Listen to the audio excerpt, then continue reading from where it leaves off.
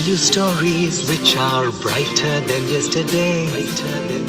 The streets have never been so quiet. The squirrels found a new hideaway. Tomorrow will never be the same. There is so much hope in our hearts. Brick by brick we shall overcome and walk right into a new start. Welcome to the brand new world. Give the children of our Mother Earth. Reach out your hands. Let us lead our earth together. Welcome to the brand new world. Give the children of our Mother Earth. Reach out your hands.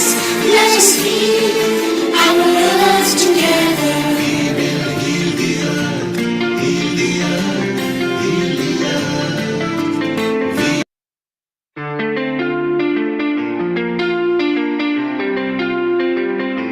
Namaste.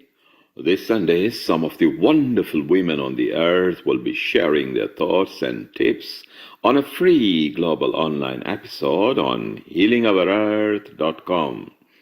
GLOWomen, Women in Unity.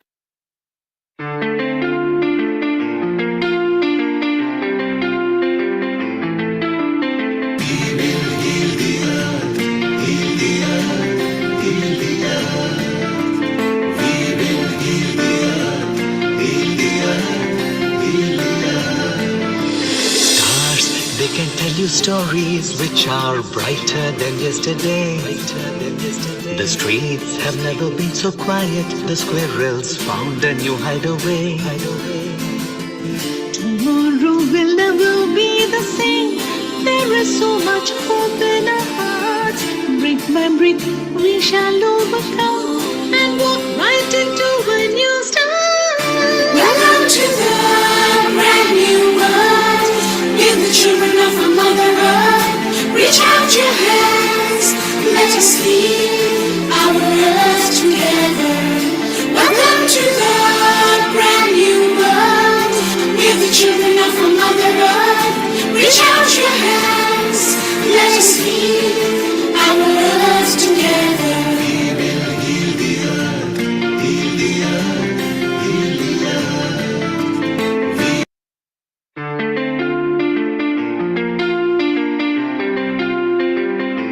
Namaste.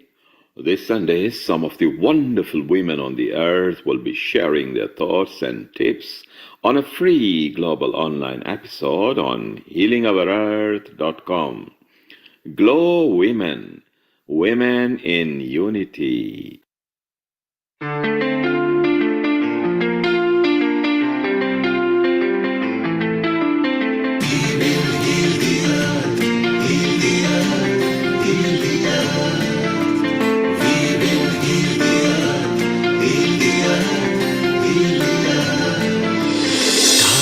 They can tell you stories which are brighter than yesterday.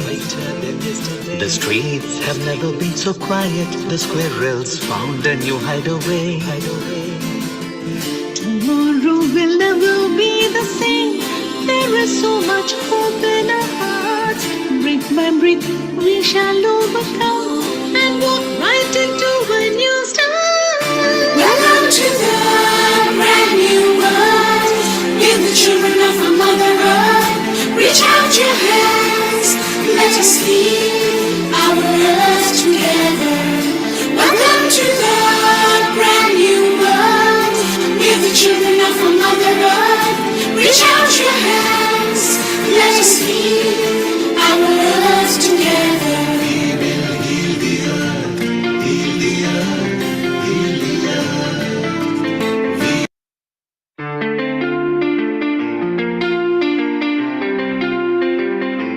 Namaste.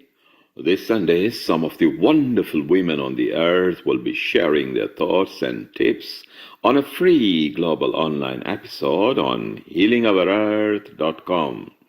GLOWomen, Women in Unity. We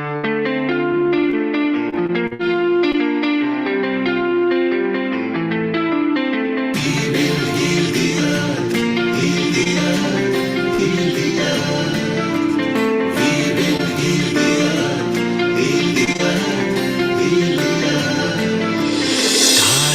can tell you stories which are brighter than yesterday. The streets have never been so quiet. The squirrels found a new hideaway.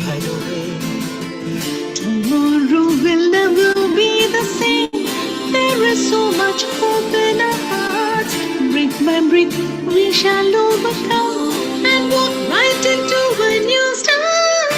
Welcome to the brand new world. Give the children of our Mother Earth. Reach out your hands. Let us heal our earth together. Welcome to the brand new world. Give the children of our Mother Earth. Reach out your hands. Let us heal our earth together. We will heal the earth, heal the earth, heal the earth.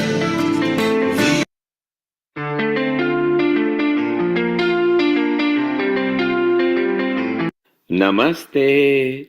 This Sunday, some of the wonderful women on the earth will be sharing their thoughts and tips on a free global online episode on healingourearth.com. GLOWomen, Women in Unity.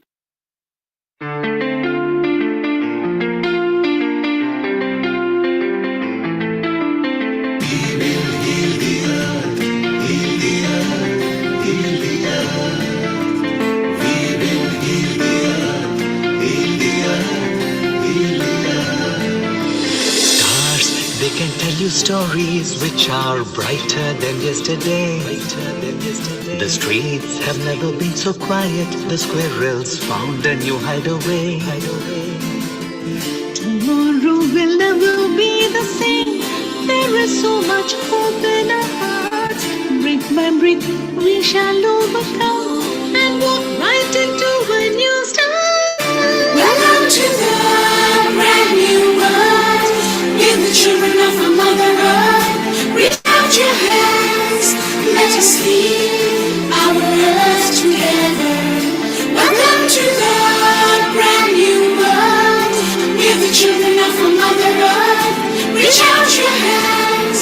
Let us heal our earth together. We will heal the earth, heal the earth, heal the earth.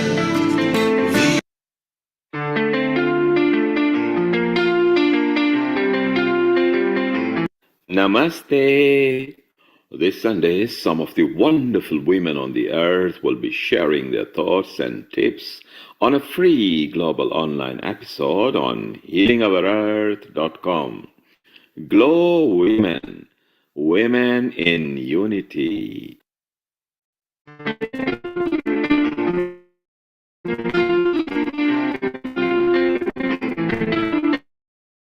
We will heal the earth, heal the earth, heal the earth. We will heal the earth, heal the earth, heal the earth. Stars, they can tell you stories which are brighter than yesterday. The streets have never been so quiet. The squirrels found a new hideaway. Tomorrow will never be the same. There is so much hope in our hearts. Brick by brick, we shall overcome and walk right into a new start. Welcome to the brand new world. Give the children of our Mother Earth. Reach out your hands. Let us heal our earth together. Welcome to the brand new world. Give the children of our Mother Earth. Reach out your hands. Let us heal our earth together. We will heal the earth, heal the earth, heal the earth.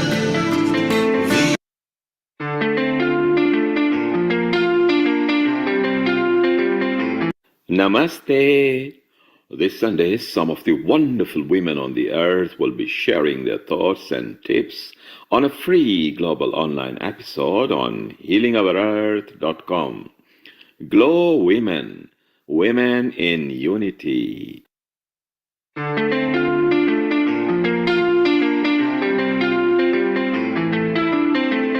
will heal the earth, heal the earth, heal the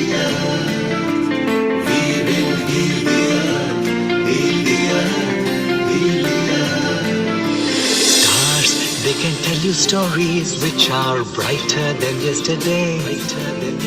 The streets have never been so quiet. The squirrels found a new hideaway. Tomorrow will never be the same. There is so much hope in our hearts.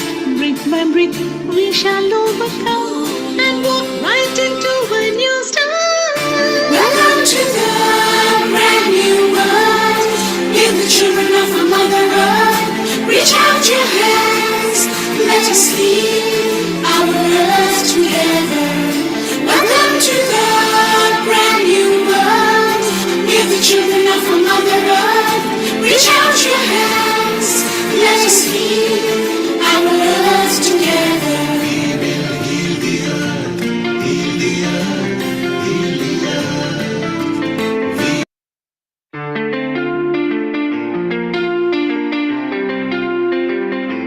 Namaste.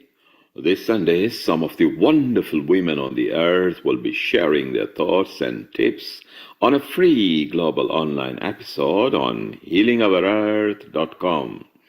GLOWomen, Women in Unity. We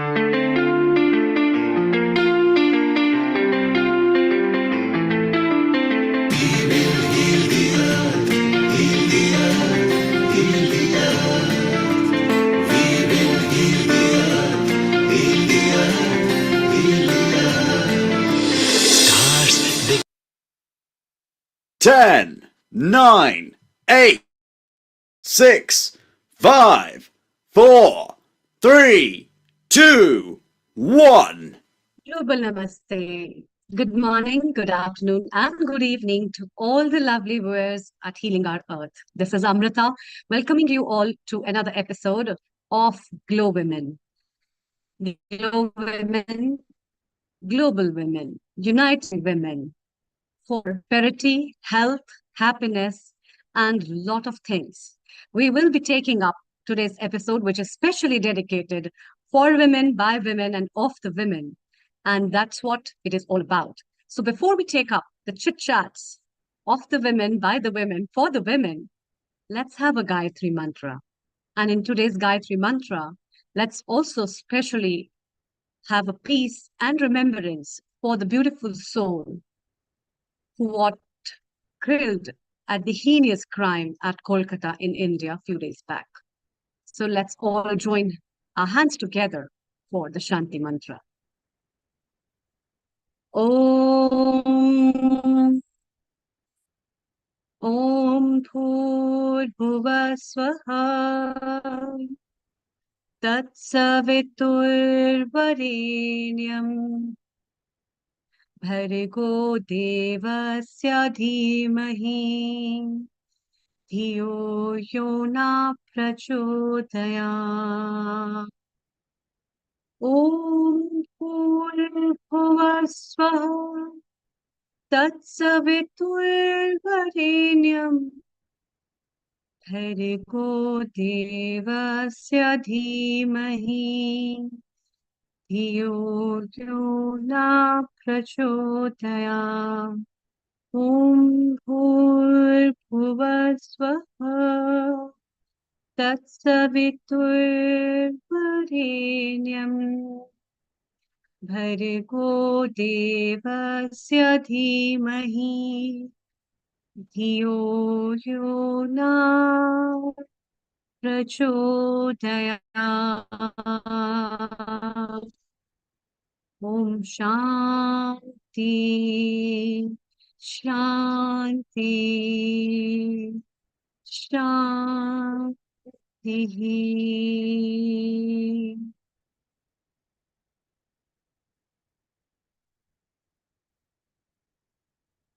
Welcome back. Today's episode is specially dedicated to uniting women in a spirit of solidarity, sharing up leadership, as well as a combined vision for a better future ahead. What we look into for a better future, how well we can make the life of women more better, our lives, their lives. Little girls who have been pondering here and there, playing on the streets with the stories and the dreams of becoming a mom, a wife, as well as a mother, in that way, to be a future as also a professional being, and therefore fostering a healthy society as well as the healthy world. Let's talk today. And here I have two beautiful ladies where we are lined up with huge lot of gorgeous ladies to come who are not only happy, healthy, but prosperous as well as professionally very stable. And they mark up something in the society that is called as a lot of bliss that is spread through their work and their deeds all over. A global namaste to you, our episode producers from Mumbai, Hiral and Bindu Vora. Bindu Vora and Hiral, both of them are healers. They work in the holistic health industry. Uh, Bindu Vora is a yoga professional and she has a lot of things to talk about yoga, her journey, being a woman, being a girl, how life has been. And here we have Hiral as well, who also is a holistic healer. And she also has her story to share with us. So let's have them, and with cheers, let's welcome them. Global Namaste again to both of you. Global Namaste, Amrita. Global Namaste to everyone. So, Hiral, Being an episode producer today, you both have been working really hard to work on and bring in our guests as well as to give our viewers the best. How has been your journey personally as a woman, and how do you feel being a part of GLOWomen? Over to you, Bindu, and then let's talk to Hiral as well. Thank you. thank you, Amrita. And this is something amazing. We have been part of this Healing Our Earth family and women community, because here we can always, show our talent and express our feelings and share our experience. This is amazing platform to be, and every woman has the right to open up and share their views over here. So it's been amazing. And my journey with Healing Our Earth is, I can say, it's a lot of learning, a lot of meeting amazing soul on this planet and in this family. So it's been, I feel blessed to be part of this family and to part of this GLOWomen community. Wow, that's nice. Your journey itself has been really beautiful. Let's hear from Hiral and then we come back and chit chat again about a lot of facets that we need to discuss about women. Over to you, Hiral. How has your journey been at Healing Our Earth ever since you have joined, and individually as such? Over to you. Thank you, Amrita. I would love to talk about healing our earth and for the woman, by the woman. And being a woman, I really feel that we should connect with each other. Women inspire everyone.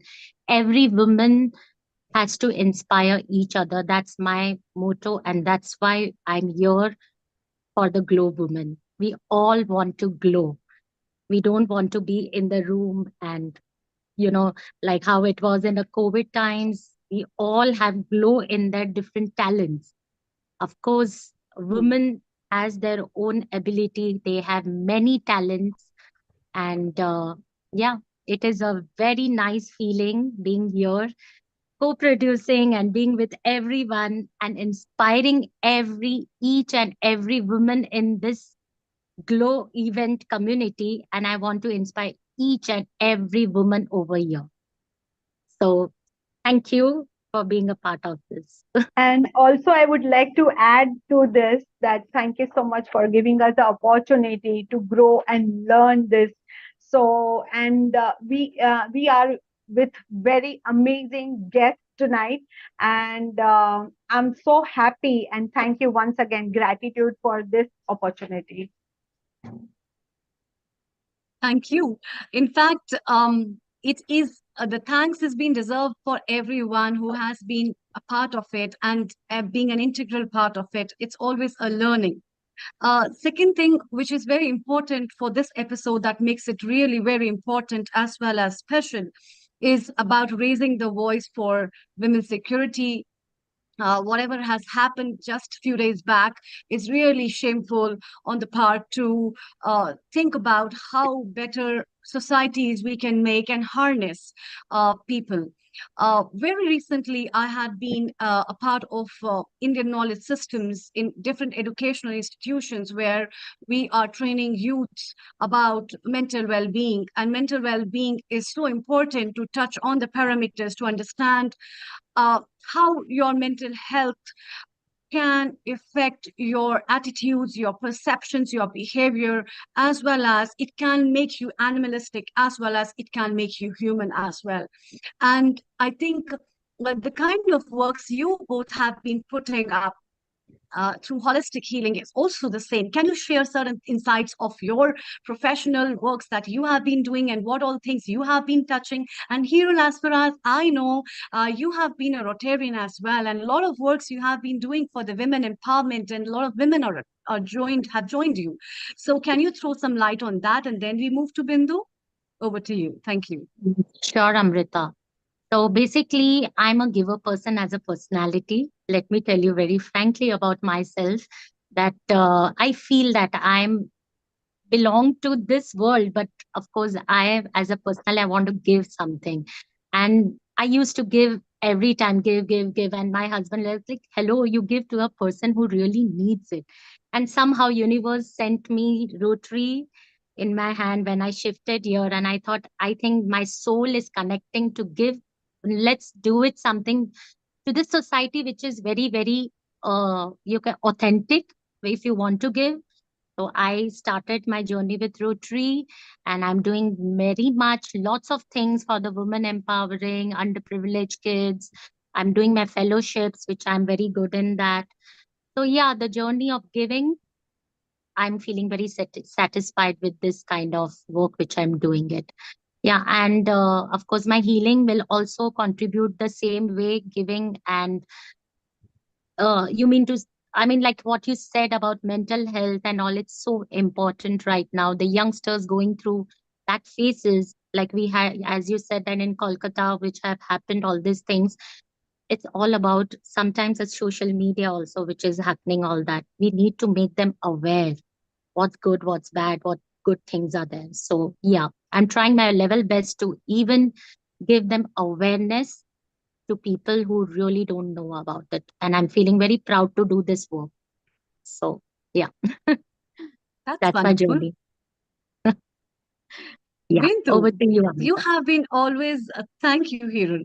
You have been always with that glow on your face, a part of a strong woman, practicing yoga, healing yourself, teaching others, healing others. How has been that journey, fact, in your life? Oh, yes, Amrita, it's been very, very interesting and the many experience I've gone through. So I know how yoga can help to heal a person mentally, physically, emotionally, and it does make lot of change in one's life. Person can, add yoga into their routine life, and I guess the mental peace is more important than the outer look, outer appearance. So yoga can help 100% to that, and I have overcome. This is my own experience, and I can guarantee that yoga can change your life 360-degree, and that's why I'm so happy. I'm a happy-go-lucky soul, and I love everything on this planet. There is nothing that I don't like this, I don't like this. If I am good, I see everybody is good. And I always take out the good things. I try to take out, because if you are good, people will see you in good thing only. So that's why I'm always happy. I'm always smiling.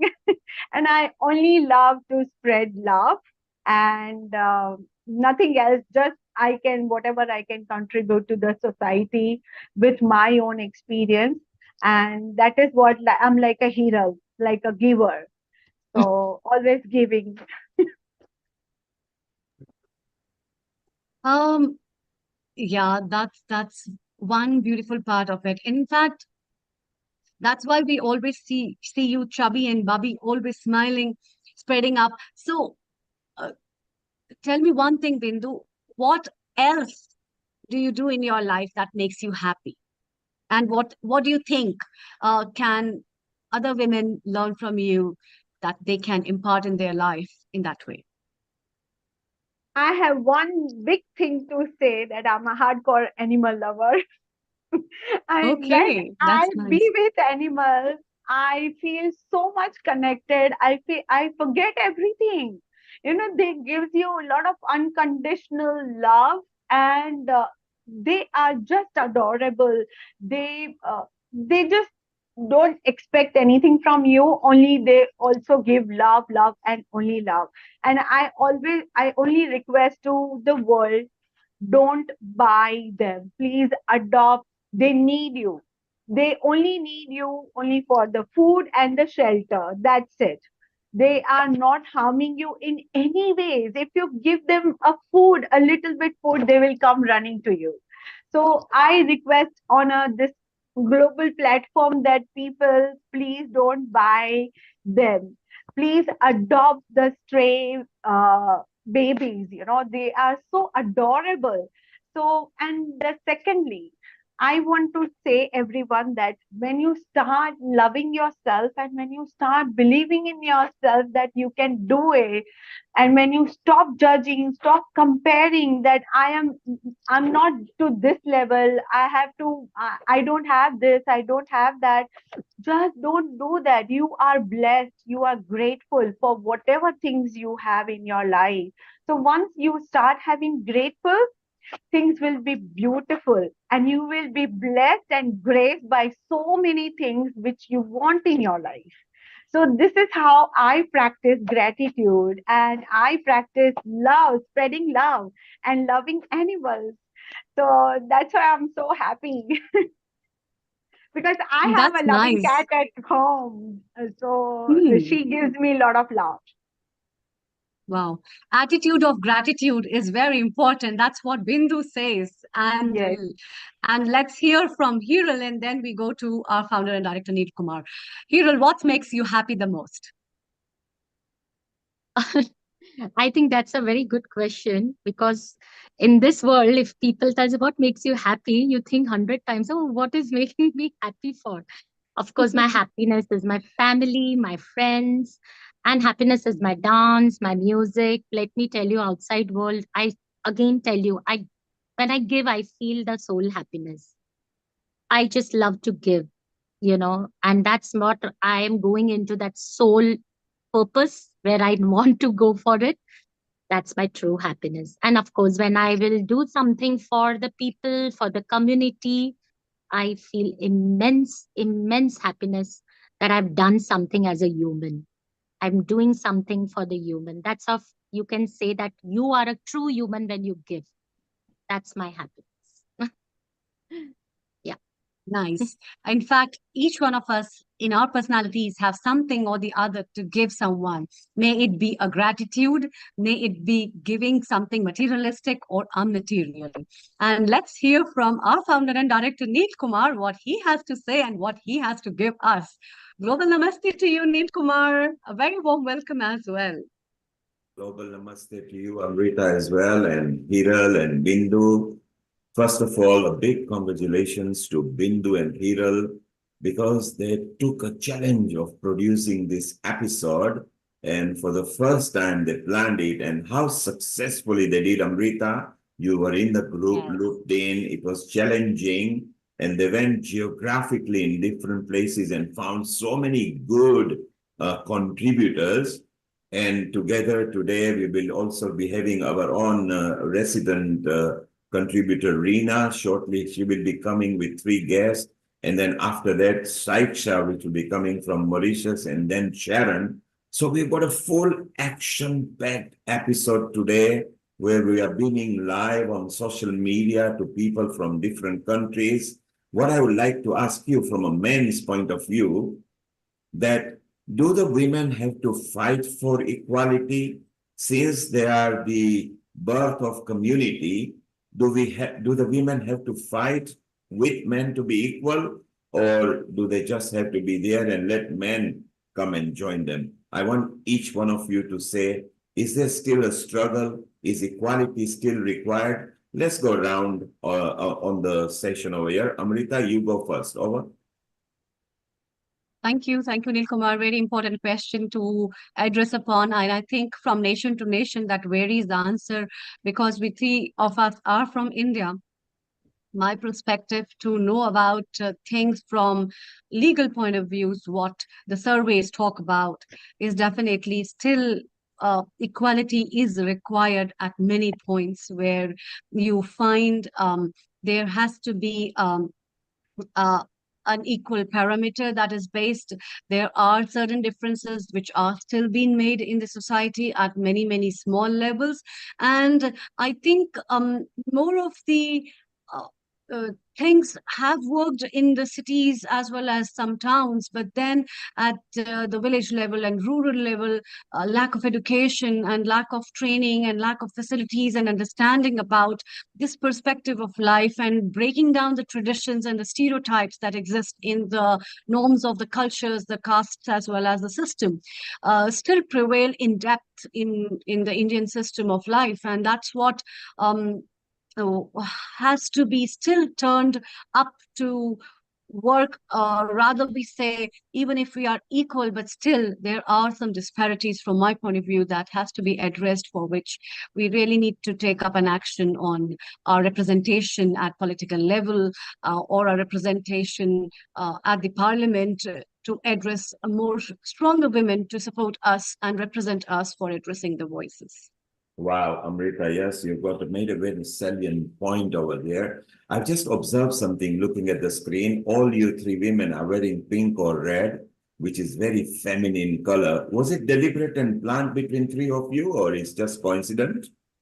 Just a coincidence. Oh, this is a mere Yeah, coincidence. And you know, vibes are matching today. and the pink color is very feminine, and red is because the red lipstick was actually invented to attract people. So I think you female have got this plan of attracting the society, which is very good idea. Hiral, Yes. Hiral, you are in Mumbai, as is Bindu, and both of you are also very close friends. Do you find that equality is gaining, or do you still feel that men have still got this maybe ego or lack of education? Over to you, Hiral. That's a very nice question, Neil Kumar. But let me tell you, we have been come up a lot after COVID times, because I can see a lot of change after this COVID which have happened.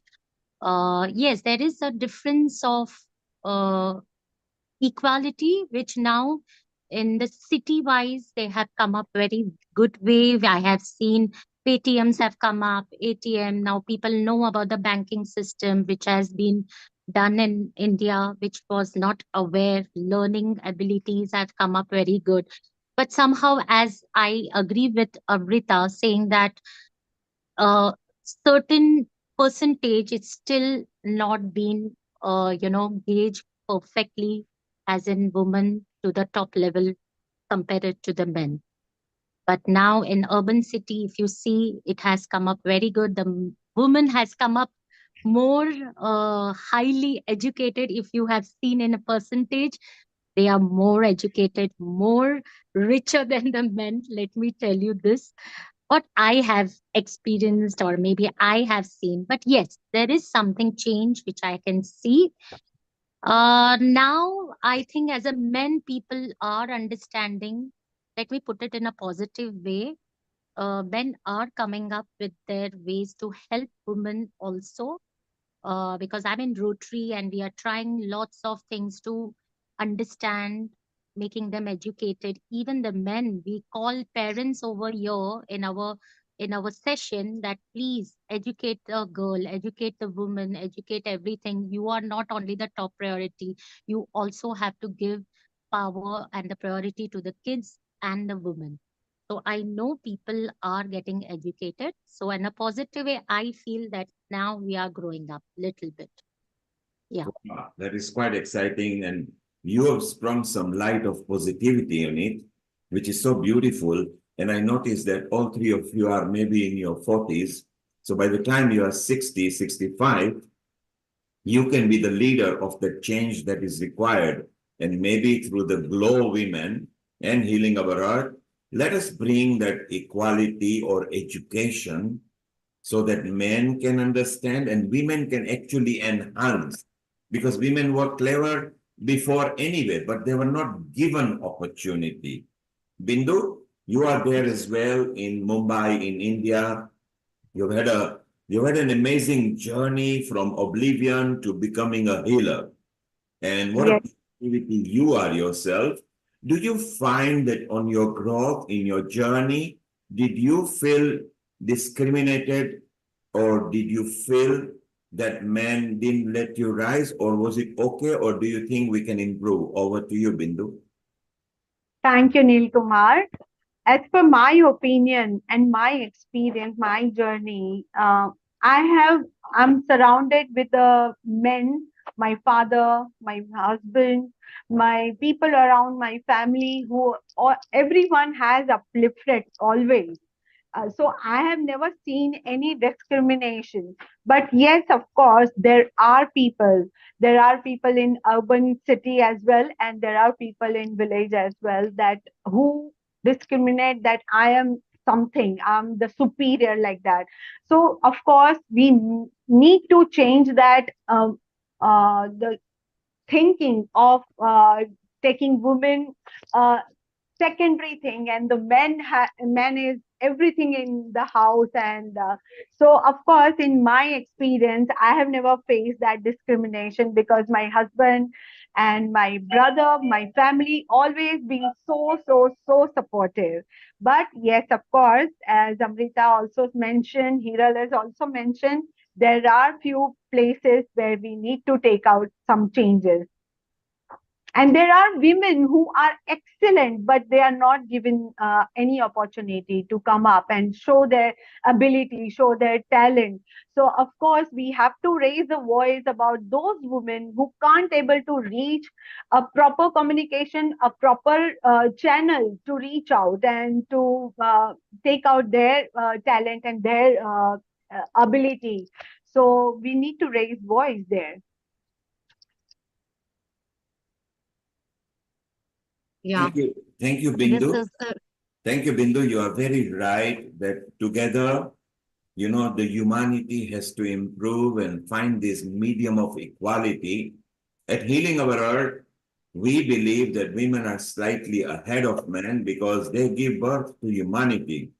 So we feel that if you empower women, you can empower humanity. So it's so nice that you women have grouped together to go form this Glow Women, where you are all each glowing. And it's so wonderful that we can move. What we'll now do, let's go to Israel, where Arena is waiting for us. She's our regular contributor, and today she's also done this mini production for the next 30 minutes with some exciting guests. Amrita, can we welcome Reena and introduce her, and we can chit chat with the guest. Over to you, Amrita, and welcome Reena in Israel. thank you, Neil Kumar. Global Namaste, Rena. As we move from India to Israel, lovely Rena has been healing people. She has also healed herself. Her life has been with ups and downs, sharing up the experiences of various continents worldwide. And then with those self experiences, her perspective towards life has changed. And that's what he has developed to a potential that even in war times, she is one of those strong hearts who is making other people strong. And today, I think we have with us guests of Rena. So, Rena, over to you. Please invite our guests, and I can see Margot already. A global namaste to you. Global namaste. Margot, a very warm welcome to Glow Women episode as well as Glow Women community. So over to you, Rena. Global Thank you. Namaste, Dr. Amrita, Nilkumar, the whole Healing Our Earth family. And thank you, Margot, for coming and for being here today. It's really such an honor to be able to converse with you in this way. And you can share more articulately about the work that you do as a body psychotherapist and an astrologer and also a writer. And I know that you're really passionate about living in your own rhythm and stepping away from some of the prescribed narratives to live your own narrative and your own myth. And I'm always curious to hear from you, even if it's things I've already heard. And I'm sure that everybody listening also will learn a lot. So if you want to start with just introducing yourself and the work that you do, and we'll go from there. Okay, thank you. Thank you. It's so wonderful to be here and to be amongst all of these women. I feel beautifully connected that I can just take your hand across the world. This is so beautiful. So thank you for asking me to be here. So yes, I'm Margot Safa, and the work that I do is quite, I guess, a little bit, you could call it holographic, in that there are many things that come into play just like all of us. And so I work as an astrologer. I work as what's called a body-oriented psychotherapist. So that is something where it's like a psychotherapist or a psychologist working, with mental health, but rather than just using talk as the therapy, the idea is to acknowledge that we have a whole body and we're part of communities, we're part of spiritual systems, and whatever that those beliefs are, and that so that there's an integration between the physical, the emotional, and the intellectual. That's what that work is. And bringing in the astrological side, I like to think of ourselves as as being part of really understanding that we're both part of this this earth, and that the earth is part of us, and that as well the earth is part of a solar system and a larger system, and that we're part of one big clock. And so I always encouraging people both to acknowledge their own body cycles, whether it's our moon cycle, whether it's our mood cycle, and to acknowledge the actual moon cycle. To sometimes in cities, the only access we have to some sort of nature is to look up and notice the changing of the moon. And these things are really important in these kind of busy lives that are busy and caught up with a lot of media, as you've all been saying, and important for us to create our own relationships with the natural rhythms and with the sky, and with that, so I'm also a writer and reader, as I'm sure many of you are, and knowing, and we've all been brought up with stories, whether we've been listening to them or they're part of our culture. We've all got different main stories that hold us in our cultures. And, the more and more, we're talking about making shifts in global change, I think it's important for us to think about the story that we've been born into, that we are kind of expected to live out, and the stories that the cultural stories that we have, and what that says, if we're talking here about global women, what that says about our roles in feminine or masculine, or and how we can reconsider those where necessary in order for us to feel stronger in ourselves, for us to have a different outlook, to believe that we have other ways to live out our lives and other directions that we can go in and other strengths that we can rely on, and for the narrative to be that we can tell our own narrative, that we can take that agency to be, okay, what's the next chapter? And it's up to me to decide what that is, rather than trying to fit into a story that's already been written for me. And I think one other thing to add about my what I do, which I think I hadn't thought to bring up here, but I think is possibly relevant when we're talking to young women is I'm also a sailor. I'm a captain, and I know that that's unusual. It's unusual where I come from to have encountered women who sail, and yet now I see more and more women. Just one of my Kirsten, one of my South African counterparts, she just won this incredible round the world global solo race, and so to see that, she was the only woman who had entered the race. So to see that there are different stories that we can tell and different lives that we can lead, and anything is possible. I think this is, one of the things that we can let women know, let young girls know is what I mean. Thank you so much for sharing that, Margot, and I'm glad that you brought in the piece about being a captain. And I've gained so much inspiration from you over the years, watching the way that you actually live what you're talking about right now. And I'm wondering if you might have like a very quick tool or practice that you could share with people to help them to also embody what you're talking about and get to know. I mean, you mentioned already looking at the moon, and even just looking at the moon and observing the moon is a tool that could be helpful. I'm wondering if maybe there's anything else that you want to add just to help people understand what does it actually look like to embody your own narrative.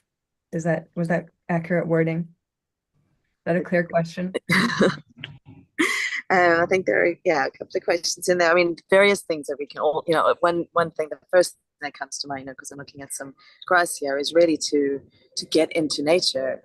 Wherever we can, to be, if we can walk barefoot, go for a swim, to kind of and allow yourselves time with that. That's one thing. Or a lot of people garden, or I can see the plants behind you, or just something, as simple as that. Just as you see something blooming or dying as well, to acknowledge the changing and all of that.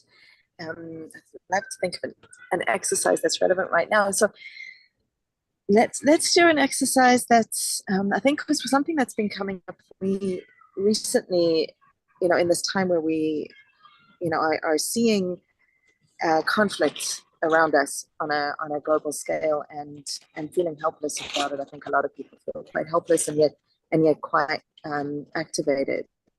And one thing that I have then been trying to do is kind of seeing, okay, so if we acknowledge the astrological system as being something that's, as above, so below, and so, everything that being, where everything's a microcosm of the bigger, and the other way around, that we, can influence the larger by making changes within ourselves, and that change within ourselves will affect our families, will affect our communities. Even if we just start communicating differently, somebody else has to respond differently to us, and that then has a larger effect outwards. So something, I've been feeling about with the conflicts is just acknowledging the conflicts we have within us. And sometimes these can be really, really simple, like, I'm tired now, but I have to feed my children, and noting, just acknowledging that, because you're making a choice in whatever moment it is, but at least acknowledging that these two things are existing simultaneously, and being able to contain these conflicts within us, rather than feeling that we have to choose one or the other all the time. And we're coming, to a full moon tomorrow, which always brings us into an idea of a polarity, because the full light of the sun is shining on the moon, which is what makes the moon appear full to us. And so that brings up two different zodiac signs. And we're sitting with, it's not or this or that, it's trying to find the balance between. So if we're talking, for example, with this full moon about Leo and Aquarius in the Western astrology, and Leo being the individual and individuation, and what is it that I can bring, like we've been talking about, but also what is it that I, who am I? How can I express myself? And the Aquarius being where we're now part of community, But the way that I'm seeing this more and more is it's not communities that have been created on, as I say, old narratives or stories that we now have to believe that story and then we belong to that community, but rather that that we as individuals are creating a community. So the community becomes large enough to contain all the different individuals, and it by necessity it shifts in order to contain the new person that steps in, and also to provide the needs of that person, as well as that person contributing to the larger community. And so we can do a very simple exercise, but it can be quite profound if we take, and this is something you could do at the end of the day, or it's something you can do after a cycle, or if there's a conflict that has come up for you. So do we have a minute to go through this? Margot, we've got a minute or so. I want to ask you one question. This is Neil Kumar from London. Okay, Could Neil you tell Kumar. us, Margot, could you tell us, you are in South Africa, are the indigenous population getting any equality as well? Do you feel we should do This something? is a very, very complicated question, Neil Kumar. The indigenous population are ruling the country, and are, it's complicated, because what I can answer this in I think maybe a way that can also the Indian population can relate as well. The Indian population in India, not necessarily in South Africa. Yes.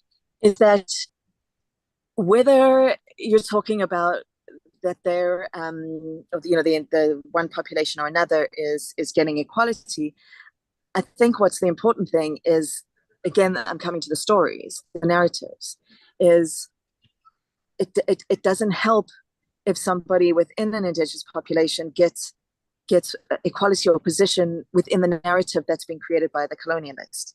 And that's the problem that's persisting, is we still have the same systems, the same government systems, the same education systems, all of that. And the wisdom of the indigenous population and the way that they know the land, or they know the stars from looking at them from that perspective, that hasn't been given the respect yet. And I don't feel there's even a state of taking it. And so the system is still the same. It doesn't matter who's part of the system, is what I'm saying.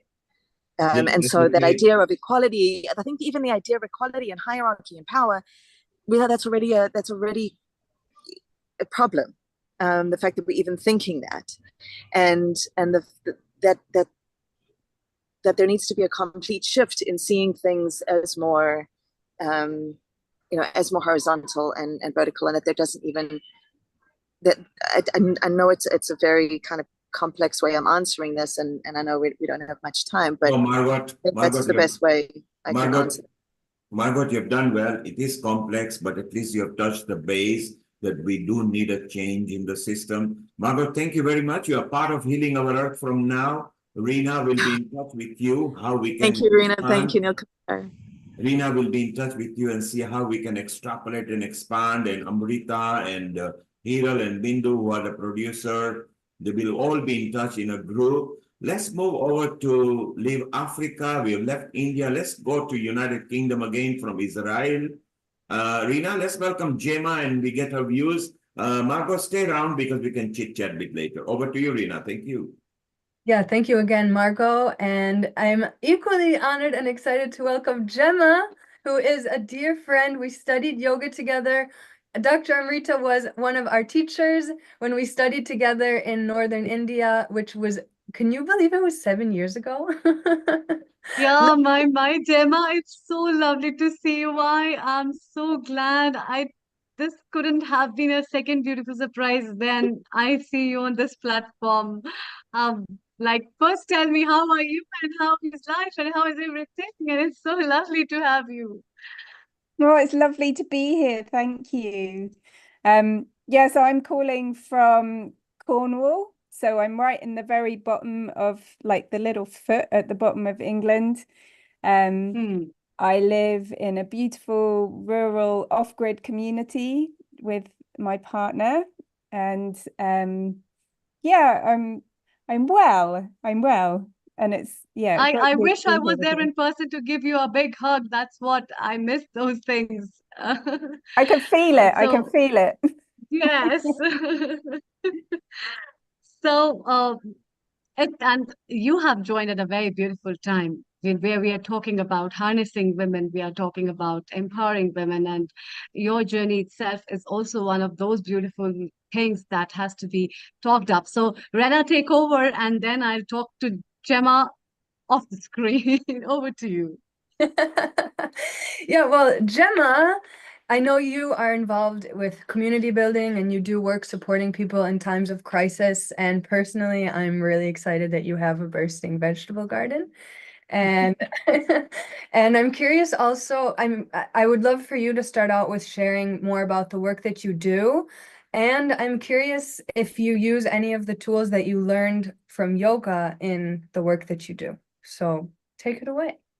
Yeah, so my background has been in working for environmental departments in New Zealand and also in the UK. And that has taken me down a kind of path into community ownership, I suppose, of uh, buildings and renewable energy and all sorts of different things. So it made me become quite a legal governance nerd when it comes to taking things into community ownership.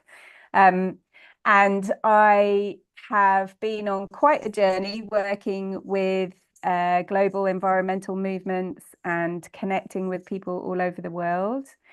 And right now, the focus, so where I live, like I said, is off-grid, like a small community, a small family. We live on a plot of land where we live a very low impact life. We grow our own veg, and like you said, this time of year, we're inundated. We're incredibly lucky to be inundated with fresh organic vegetables. Um, we have we have chestnut and hazel coppice and willow, and part of the land is also a natural burial ground. So that adds a whole beautiful dynamic to the space as well. And a group of us are working to set up a community farm on the land next door. So that really is a place, I guess over the years, what I've become most passionate about is just reconnecting ourselves with ourselves initially, each other, and then the communities around us, and the nature of which we are part. And the more connected we are, hopefully, the more systemic change happens to kind of get us back on track as humanity. And I have been a passionate traveler all my life and gathering, learning and information from all over the place. My time in India was incredibly special, meeting beautiful humans like you guys. And I still, yeah, I guess, how do we bring it in? The way we're working in the community farm is decentralized. So we're using sociocracy. So we basically organize in circles, and everyone is encouraged to have a voice and to bring themselves, to find what brings them joy and be able to contribute that in community. Yeah, so it's a beautiful way of being. And we have a morning circle every day where we have a check-in and we will say a gratitude and how we are. So then we can really connect with each other. And quite often I will bring some, like a little snippet of learnings from what I learned through practicing yoga, and still do. Like, I still practice every morning before, at the beginning of my day. It's my self-care and my getting myself on track before I go and, I guess, give a lot and be able to have the energy to be able to do that. So yeah, it's a beautiful place, and it's heady and it's complicated at the same time, but it feels very wholesome, and yeah, really working hard to be good ancestors to future generations. Thank you for sharing that. I actually was remembering about when we finished our teacher training in India, you then went and spent time, I don't remember exactly where it was, but I remember you were learning how to build wood ovens, right? It was the Spiti Valley. Yeah, so went over there. Oh, it was amazing experience. It was, yeah, solar mud ovens. Solar That's mud what we did. ovens, yeah. Yeah, it was a yeah, it was a wonderful experience. I don't know if I could actually build a solar mud oven right now, but it was really, yeah, it was beautiful. It just really, like, for me, it was a clear example of you really embodying exactly what you were saying, and that, like, you really are somebody that makes an effort to learn in the places that you are, and to get to know, like, to learn, to unify with yourself, to unify with the community, and to unify with the environment in all the ways that you've mentioned. And it's so inspiring for me to actually see, like, the ways in which you do that, and I'm sure all the people listening are taking a lot of inspiration from it as well. So thank you for sharing. You're welcome. Thank you for having me here. Yeah, I can recall that thing, Gemma. I still remember that these words, and it was really, I was looking forward to it, because that was really very empowering for me, in fact, because that was a unique project you were putting forward at Spiti Valley at that time, and you were waiting to see how it responds.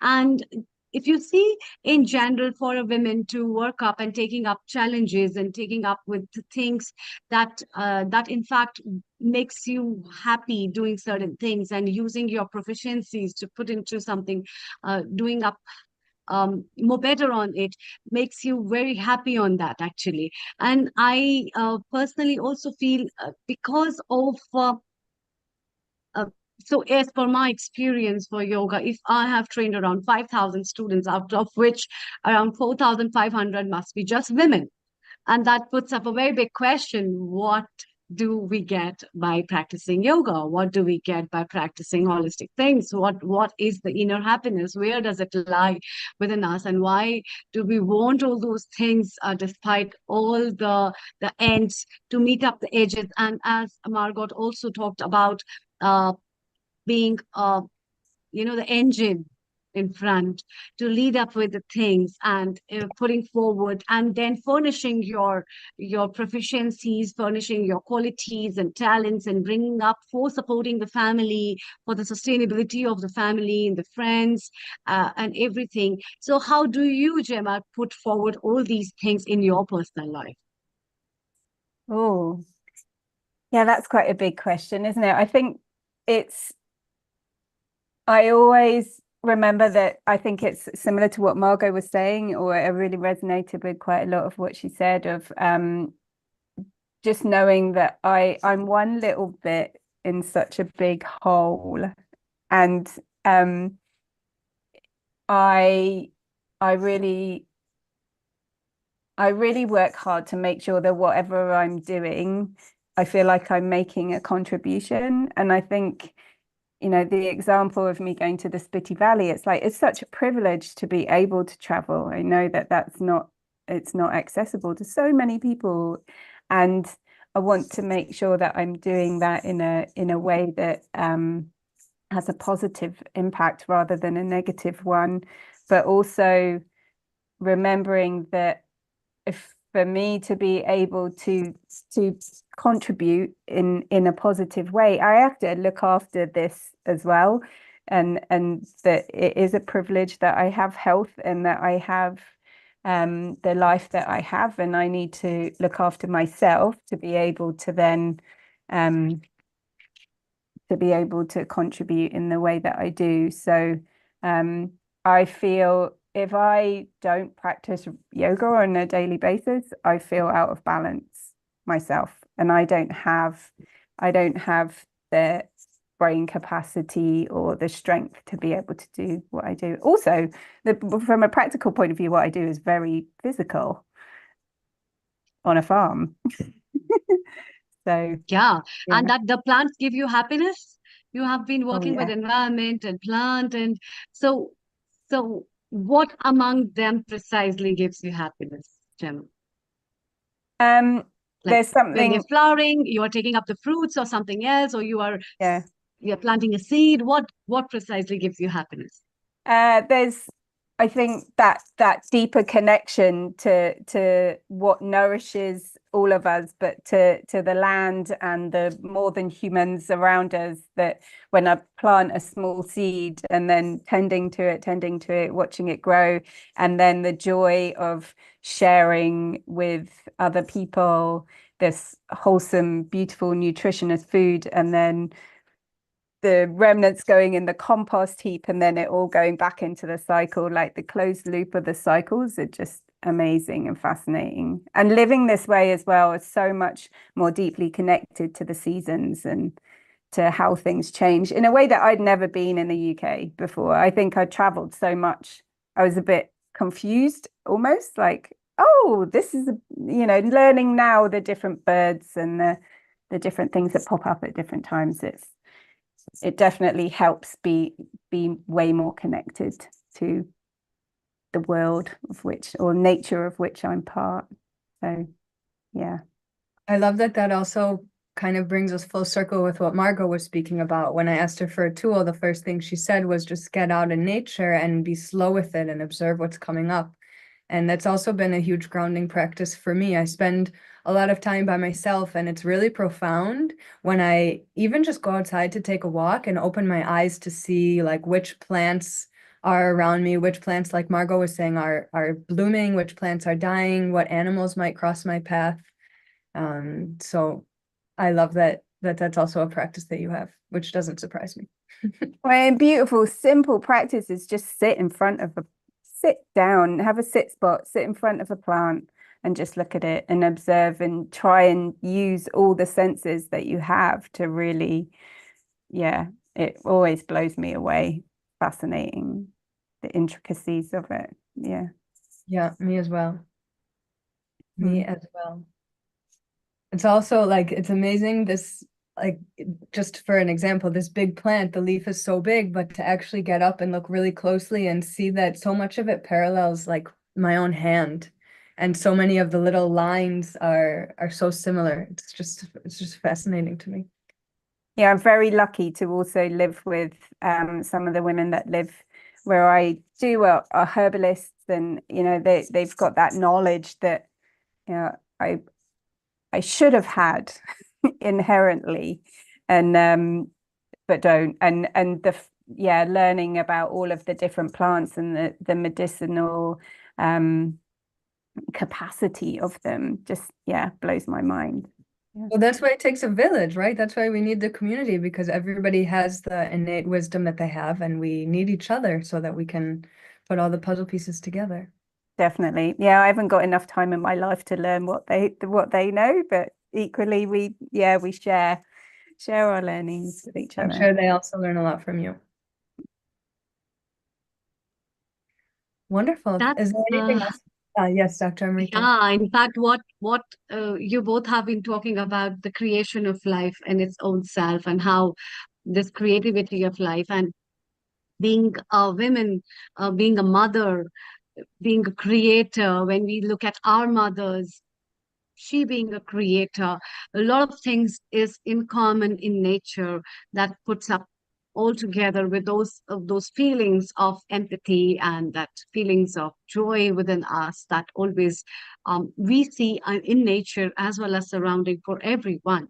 Hirul, what have you to say about all this for the discussion that Gemma and Rena has been doing, and also your love for the ecosystem for your plants? Do you also plant some plants, and do you have a hobby of gardening or something? Or please tell us. Oh, thank you, Amrita. I was looking forward that you will ask me this because I was very eager to tell. Last year we had gone to Spiti Valley. Okay. And we had an amazing time. We Bindu has also been to experienced the Spiti Valley, NGOs yeah. over there. Yeah, we have been to Spiti Valley. Let me tell you some experience about Spiti Valley. And we had gone to some cafe over there in Spiti Valley where a woman is running the cafe as an NGO. and I think he was from some Delhi, and he said, I just love Spiti. And I don't know, somehow everyone goes Spiti and they're stuck there.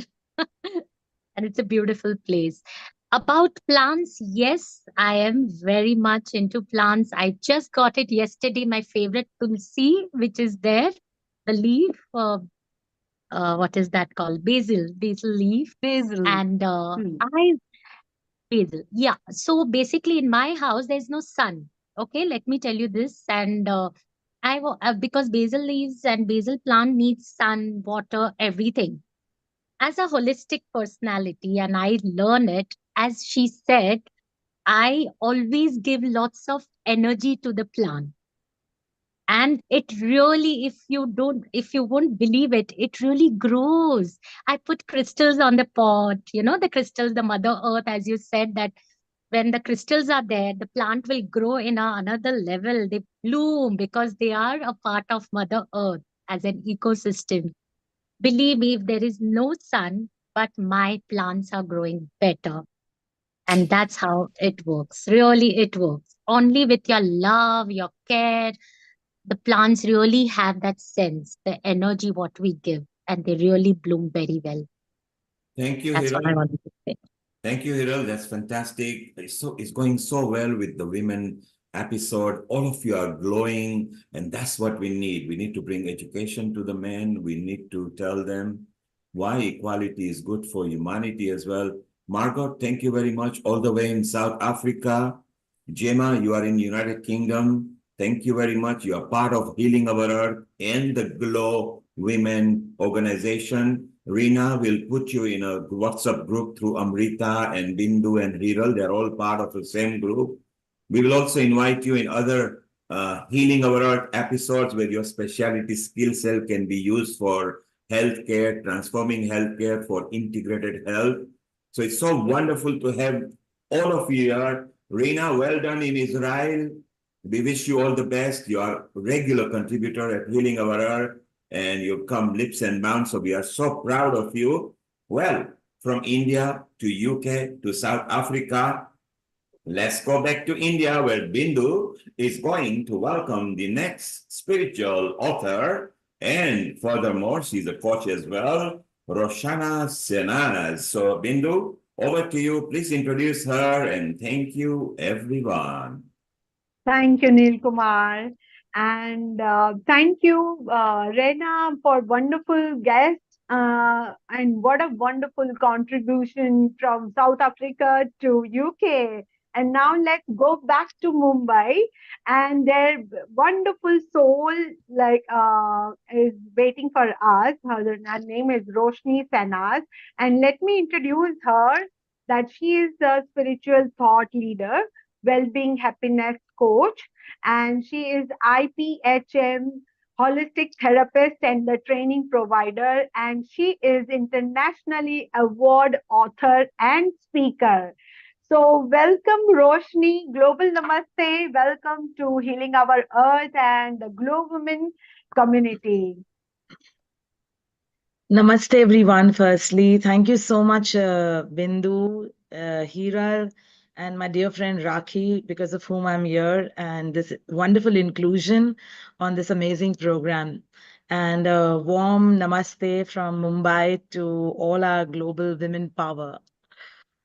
So, I wouldn't want to go much into my story, besides the fact that I have a unique, very 180-degree turnaround from being in the films and media industry for about 23 years.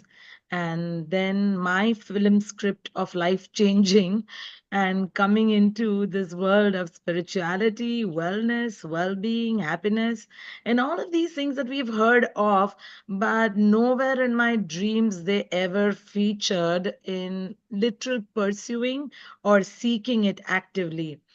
So when it all came about, it was quite through earth-shattering situations. And when we say that, oh, now who am I and what is life, and now everything is all well set, and suddenly I'm going to think about all these profound questions. It wasn't so. So my life spirituality and everything came when I was at the lowest ebb. I was not just ground floor, I was underground and wiped off with everything. And I feel that in retrospect, when I see, it was like these redevelopment buildings that happen in Mumbai that we kind of hear of, whereby you need to break down the entire dilapidated structure. Then you need to dig another 100 feet, possibly down, to create a new foundation, remove all the debris of the old, and then stands the tower, which will see through another 100 years, maybe. So I feel my life relates to that analogy in a very, very big way. And today I would like to share a few thoughts and insights on resilience and uniqueness. Because when I see today all the influx of our social media and everything, there is a lot of fight through things on feminism to various different aspects. But I always, when I pray and I sit down, I only hear a very, very strong voice telling, we don't need to fight to be equal to men. Because we are not. We are not equal.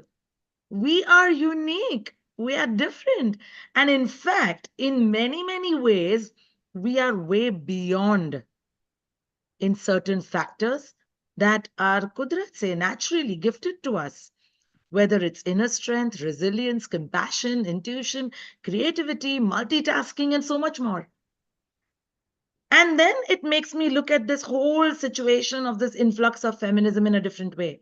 That somewhere it's mistaken to be this fight of being equals, when actually I feel it should be a movement for equal opportunities, to present our full potential and uniqueness based on our merits, and not on some charity basis just because we are a women and people think that, oh, this is a weaker sector and this needs upliftment or this needs a little push. No, we are self-reliant. We are that powerhouse which is bringing up world leaders by being mothers and homemakers. How can we be the weaker ones? And thereby, always it comes to me that focusing on our uniqueness allows us women to harness that inner power of our individuality and sets us apart in this world where, often the conformity of it is encouraged. And when women embrace what makes them different, I feel that we will not only build confidence, but also unlock that full potential that we have within us, which in this entire gamut of doing things for family and doing things for this one and doing things for that one is all hogwashed. As our esteemed sister and friend was just saying, that she takes care of this self. I always say that as well, that we are the center point of that circle, and everybody is a spoke. It's Mr. This, Mr. Patel, Miss this one, and sister and brother and colleague and boss. If this center is taken away, all the spokes are individuals and they will break down. There is no circle. So if we truly want to serve and contribute to the world, then we need to take care of the center point of the circle. Otherwise, we are redundant.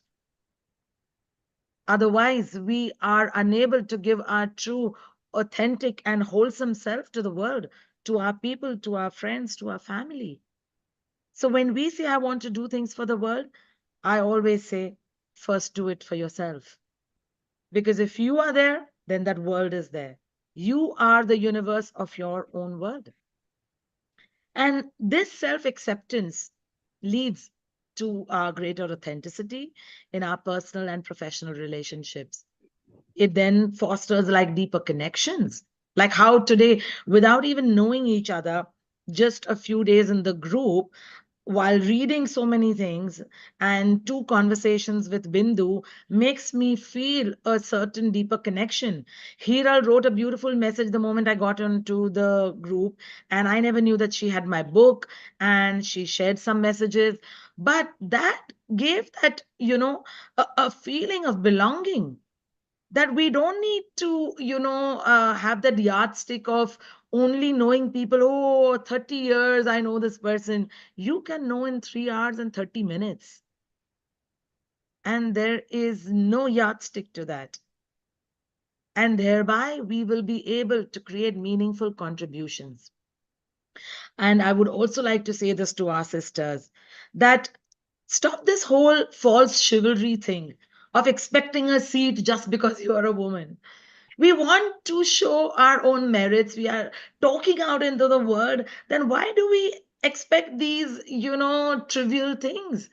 Unless someone is incapable in any way, unless somebody is hurt, there's a pregnant woman. Let us move away ourselves from these stereotypes of ladies first. We don't need that. If I'm fifth in the line, I'm fifth in the line. So be it. So there are so many things that we need to look in a more microscopic way of where I am self-sabotaging my position. Where am I doing something that is sabotaging the entire standing and pedestal of womanhood? And also that when women recognize and celebrate these unique qualities gifted to us by the Creator, I feel we can become role models for everyone else, especially in particularly the younger generations, who is, completely swamped by the influx of social media. And always in my spiritual parenting workshops, also, I say, children do not listen, they don't hear. They are visionaries, they see. So they don't do what you say, they do what they see. And thereby, to walk the talk is very important. I have seen examples like, hey, don't talk to me like this, I'm your mother. And then immediately, either with the mother or the mother-in-law, the mother is going to talk in a different way. And then the child will wonder, oh, Dadi Nani is elder to mom, but mom is talking like this. Why am I not supposed to talk like that? So we have to see, where are we faltering? And when anyone brings their child for counseling and all, I first say, I think the parents need counseling. It is we who need to unlearn and then learn the best ways or the best practices, as we say in the corporate world. But we need to do that, where the uniqueness of our creativity, our innovation, our leadership are born. That's what a woman is all about. Roshani, Yes, sir. exactly. That's what the women is all about. And you hit the nail on the head. We don't have to, I'm just speaking on behalf of women, you don't have to strive for equality. You are touched better. Why? Because if any man has got an ego that they are president and prime minister and famous, just ask them who gave you the birth. It was a woman who gave them the birth. So full stop. Women are slightly ahead. Roshni, we want to chit chat with you. You saw, Sure. as soon as your book was mentioned in the group, the first smile came from Hiral. And she was so excited. And she said, I have got this book. My God, she's going to come on Healing Our Earth. So she and Bindu, who are very close, they chit chat. And then when Bindu and I were discussing about that Roshni is an author, what a nice session it would be if she can give the tips to the discerning authors who are waiting, who want to be an author, because the next guest, Neha, apart from being a beauty queen, she's also a writer. So Neha will be joining us shortly. So Roshni, tell us, what tips can you give? Because you've accumulated so much wisdom through your oblivion life to happiness life now. What tips can you give to women who are venturing into writing either their journey or books? So let's give some nice tips that they can take home. Over to you, Roshan. Thank you so much, Mr. Kumar, for stepping in with your loving support and insights. I think the biggest thing, more than just tips. Tips are available today from Chat GPT to everywhere. But what I would say personally turned around was the habit of writing every day. Even it is one line or two lines, unedited, unadulterated by anybody else's views about it, without self criticism, just put it down. Journaling and writing every day has been the biggest asset. And my book came about like that, because when I got into this and I was getting these messages every day, I didn't know what to do about them. And then I was pushed to start a Facebook page, and that every day I would be channeled a message for the energy of the universe for that day with a healing affirmation. And I would put it out every single day. After about 11 months of doing so, I was guided that one day these messages will become a book for perpetuity for humanity. And even besides those messages, whatever that was coming to me was being journaled, and I used to write down whatever dictation I got while my channeling and in my meditation. So everybody may not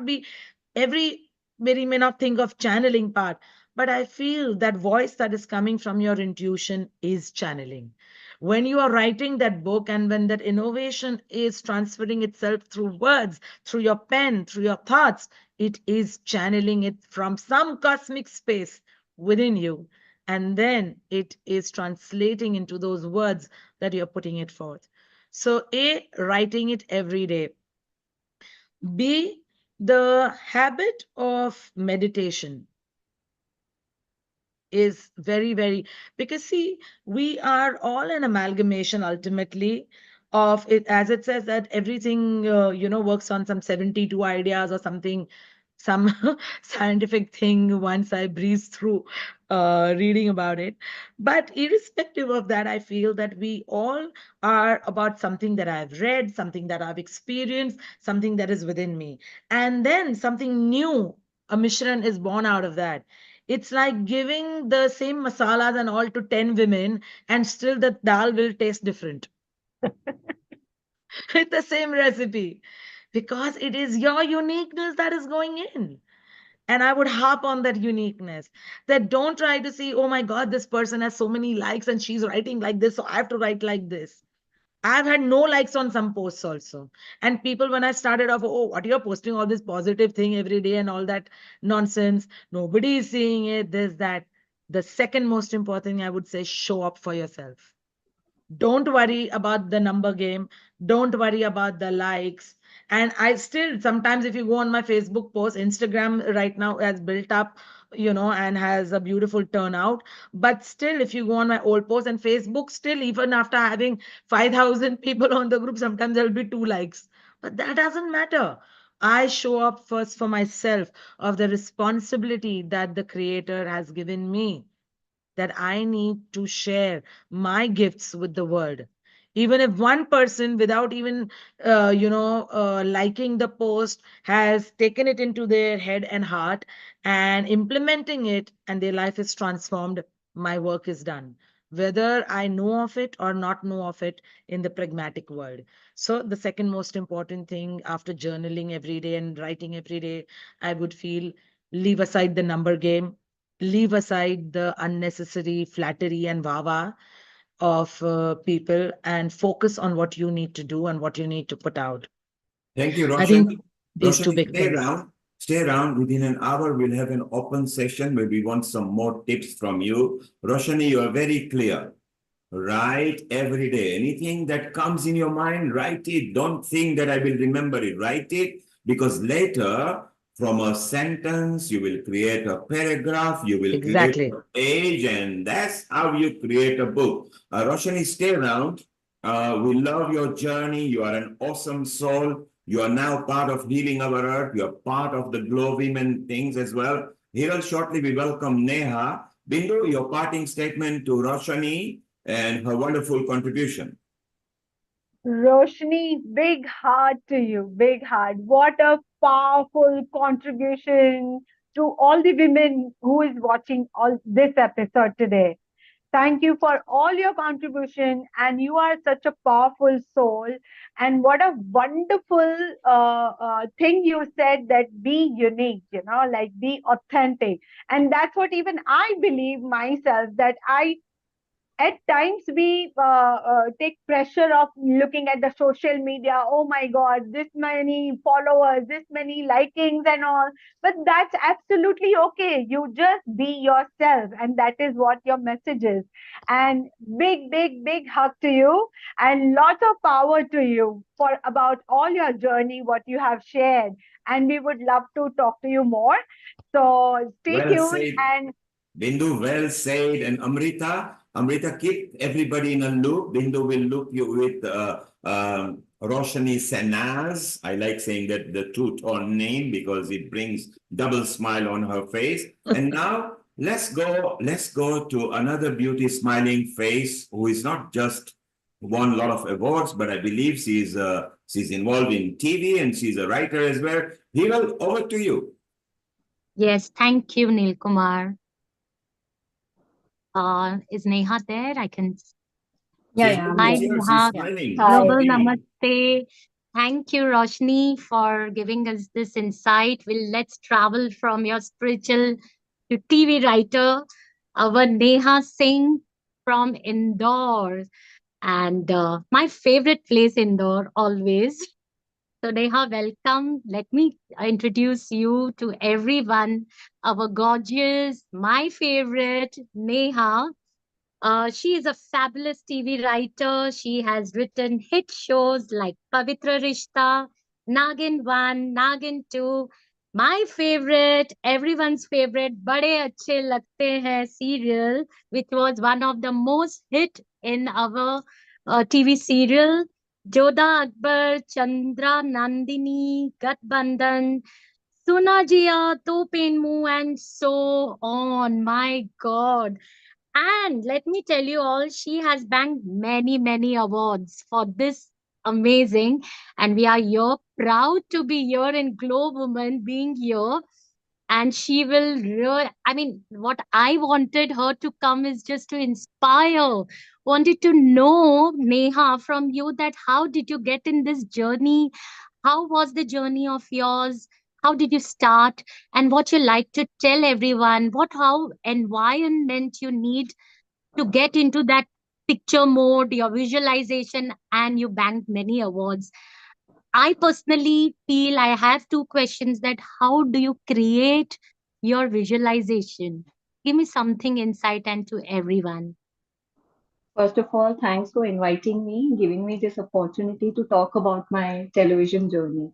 So, television journey, I mean, it's not, my journey has never been like straightforward or very predictable. So, let me tell you an incident from my childhood. So, like when I was very young, so I had this very deep inclination towards reading and writing. Okay, so I was not very studious kid in the school. Okay, I was a little bit of loner. I like to read a lot, like to watch a lot of foreign stuff. Okay, when people were reading basic authors like Chetan Bhagat and all those things, I had migrated to reading foreign authors. I had this inside me that I wanted to explore more and more and more. I wanted to get into writing. I wanted to be a novelist. I always thought I will get into something, I'll do something into writing. But television writing, as per se, I never thought about it. Okay. So when, as a child also, when those shows used to come, Kyunki Saas Bhi Kabhi Bahu Thi, Kahani Ghar Ghar Ki. Okay. So at that time when I was like, growing, I was in my school and my mother used to watch those shows. So I was like, this I don't want to do. Okay, television writing is something which I don't want to do because I considered it not very good. Like, it's not a very refined form of writing. And a lot of writers also think like that.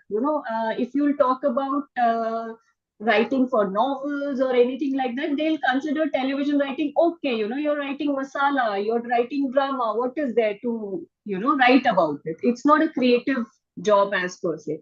But I also thought like that before getting into writing. So when I came to Mumbai, I got this opportunity to start my career with Balaji Telefilms, and I began my career with my very first show, Pavitra Rishta and Bade Achhe Lagte Hain. Okay, so when I joined Balaji, so that time I was like, completely surprised. I come from a very protected and a very, close knit family. And I stepped out of my house at the age of 22. Okay, before that, I was in a very protected environment.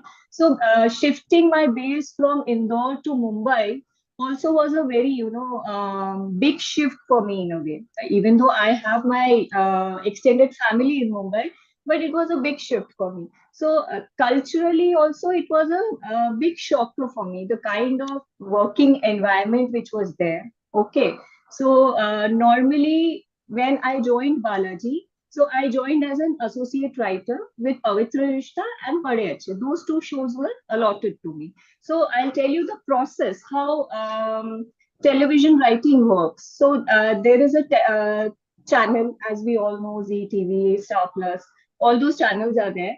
Then there are producers. Okay, under the producers are the writers and the whole creative team which make the shows. Okay, so even in writer, there is a team of writers. Okay, there is not just a single writer.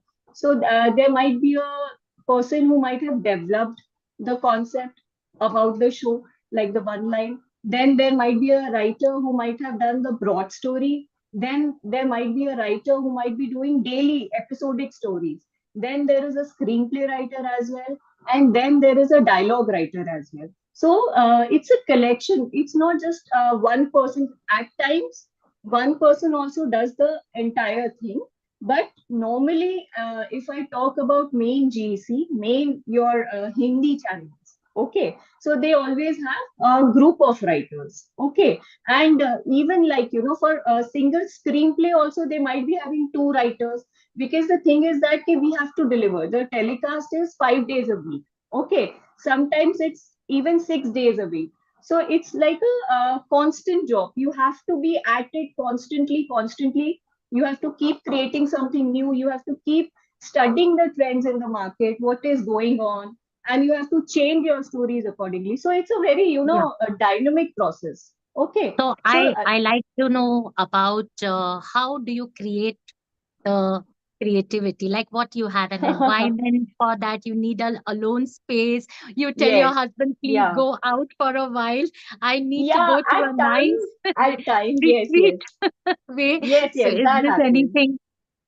Yeah. Oh, So okay. how basically I create, um, that is a very, it's a unique process to everyone. So basically initially I've been working since last 15 years now, so it's an automatic process for me. So even if like I'm in a party or I'm traveling or something, and I have to give my scenes or I have to give my episodes, I can do there also, okay. But yeah, when we are starting some show, like it's a crucial time, then yeah, it's a loner's job. You have to sit alone with your diary, with your pen, with your laptop. You have to again and again go through your thoughts. It's a like very loner's process. You have to spend some time with yourself.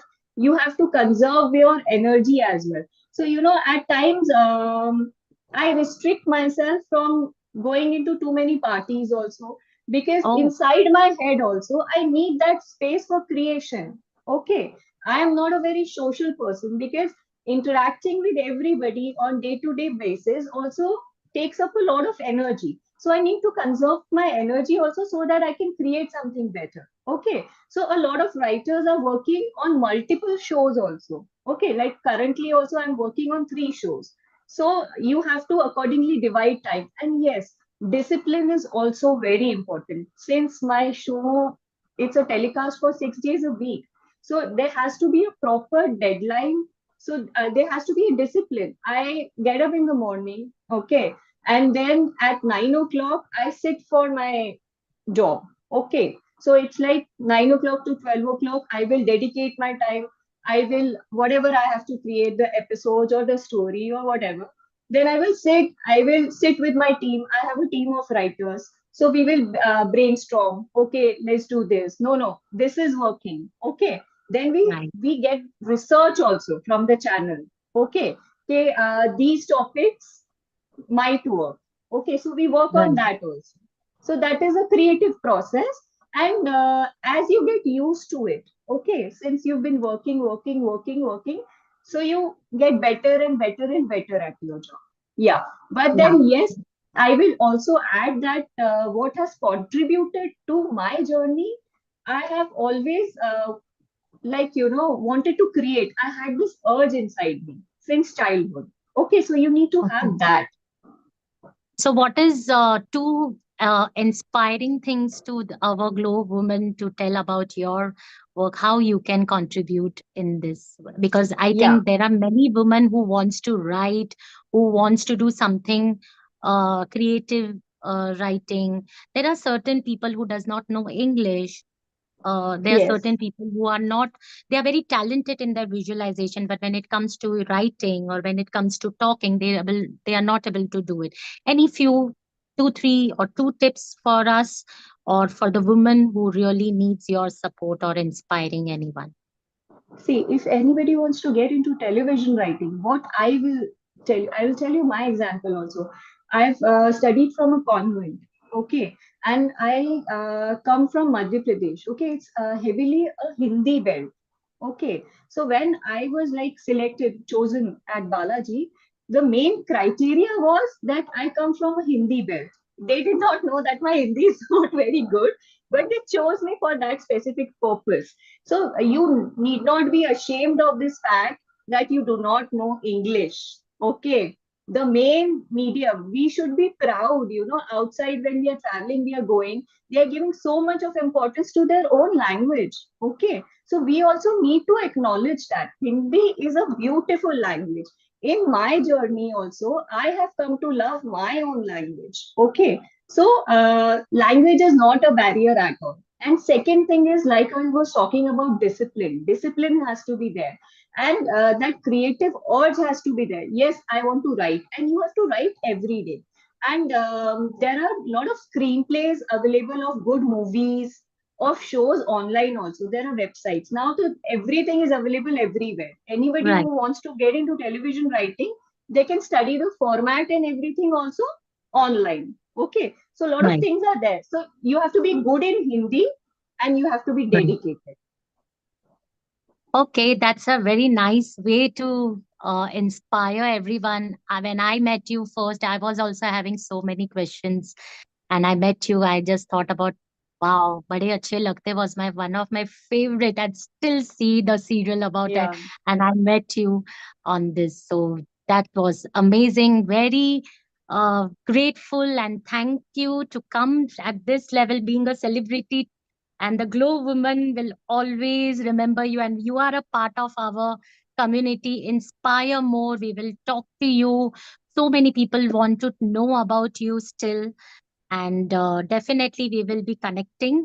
Whoever wants to Hiral, connect you and they wanted to write down, we will Hiral, connect with you. Yeah, Hiral, we have yeah, since Nilkumar. found out that Roshani Senaz was the head of Balaji from 2004 and 2006. Is that Oh, right, Roshni?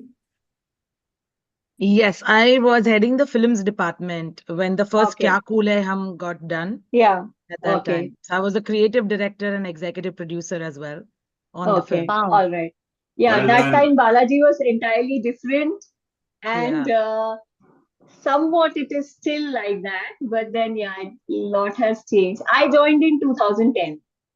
So well done, Neha. We are so proud of you. You can see Thanks a that lot. people do remember, and some of these serials you mentioned are so popular that when the big boss comes, the Nagin seem to replace that. So you were a very, very good production house. So we are very proud of you. Hiral, thank you for Thanks. bringing Neha. Let's make Neha the part of Glow Women, also the steering team, and also on Healing Our Earth. Neha, our team will be in touch with you more. Stay in touch with Hiral. Stay around. We are still chit-chatting. We plan to go to our next guest, which is supposed to be Saima. I can't see her on the screen. So we will go to There's somebody raising hand, but she doesn't know her name. Can you change your name, please, if you are Saima? If the iPhone is you, if you put on a landscape, we don't recognize you without your name. So if you put your name, maybe she can't hear me. Let's see if we can communicate with her, okay? Unmute, unmute.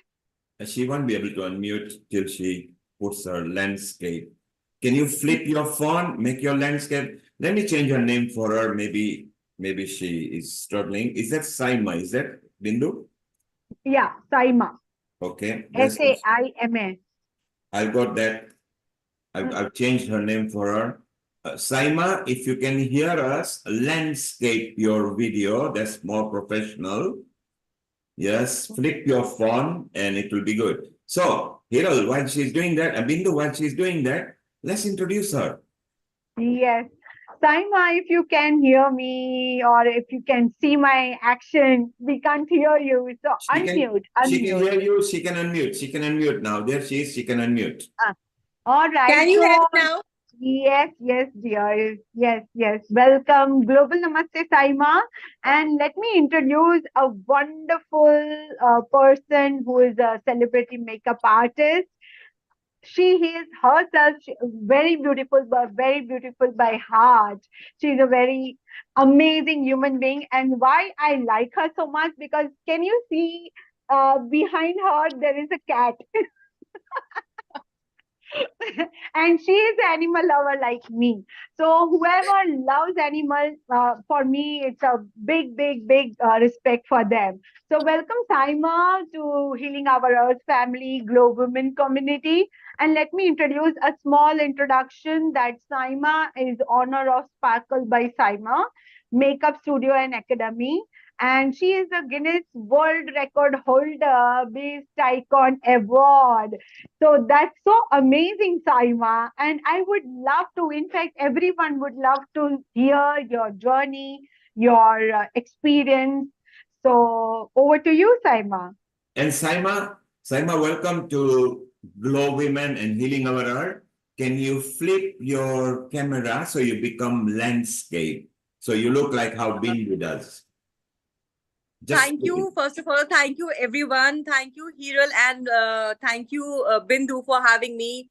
Mr. Neil Kumar from London, I'm extremely sorry. I'm very bad at my settings. I am not able to flip my camera. It's showing me something else only. I hope that's fine. I just wanted to, just wanted to be with all of you, and I did not want to miss this session first. And yes, global namaste to all of you. And it's like, it's a pleasure to be here among all of you here. I'm really thankful to my darling friend Hiral and dearest Bindu with my love Shiro behind me. Thank you so much, guys, for having me. It's such a pleasure. So Saima, can you share your journey, like how you have started with your makeup? What thought made you teach makeup, or any interest towards getting dress up and having makeup, and then you have started, teaching? So absolutely. So Bindu, not only just dressing up or doing a transformation or doing a makeup. For me, it's a therapy that is keeping me going every day. For this, I can do 100 tons of work. Just you let me know that you have to do one makeup. So it's that kind of therapy for me. It's in my blood from very beginning. I was like in my school when I used to, draw. My drawing was excellent. I used to draw poster-sized cartoons, like wall-to-wall cartoons, and I was very much into arts. And this always used to give me such happiness. And then I started the moment I finished my 10th. I was in my 11th and 12th classes. As you know, I'm from Kashmir, and I've been born and brought up there only. And then I used to come to Delhi with my grandfather. And I used to see, some beautiful girls with lots of makeup. And I was in Kashmir, and people over there are so pretty, like they hardly need any makeup. So I used to see this, what they are doing, what they're applying. So for my own thing, I was, just joining little courses. And I was a self-taught makeup artist first. But once I started as a career, it was not what you can say enough for me. I did my so many diplomas from so many renowned, fashion institutions like Fatmu. I did my, interns with Natasha Dudi, Savio John Pereira, and saying that, as you all know, Hiral knows my journey very well, and I've been working for cancer patients, acid attack victims, girl child educations, and recently with Hiral, I joined. I got this opportunity, and that way I'm so blessed. I can't thank her enough. Like, she's given me that opportunity where I was, working for LGBT community. I gave them some classes, from the bottom of my heart, and it is all that I've done for free, and that is why it's in my blood. That's so amazing. Just one more question I would love to ask you, that what you have to say about women wearing makeup and how it can enhance the natural beauty, or the makeup with the makeup. Like, what have you want to say about this? So for me, makeup is not something that can make you look plastic. Bindu should look Bindu. Bindu should not look Saima, but Bindu looks Bindu in a beautiful way. Enhance Bindu. Do not put lots of makeup that will make you look cakey or make you look somebody else. Or we are we don't do any kind of surgeries on the face. Definitely transformations, but that can make you feel good. You feel more confident when it's there. Where once you are looking good and you're looking beautiful, definitely you feel like, yes, you're more confident. So right makeup with right person. Yes, what a wonderful answer. Thank you, Saiba. Thank you And so much. so wonderful to know you. You're such a beautiful soul. And just stay around, and let's welcome to our next guest, Hiral. Yes, thank you, Bindu. First, Saima, I like to tell you something. Over to you, Saima. Can you hear me? Yes, absolutely. So, Saima, I really like you the way you speak all the time with that, the woman way of talking. Like, so this is the best attitude. I like it, and that. And one more thing, I just wanted to tell you and to everyone in this episode, Saima has really been very inspired me also in certain ways, where she had told me, "Hello, Hiral, don't do any free things, okay? Just do it the way you value yourself. First, value yourself. Free things will come when you wanted to do it by your choice, but don't say no to people. You should say no. Have that courage Learn to to say say no. no." So I like to even give this to everyone. Learn to say no. It's not always giving, but sometimes you need to value yourself. So that's an amazing thing. Thank you, Saima, for being a part of this. Be in Thank this you so global woman. You are the right person, and I'm sure everyone is it, because that's what we all are here. But we all want more power like you. You have Absolutely. been done so many cancer patients, privileged people, free of cost. Can you believe it? Free. At those times, they have really done something to Saima, and Saima has not even said no to them, only because she was a giver, a nice Hiral, giver. And Hiral, today she is here. Hiral, I noticed when Saima was talking and as she started talking about cancer and other outreaches that she's doing, one of the reasons why I wanted her video in a landscape, you can see the cat behind is so peacefully sleeping. And that is because I believe, Saima, you are also a spiritual person. You seem to spread the spiritual energy. Your cat is your proof because he or she has not been disturbed at all and seem to have taken everything you are saying peacefully. I want to ask you one question, Saima. That means so much. Yes, sir, please. Yes. So what I find, Saima, that you also run an academy. Does it mean you teach makeup as well? Yes, I do. That's my forte. I teach makeup. Okay, so Bindu, Hiral, I want you to connect her with Vaishali, our Vaishali, yeah. beauty Yeah. expert who is from Hollywood and Bollywood. I think she and Saima should plan something out and maybe even go to prosthetics, which may not be Saima's subject, but it will be so good that they can extrapolate more and grow the women, because makeup is very essential for women, not to look pretty, but to gain confidence, personality, and to be able to stand out in the crowd, not so that they are recognized just as a pretty object, but as personality. And Saima mentioned that we don't have to strive for that. Saima, I want to ask you something, because makeup is quite essential. Do you do skin allergy tests, and do you get involved in that before you apply makeup to your clients? So, the thing is, like, we start with the skin preparation. So skin preparation is like we are prepping the skin. We are making the skin prepare for the makeup. So once we are doing that, we do a process that is called a CTMP. That's a cleansing, toning, and moisturizing, and a priming and a serum process.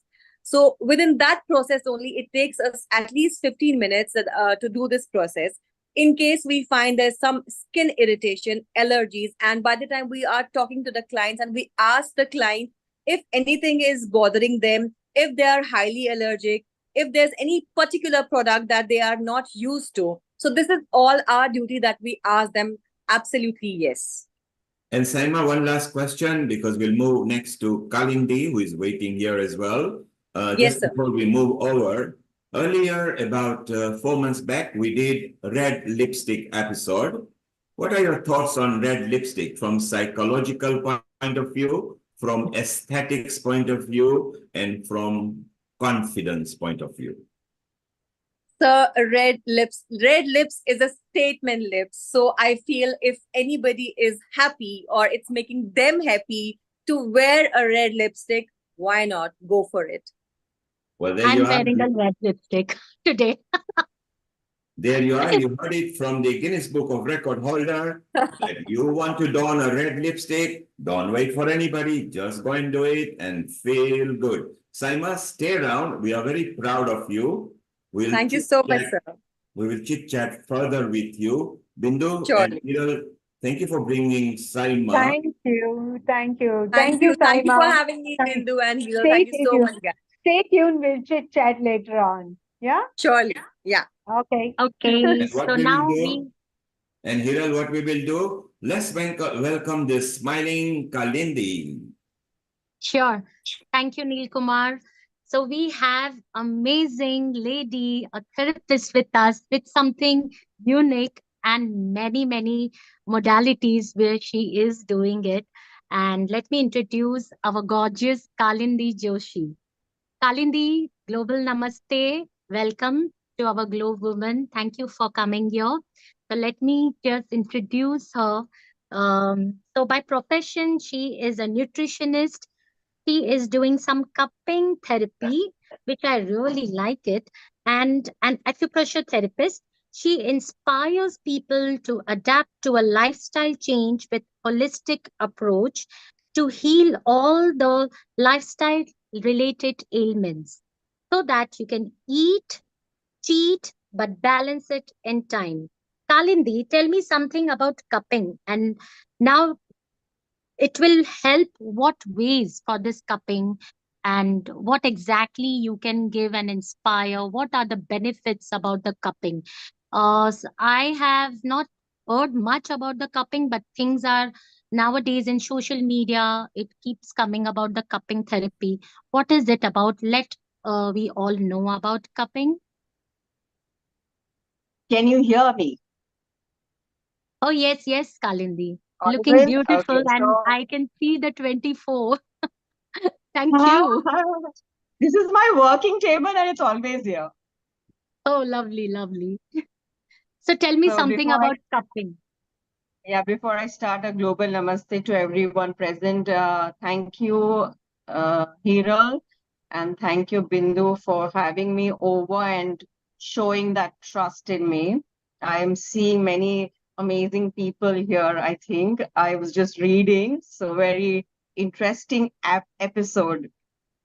Nice to connect. It's the first time, and I'm looking forward. I think I'll stick around even after my session. So, as she's already introduced you about me, I am a nutritionist and a cupping therapist. Now, what is cupping? Basically, everybody's these days are very intrigued to know. It's an 5,000-year-old Chinese therapy. There is difference between cupping and hijuma. Hijuma is that blood secreting wet therapy that is done in the Middle East. The science behind both of the therapy are same, but the cupping is done without slitting or blood. It is stimulating pressure points. So basically, all these science come under acupressure. You stimulate those points with those needles, if you've seen, or magnet that you see, or with your hands, those rods, wooden rods. You can also do that with cupping. So we basically vacuum those points. For example, there's a point here. There are all nerve endings that pass through here. There's a point here because all the nerve endings pass through here. We just vacuum them against the gravity. We increase the blood circulation there. They are helpful to detox your body with all your lipid-soluble toxins. And they help in a long run if you follow the diet, the nutrition angle, the lifestyle change. I've helped people heal diabetes, thyroid, sleep apnea, obesity, pressure, cholesterol. It's all, put together that that's how I work and I inspire people. For that is the reason I call it a lifestyle change. Oh, that's very nice. Good way of really giving us this knowledge about it. What do you think about that? I have heard a lot about pregnancy on that, how you can give a knowledge So on this basically, if huh, somebody wants we- to be pregnant so and like basically they this are, all works. So this all works in tandem. There are points that we stimulate. These are all related to reproductive points, basically. Along with that, whatever the angle that we have to follow, like the lifestyle change, the nutrition angle, all put together, I've helped two of them conceive who had had wow, 3 miscarriages, and there were issues related to that. After the whole program, in first try, both of them conceived because the wow, body that they were into, their body wasn't ready. The reason is there were a lot many other negativity, there was a lot many ailments, there were a lot other physical, mental, and of course the outer situations. But when you put your lifestyle, when you align your lifestyle, when you stimulate, when your hormones within change, when your body heals, when you heal, you're always ready for everything because such a natural thing to conceive. So that is how I correct. help them. That's very great. And I would love to share a video if you have. We will just see if we can, if you have shared with us, we will shortly make everyone show what is Okay. exactly cupping.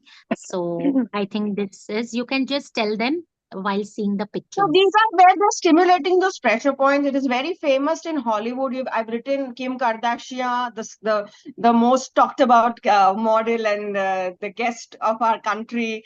Michael Phelps was the first one, the greatest swimmer, if you know, the Olympic swimmer. If you see him whenever he's swimming, he always has these marks. These marks are not dangerous. They are the sign that the therapy has gone well, because whatever you see, those bruises, black, blue marks, are all the toxins that surface. And when your blood circulation happens in the body, these toxins, they get dissolved in the blood and they are ejaculated from your body. So that's the one way of pressure, that they're stimulating pressure points. What's my aim that I generally help client with. Okay, that's great. That's great. Amazing, amazing. This is something very different, and I hope everyone will love to come to you and, you know, And here, And I would like to add, Hiral, if you remember in olden days, we used to detox our feet with that kasa vessel, vati, whatever that yeah, is yeah, called. you still be, Yeah. yeah, Yeah. So and I do Kalindi, that too in the feet because I am also foot reflexology specialist. And and trust wow, me, with Kal- stimulating those pressure points, we detox the entire body only by stimulating your feet. It's so relaxing. It's and just in half an Kalindi, hour process. Kalindi, Hello, right perfect. hello. now we are showing your video And we Okay. have stopped at the benefits of cupping. So if you look at the main screen, describe the Yeah. benefits that are over here. There are quite a few benefits here. So basically, see, there are a lot to read, which I'll circulate. Basically, it helps you heal overall. Cupping will only stimulate rest of the work your body does. Because the point that we stimulate, depending on the kind of ailments we're suffering from, the kind of parameters we need to keep a check on, there are each and everything that we are suffering, and especially the lifestyle related disorders that these days we are suffering, they all have these pressure points. When you stimulate, your body activates and your body does the work. We only are here to guide the body. The body is such a beautiful science that we don't need to do anything. All we got to do is align it well. So there are a lot of hormones that get changed, that are all, or the balance, that it strikes a balance. It strikes a balance. The body starts striking the balance from within. And Kalindi, is this you? Yeah, that's me. That's me. So the before was still smiling, but the after one is showing off. Is it that, look, this is what I can do? So that's an example that Kalindi doesn't just believe in what she's talking. She has used the method herself and benefited over here. And she is not shy. She has actually shown, although she looks pretty at both the stage. So Kalindi, well done. Let's move on to the next slide and see what we can share with people. And here we come onto the next slide, which you are showing even better before 10 years and present. So you've gone even further, Kalindi, is that right? Sorry? You've gone even further. You've gone better even So further. I've been maintaining this lifestyle. See, basically, when I got into this, and when I did a survey, people say it's very easy to implement diet, nutrition chart, cupping, and while you're in the process, everybody enjoys. What is the biggest challenge that everyone faced was, after you finish the program, people just give it a toss and then get back to the normal routine, and again, you're back to square one. I see to it that I educate my client that once they are off the program, also they know how to balance, and I'm doing that the same. I'm actually doing that since past 12 years now. 12 years now. So it's Kalindi, not just about the change, it's about maintaining that change, that you are healthy, beautiful from within, from outside, you feel nice, you're positive. Because if you like your body, if you like everything from within, that's when you like the outer world. That's what I've always felt, and I've lived that personally. So Kalindi, what it means, if you, Hiral, Bindu, Neha and Saima get together, you can change the Bollywood world of Mumbai completely. Let's see further. So from a holistic losing weight, she can make you sustain losing weight. And here is your motto. And not only losing weight, sorry to interrupt, not only losing weight, I'm talking about a lifestyle change and a healthy way. I help people balance their parameters, which we all see. We get alarmed when we are detected with cancer or diabetes or whatever, but the early signs set in your blood test and reading. I educate people how to balance that also. So it's not just the outer appearance. I help people to take care from within, and I teach them. I don't keep it to myself. I just give all my knowledge to them, so that when they are off the program, they are themselves very confident to take care of their own body and themselves. So that is not only what we see, the outer thing. All my reports, everything are normal. I was at the brink of popping diabetes, pressure, thyroid, and cholesterol medicines. I am popping not a single medicine from past 12 years, and my reports are all normal. That is what I aim as a lifestyle change, not the outer appearance only. So what Kalindi is saying, your body, mind, and soul. This is not just one. Your body, your mind, and soul can be done. And she says you can cheat sometimes, because the motto is eat right, cheat sometimes when nobody's looking, but balance it with the time. And that's what she was getting at. Don't worry, you don't have to diet, you just have to be sensible about things. Very good. Let's go to the next nice motto. We go to the next one where you've got a lot of examples, samples over here, and we can share this with people later. Well done, Kalindi. So it's nice. And remember, Neha, Bindu, Hiral, Saima, Vaishali from the Bollywood, Hollywood, and Kalindi all should get together and bring that women empowerment. Bindu, what do you think? Oh my God, what a contribution, Kalindi. You are such an amazing, what a transformation. And the cupping therapy, I guess still people are not aware about it, but with your contribution, I guess on this platform, many people will aware. And what results you have applied on your own self, that is really amazing. And I'll be the one who will be coming very soon to you. Sure. And Neha Sure. is already smiling. Neha is already smiling, planning to write the next serial when she involves the women empowerment. Neha, you should go and convince Balaji. The less Oh, he I also want to visit her. Come there you over, are. come Look, over, everyone. Yeah, look, because the Kalindi. work life is very stressful. Like, television writing is very stressful, Yeah, and I'm sure. I think Very so. much. It I helps a know. lot with relieving the pressure and anxiety and all those things as well. So And your Kalindi, feet and the feet have all the nerve endings, only a half an hour session, and you will feel absolutely what you came with, Yes. and you will be leaving with all the relaxed and positive feel. Because so that's how Kalindi, science is. And Kalindi, it's you can really see. good that there are so many alternative available nowadays. Like, if you don't want to take medicines, you don't want to rely on medicines, because after all, medicines are harming our system from inside. They We just don't trap you we in a don't even vicious know circle that with these one options leading to are the other. available there.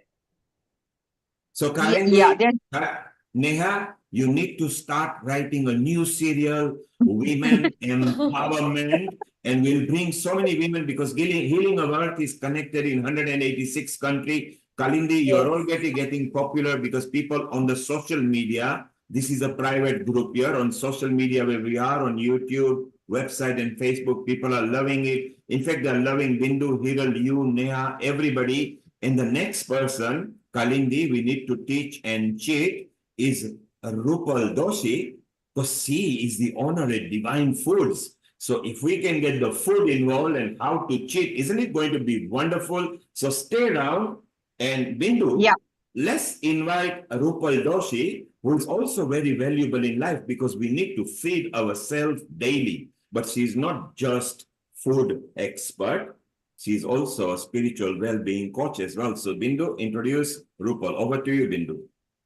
Yes, thank you, Neil Kumar. So from makeup artist, from cup therapist, now we move on to the healthy food maker. She is Rupal Doshi here, and she is real estate consultant as well, and started food company known as Divine Food, and company called as Cravio, and they serve 30 types of pickle and test of different state of India. So they are connected with the Farmers Association and help them to sell millets. Sounds very healthy. So they have a raw, ready to cook and ready to eat different millets, sweet and savory product. Sounds really yummy. So now they are starting with the chocolates and where the beans are sourced from the Indian farmers. So welcome Rupal, Global Namaste. And Thank how you. wonderful your startup is very, like it's yummy, tasty, and healthy. So, what you have to say about this, your product, your healthy product? Over to you, Rupal. Hello, everyone. Thank you, Bindu, for a wonderful, elaborated, even I don't know what introduction you were supposed to give, but thanks so much.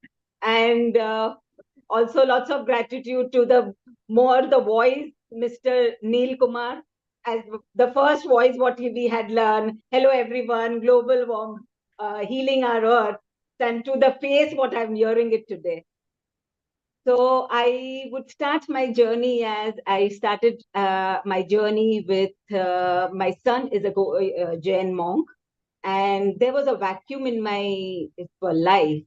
So, and that's when we were finding our house, and that's when I came to know that a woman can make a house, and that's how I started my journey of my real estate.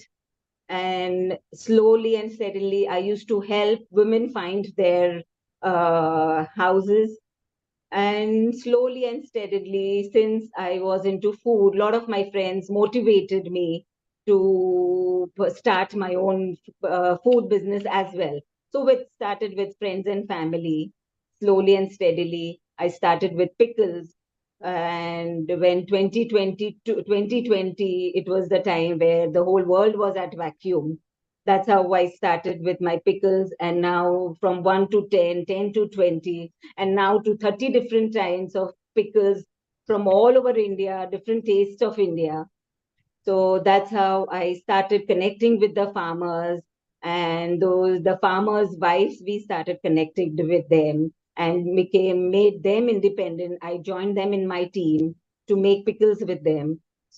Slowly, and I moved on to other. With them only, I found out that millet is also one thing where people have forgotten. And as my other fellow friend said, that food is also a part with healing and a lot of other therapy. Food is also, I would say, a part of your day-to-day journey. Having good food, healthy food, and a clean food is more necessary. So that's how we connected with farmers and we introduced millets in everyone's life. So though millets was there years behind in our life, but it was lost and forgotten with these fancy foods. So a lot of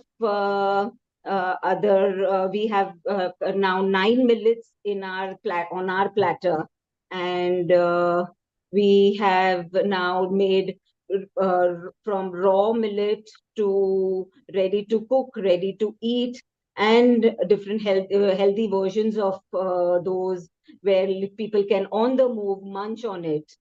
And now I've just finished my say certification of gold of a government certified gold medalist of chocolate, and now I'm starting with healthy chocolates. So let me just say healthy chocolates, it's pure chocolate with no chemicals, no preservatives, and direct sourced from the farmers. So now I'm getting into the therapist chocolates as well, say for sleep therapy, PCODs, and a lot of other remedies through where a chocolate is given for from a 4-year child to a 90-year-old man, a person also is fond of chocolates. So I thought of introducing chocolate, healthy version through chocolates in people's life. And as my other fellow friends said, that the plant-based or a vegan therapy is also, so we are coming up with a lot of vegan chocolates as well as plant-based products as well.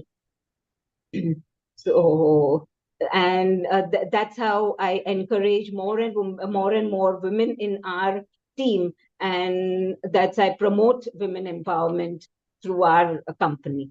So basically my company name is only Cravio, where you crave and indulge into a lot of cravings of your life.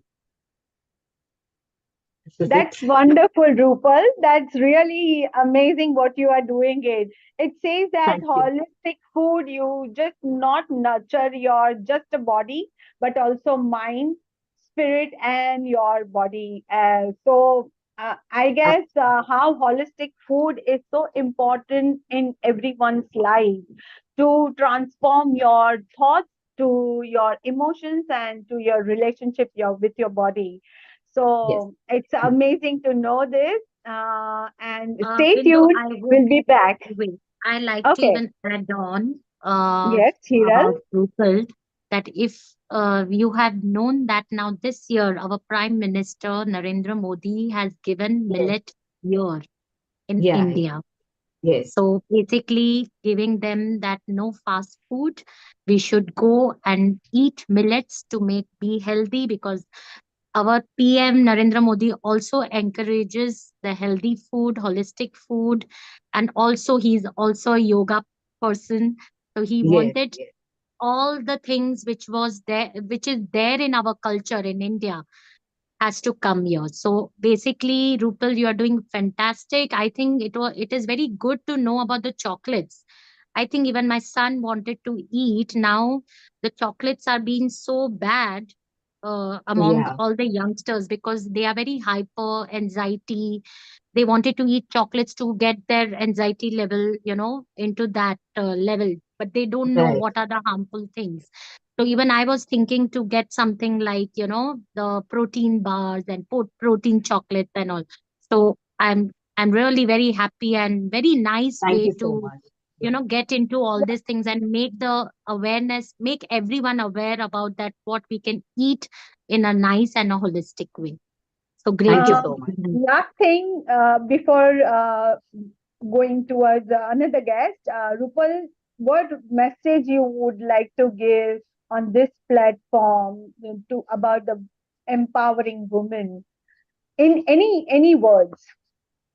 Mm, I would definitely say that yes, women and all the women on over here are doing fabulous. But yes, with helping each other over here, as Mr. Neil is also already connecting each other and each other and motivating each other, and in this lot of competitive world, uh, I would suggest, yes, it's a wonderful platform, and I would definitely promote and it's a good motivation for women empowerment, because as I started my journey quite late, in my late 40s, after my both the kids were grown. So definitely this, I would motivate each pair women to grow to at a great lead. So you are now part of our Healing Our Earth and Glow Women community. So welcome and thank you so much for your Thank you so much. contribution. Rupal, I'm Thank going you. to connect with you soon. Rupal, I'm going to connect with you soon. Most, thank you so much. Thank you. So, Okay. Oh, so it is, Bindu, there is no guest. This is an open time now. We are a chit chat time. okay. All right. Rupal, stay around. You heard Okay. what Kalindi said, that she wants to connect. As Kalindi, was it you who just said? Yes, yes. Yes. I'm wanting to connect with her, because when clients ask me for, the cravings that they have, and mostly there are sweet little cravings, so I can connect with her and we can work out. And then on the chart, then I can, just give her a reference and add something, so that people also find diet also a little interesting, and whatever the lifestyle change interesting. So Kalindi, I let's do like your one thing. concept. So Kalindi, let's do one thing. Hiral, Bindu, connect Kalindi with Rupal today. Make Amrita, Seema, and Vaishali in loop as well. So we grow our family. So my perception was right when I told Neha, Kalindi, Saima, Bindu, Hiral, Vaishali, and now Rupal. Can you imagine, we are already forming a group that we can really go somewhere, not just from a women's point of view, because after women does some testing, we'll educate men too, because everything we do here is akin to men as well. Apart from just uplifting the women, we uplift the humanity, because these are the two main genders, man and a woman, and then you've got other 5 genders which are now becoming part of legislation. But isn't it wonderful that live right now, Kalindi was liked, and Neha wants to connect, and Kalindi likes Rupal, and Rupal wants to connect. So this is why Healing Our Earth is here, to unite people, uplift people, promote people, propagate people. Rupal, I want to ask you one question. Yes. You've involved the farmers, which is very beautiful, because they are at the roots of the food chain, okay? Right, right. Apart from nature and the God, farmers are the next people. And we have got Dr. Sudhir Sahan, who you will be connected through to Amrita and Bindu and Hiral. He is already a big name in India doing the Project Farm and taking it into America as well. I'm very keen, Rupal, you merge your ideas with him. Amrita will facilitate, who is not here. She's a senior admin. Bindu and Hiral are also part of a senior GLOW team, but they're also part of healing team. So let us build our network and let us bring out some sort of dietary session that we can, like Kalindi said, it is okay to cheat, but you do it at the right time and do it correctly. So Kalindi, do you agree that one doesn't have to be crazy about diet? One can be sensible about diet and not starve from any food. Yes. Which are your favorite craving, Kalindi? Sorry? Which are your favorite naughty cravings of food? Cravings. I love savory items. So I'm a biggest Pani Puri fan. But I see to it that I at least have once or twice in a week, I do have my Pani Puri. So I don't, my diet chart or my maintenance and my cupping and my detoxing all involved in such a way that I don't let people curb their cravings, because when you curb the cravings, they explode. And then instead of, when you feel satiated with 6 puris of pani puri, you will need 15. So that's how I see to it that we incorporate everything. And yeah, pani puri, anything that's savory, anything that's chatpata, they're my very, very naughty cravings. So what Kalindi is saying, you can eat pani puri, just be sensible. Don't eat very late at night or you will get acid refluxes. You can't digest. Eat earlier and eat sensible portion, because if your stomach says you are full, after when you are full, there is no benefit of consuming food. So she's saying you can eat pani puri, be sensible about it. Don't crave, because later you will binge on it. So this is wonderful. We are bringing tips over here. Smiling Neha. I mean, Neha, remember you are going to start ideas about how to produce women empowerment episode. It doesn't just have to be in Hindi. We can do it in a fusion, because although the We have a Indian global audience. Yes, although the Indian serials have now taken worldwide audiences, Yes. they are so famous. I know because I'm involved in promotion of things and it is very famous. But how about us going into English that can be translated into other language? So people who are the audience in Thailand, Philippines, they can do that. So Neha, later when you feel like, let us explore idea, involve Kalindi, involve Rupal, because she has started with nice, what's supposed to be healthy chocolate. Chocolate is good for body if consumed correctly, but preferably darker chocolate. But she might have found a solution. So, Ferrero Rocher is so good to give at the start of an event for those who are not nut allergic. Their body level and insulin level is so good that they pay attention to the facilitator, which is doing the well-being wellness session. So together, if you women unite, it's a very good idea. So Rupal, tell us, do you find, I mean, you are a female, you are in charge of the divine foods and everything. Do you find there is inequality when you approach people and they get shocked and say, oh, she's a woman and she's an honor? Many a times, yes, I would say that even on the lower level, yes, they have ignored us a lot. Even at the farmers level, when not me, but even their wives or the family members, they've really ignored women, where I actually educate them that I would like to educate your women and ask them to be a part of my team, where it would be real encouragement for their family and family income, in fact. But at the first instance, they were little reluctant. Maybe later, when they started getting income in their family, they were then they join hands. But still, it is, say, 60-40. Still, it is there with the farmers. At that level, it is there.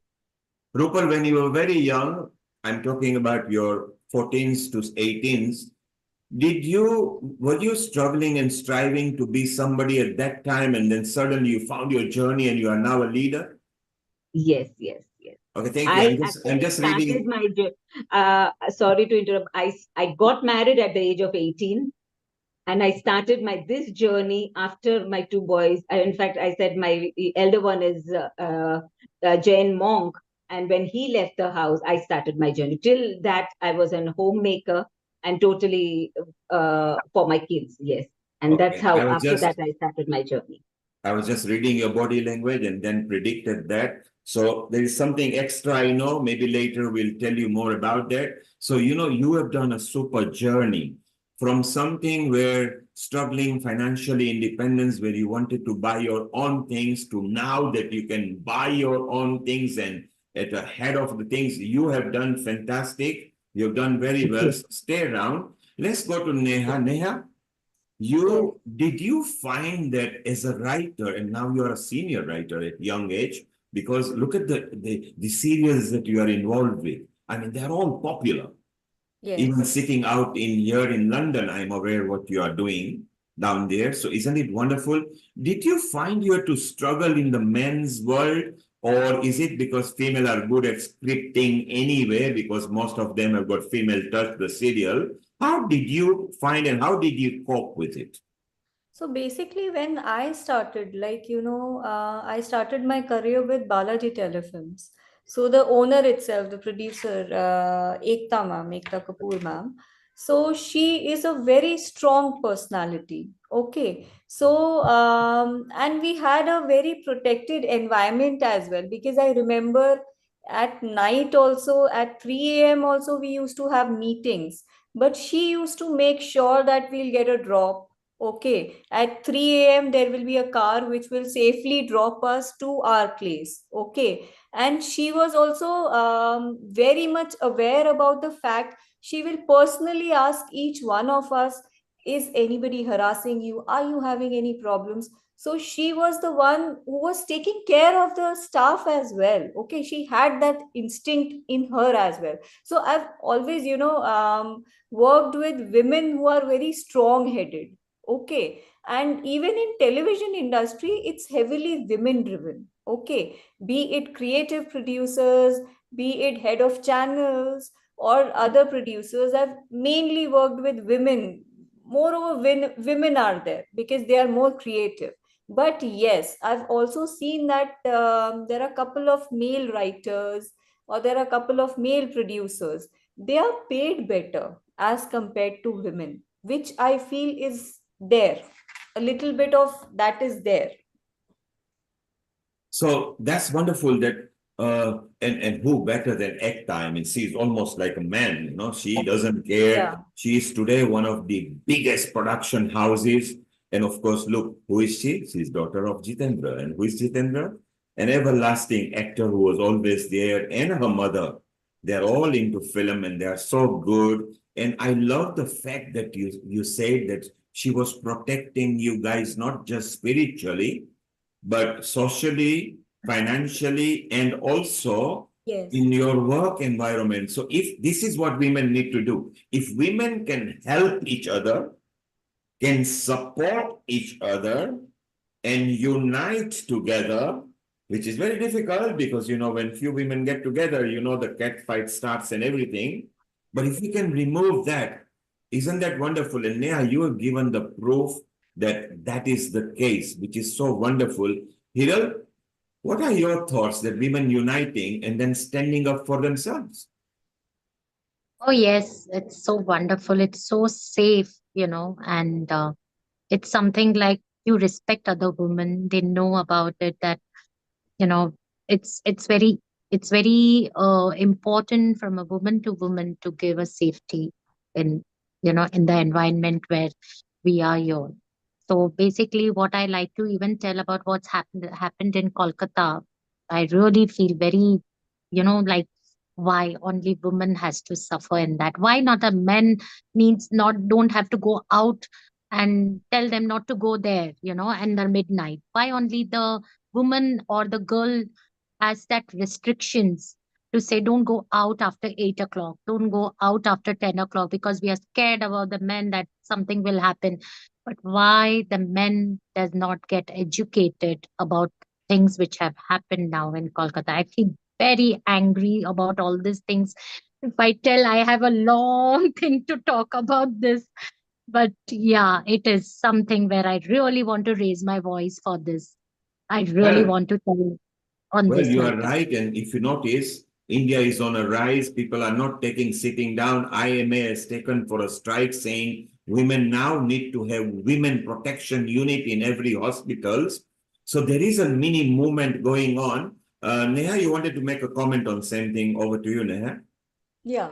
So basically, I'm writing one show for Z Bangla as well. It has recently launched. So this morning also we were having this conversation, like, these shows which we are making is a portrayal of our society in a way. Okay. So a lot of times it is our responsibility also what kind of characters we are portraying on screen. Okay.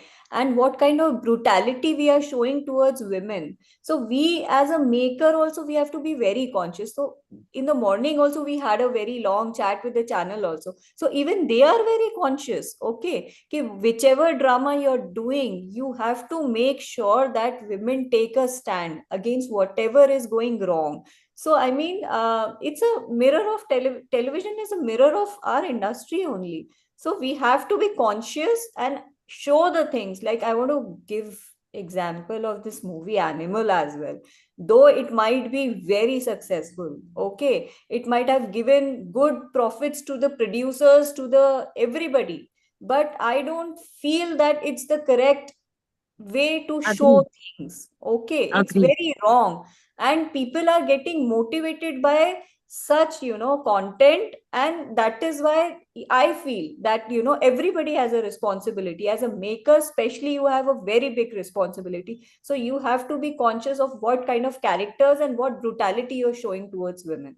And Neha, going further to what you are saying, if you notice in the serial now, particularly Anupama and others, they are bringing this kind of ethos and this kind of education to people and changing the mindset. And you are very right, because the serial industry, the TV box is becoming so famous, including OTT platforms, that yes, you guys have a responsibility not to force the men to change, but to educate them that the women have right to wear and look how they like. They will be sensible. You don't go around to the funeral wearing a short skirt. They have to just be educated. But it is very true that women needs to have that freedom. They shouldn't be scared to go out just because they want to go out and buy milk and bread and look after the family.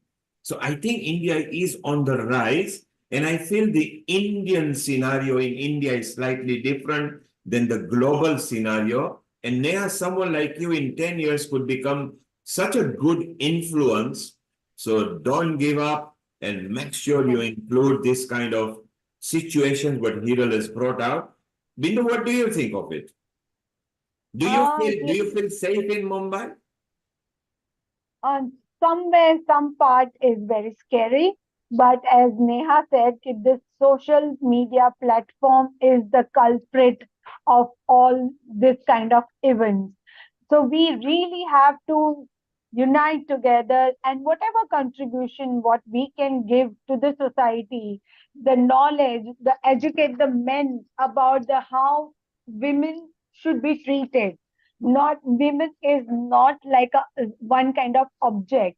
So we have to take one particular step, and we have to unite everyone together and spread the message that women are not an object.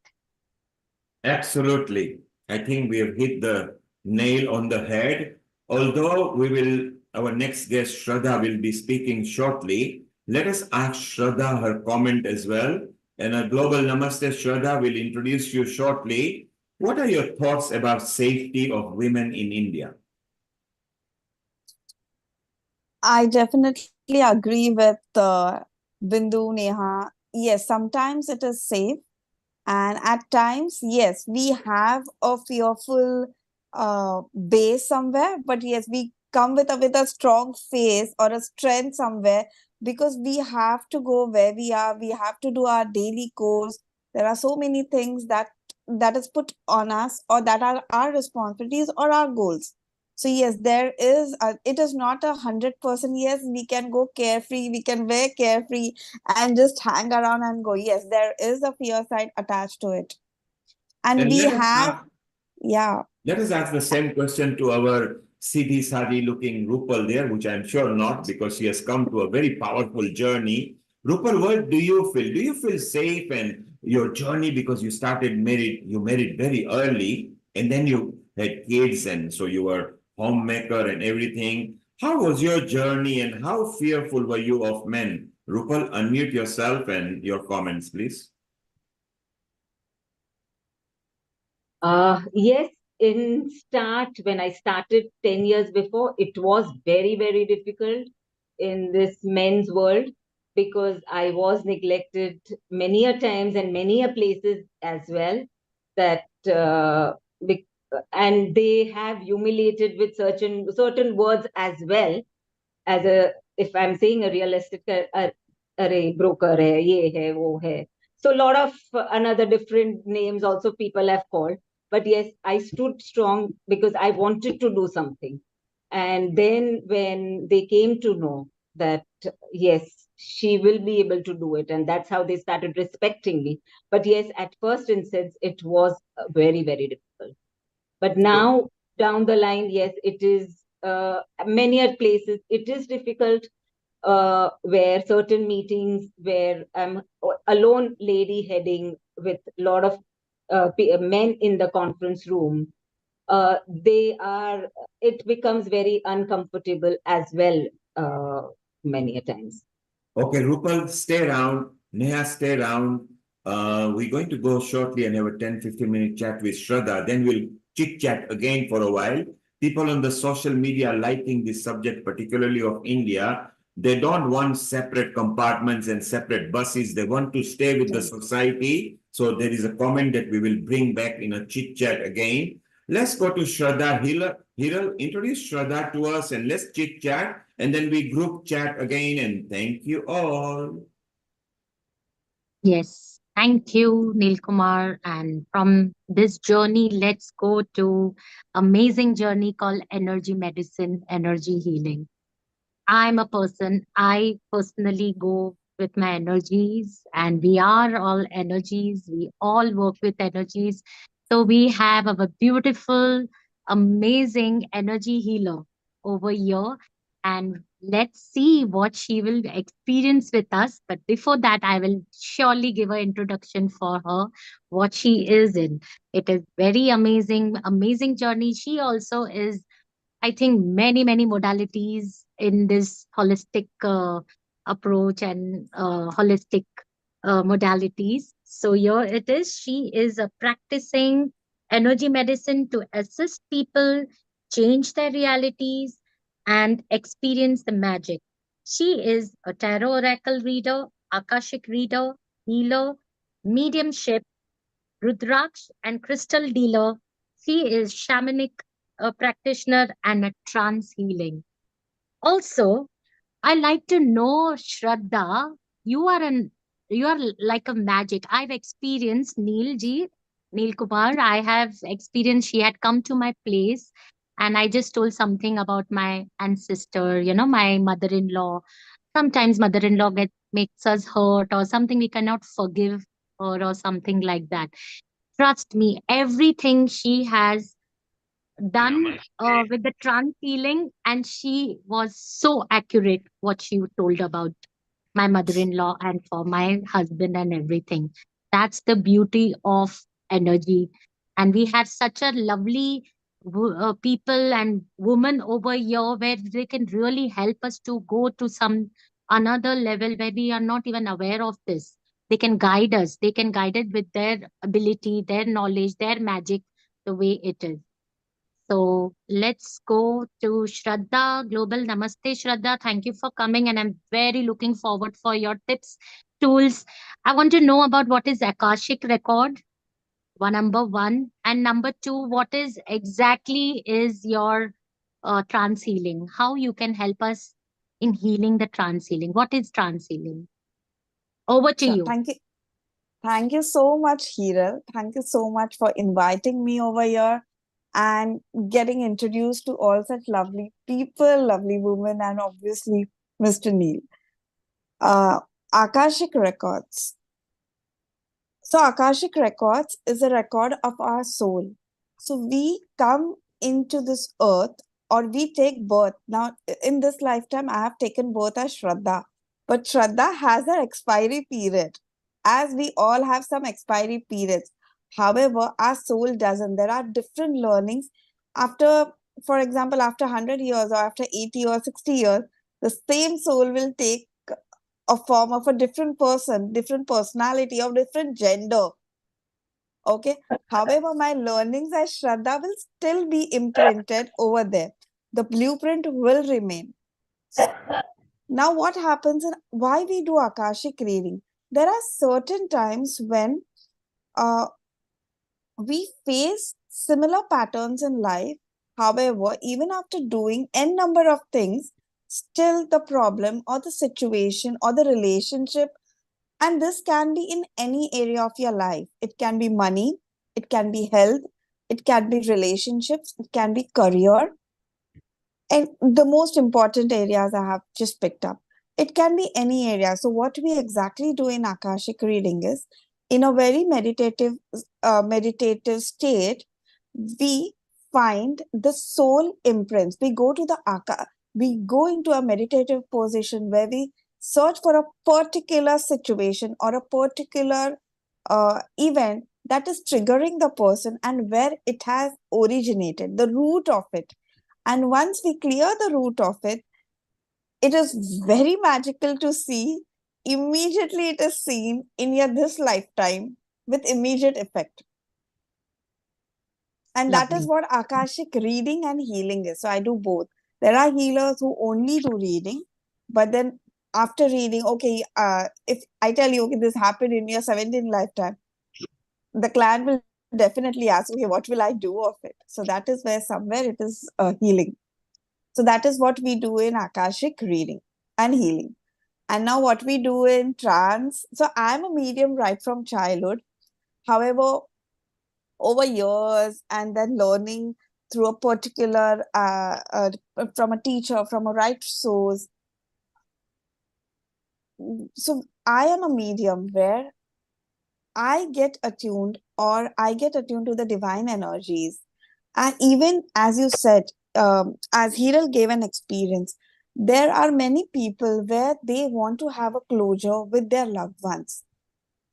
It becomes very overwhelming for some people where, the best example is COVID, where people have just passed on so quickly that nobody even had a time to think or even to accept and acknowledge that okay, the person has gone. Even after a year, like it has been 2 3 years, even after that people are like, they cannot still digest the thing that okay, one of my loved one has gone, and the why thing literally makes their life panic to another level. There comes all the anxiety, the depression, and the guilt, sometimes the guilt, the anger. So when I connect, so I that is a medium. I'm a medium who I connect to the divine beings or the past loved ones to give a message and get a closure to them. Okay, that is one thing. And now, what exactly is trance healing? As I said, I'm a medium. Okay, so the same thing is done in trance healing. It can be done in person or in distance. So what I do is, I sit in a meditative state and I get connected to the divine beings of light to make you understand in your language. It can be any god or universe you connect to. Okay. Because I'm just making it so that a normal person can really connect to it. So it can be any god for that. It is not a religion based that, okay, it has to be Ganpati or it has to be Allah. So it can be any god. It is just the divine energy, what we believe, the universal energy force. I connect to that, and then the healing happens. I'm just a medium. And when this healing happens, you see magical results in our life. How? Even I don't know, but yes, results wise, I can say yes, it happens. Okay, That is so how trance Shraddha, healing works. would you like Yeah, to do some meditation for us? Can we be in a trance healing? Can I you lead us can. right now in 5 minutes? So, okay, I can definitely get you, Hiral, into a trance state if you Oh, all are willing to.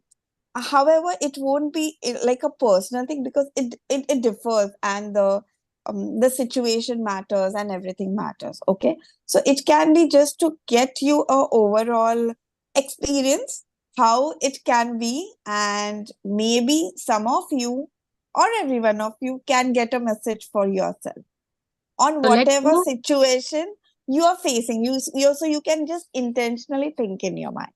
So I'll So make will you we go do? through. Oh, Yeah. lovely. That's nice. Let's do, everyone.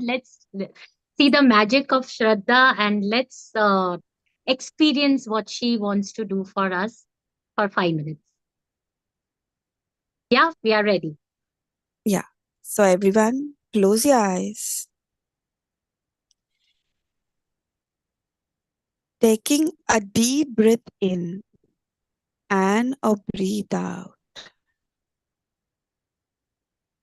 Breathe in and breathe out from your mouth. Breathe in and breathe out. As we breathe in, we are clearing all the anxiety, tensions, worries that we have for the entire day. And we are just sinking in the relaxation mode. As we relax further, we imagine the roots of the earth entering our legs.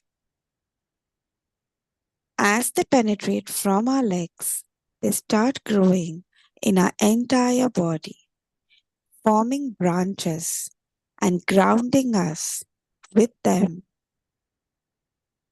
and becoming higher and higher, higher and higher.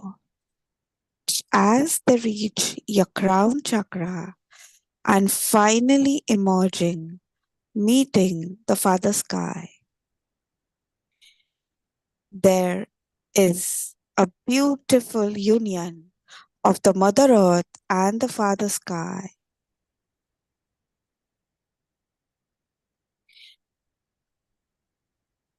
You can also imagine the brown and the blue color merging within each other, forming a greater union. And as they merge within you, they are merging within themselves. Now it's one. It's you and them. Putting all your barriers down of your own self, what you are, the President of India or the director or a vice president.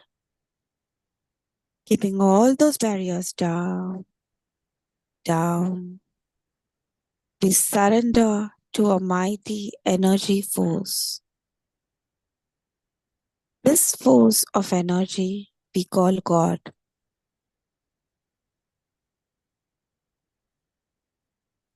And this energy is ready to help you. It's only you need to ask.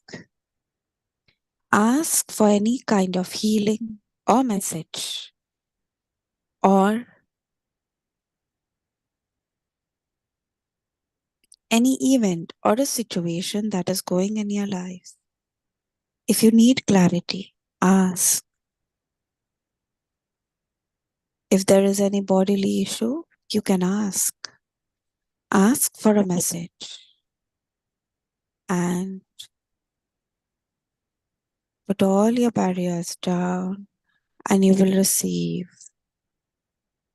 the required healing, the required clarity, the required message.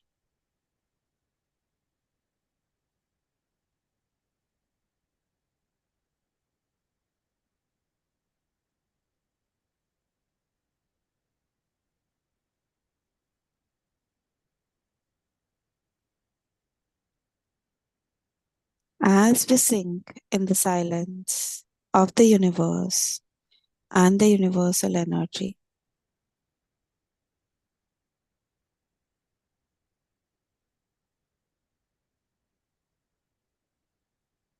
Healing is happening when we are at most relaxed and in utmost silence.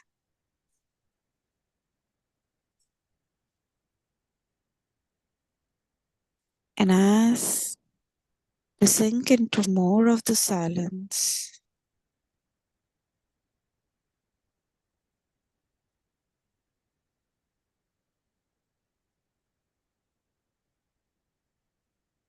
let everybody get what they are required, what they want, and then what they are you're looking for. More than what they are looking for, a total magical experience. The answers you never received. Let there be peace and harmony in everybody's life. And as we receive the messages, the healing, we ask the Almighty, we thank them with full of our heart, an intense gratitude to them for coming, for all the guides and the divine beings, the loved ones who stepped into our universes to give us clarity, healing, and messages. With immense gratitude, we thank them. We thank them and ask them to be with us every time when you feel to call this energy. Ask them to come every time you close your eyes and you feel the same vibrations, the same frequency. And whenever you feel to come back to the present, you can open your eyes.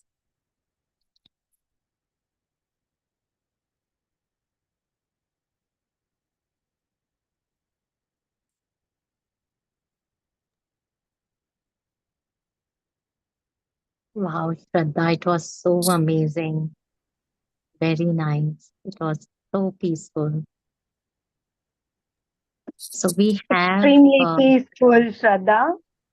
Very Thank you nice so much, Bindu. meditation. Very yeah, nice so we have meditation. Seema Bhatia, our senior host. So what do you like to tell about that? What she did at Shraddha? Seema, over to you.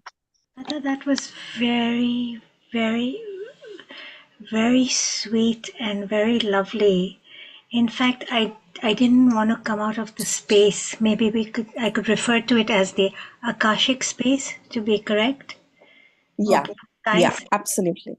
I had my records opened many years ago by Ernesto Ortiz in Hong Kong, and but your way is different. Yeah. Your way is very different, and your way is very fast. Yeah. Yeah. So I actually would love to book a read with you shortly. I'll take your Thank you so contact from Hira or my very close sister from back home in Kenya, Bindu, as well. much. Sure. It was very, very enjoyable, I must say. You sense a presence. You sense the presence of would it be precise to say the masters? Absolutely. The ascended masters, is that correct?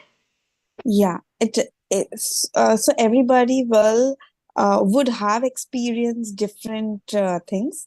Obviously, for you, it would be ascended masters or even an entire team. Somebody would have experienced their loved ones. So it was like whatever is required, as we are doing a group. Okay. So how are we shielded? How are we shielded when we practice, when our records are opened, for example? We So do yes. go into another space. So how are we shielded? So that is the reason I connected Mother Facilitator. Earth and Father Sky within you to yourself. That's how you are shielded. So for example, I have a friend of mine who's suffering from a lot of back pain right now, and she's practicing different modalities of healing.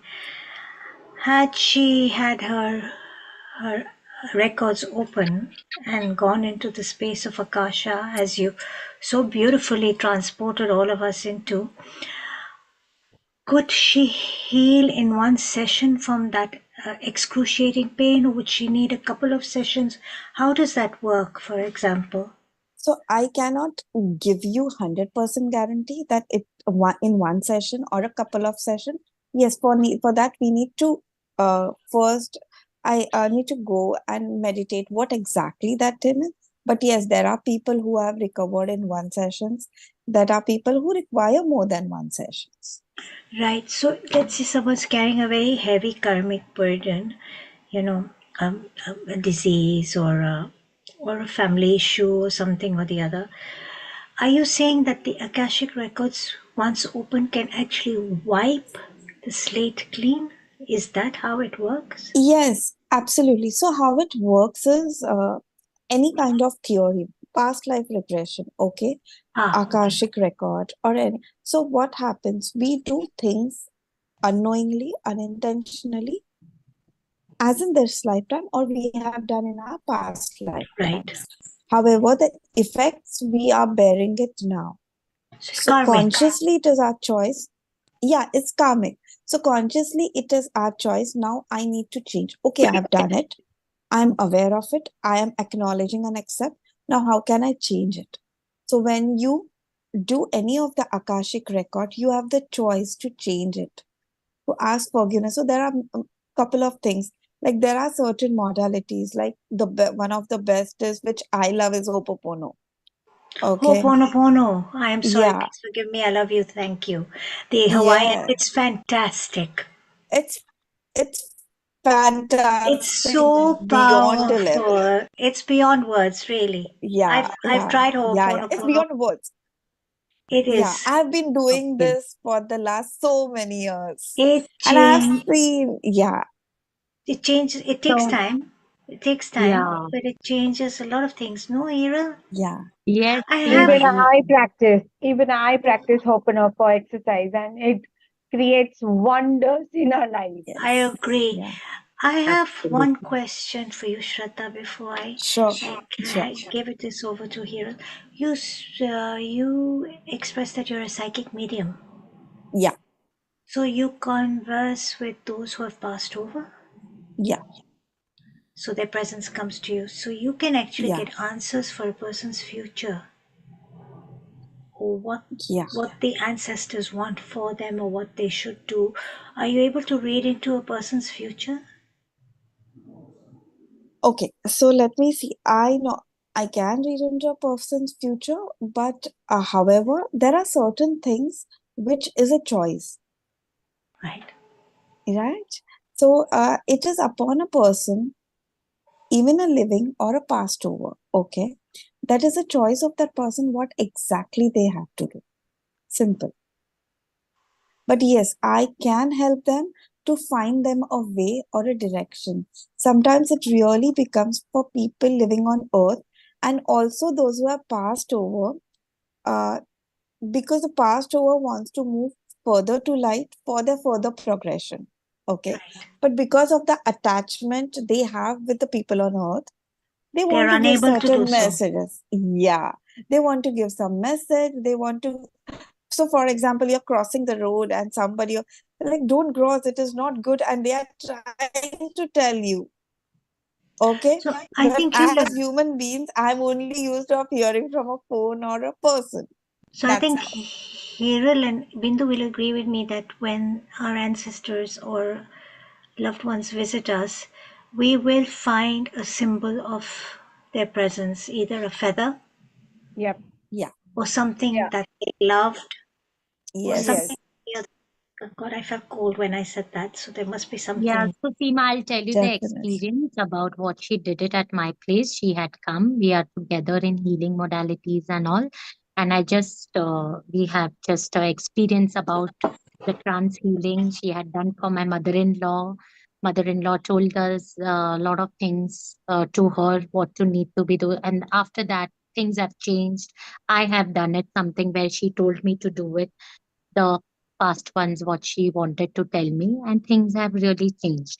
So basically, I like to tell everyone about it. That's a different modality over here in this globe women, that it's not only what we see physically, but we definitely have beyond that what we can heal, and that can be a part of that. You can be healed beyond what you see. Bindu, is So there a chat or something about the healing modalities, about sessions that are online or group calls or something that I could be added onto? You want to add in the group? I would love to. I, yes, yes. We, Please. we will look. I'll look for it, and I'll definitely add in the group.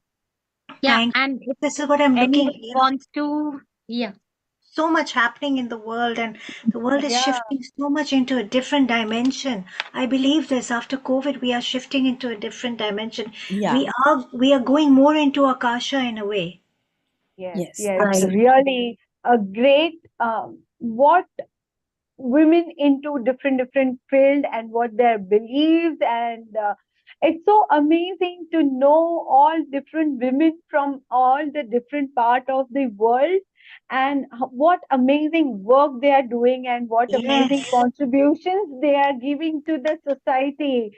And I'm so proud on myself and Hiral that we have connected with such powerful women on this platform all together. So thank you everyone for contributing so much. Wait, And wait, we still have many. Bindu, don't say thank you more. no, but I Right now still we have many people. I can't stop saying like my heart is full of gratitude that so much to share, so much to learn, so much to experience the new modality and the new thing what we are not into it, and definitely we should go for it and learn about it. And thank you everyone once again for all the contribution what you all are giving on this platform. Thank you, And big heart Shraddha. It to was Seema. amazing. Big heart to Seema. Seema is our Post. senior post on Healing Our Earth family, and she is also like Amrita. Can you just introduce her with her new family member, please? No, I am because of all of you, and we are because of each other. That is the Yes, yes. that She's we a have. wonderful soul to connect, very pure, very divine, and really amazing to connect with her. Yes, And yes, we yes. both share a story, Bindu, because we've both lived in Kenya. Yeah. And Hero, you were recently in my country. Yeah, absolutely. So that's how we connect so very well together. And Yes. she's always there to help us, guide us, and so do Amrita. And there is Vaishali is not there, but she's one of the huge contributor of Healing Indeed. Our Earth family. And I GLOWomen. must say this, it's in India, it's amazing. I know it's not that late right now, but very often our shows are so inspirational and captivating that we go on till late in the evenings and we don't want to leave, and everybody wants to learn more and more. And our wonderful, beautiful, I want to call her a diamond, You know Amrita, what, Seema? has a That heart. Yeah, means yeah, shake your head now. We has is like a, this little gem who is just so present for all of us all the time. you know, Yeah. Seema, me and Hiral was talking about that how we will stay for 3 4 hours, how it will go, Oh how no, we it's will so manage. easy. And imagine it's 9:30 and we Oh, it's are so 9:30 in India. exhausted. Look at that. Yeah, since 6:30, it's 9:30 right now, and we are still waiting people to come and share their knowledge, and we are so like engrow with each and every one of you. So it's so amazing. This is what the Yeah. show is all about. And look at the group of lovely women we have today. We have Shraddha ji, who does the Akashic records. We have Neha ji, who's a guest TV writer. We have Roshni Shanaz ji, a guest contributor. And of course, I've heard of Divine Foods. We've got Rupal Doshi ji. Welcome and thank you for being with us today. Aren't we lucky? Thank you, Seema. Thank you, everybody. Ladies, you are doing a wonderful job. We have located Dr. Preeti Dal, so we have found her now. She signed with different name, but we know who she is now. Preeti, if you can make your landscape video, please. You are on a portrait, so you can see on the screen how everybody is. Just flip your camera, and same with you, Fatima. Fatima, just flip your camera. Yes, that's it, Preeti. That's it, Preeti. Fantastic. Pretty shortly, we are coming to you. You are a wonderful soul. We want to chat to you. Roshni Senaz, thank you for staying around. We are going to chit chat after this. Shraddha, just before you go, do you find there is inequality between women and men? With the latest episode that has happened, it is very difficult to say there is equality between men and women. Okay, and yeah, there are things that happen. There are circumstances and there are situations where yes, the equality, uh, the difference or the disparity has reduced to an extent. However, complete equality, which we call a 50-50, where there is no distinguishing factor between a male and a female, and they are not opposites to each other, but they are compatible to each other. That has not happened. Thank you, Shraddha. Shraddha, stay around. We need to move to the next guest, Dr. Preeti Dal, with Sure. so much important facets she is going to share. So, Hiral, let's introduce Preeti, and we have a chit chat with her, and then we go to the next guest, and we will still chit chat. So, over to you, Preeti. Please introduce our next wonderful guest.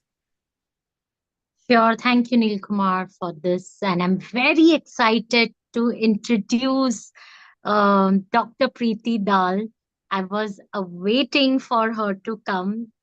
And she's my uh, favorite and truly empowering woman, which I know about her story. And we were together, and we both started our healing journey together. I think decade back, 10 years back, or 11, 12 years back, right, Dr. Preeti?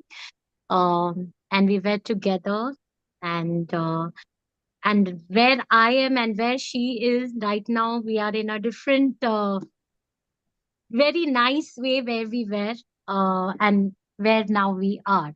So basically, welcome, global namaste, Dr. Preeti. She's very busy, but she still wanted, to come to our healing our earth. She wanted to inspire other women because she is a truly inspiring woman in according to me, because I know her very well. Of course, we all are, but I know her personally. So she's gorgeous, she's beautiful, a pure soul.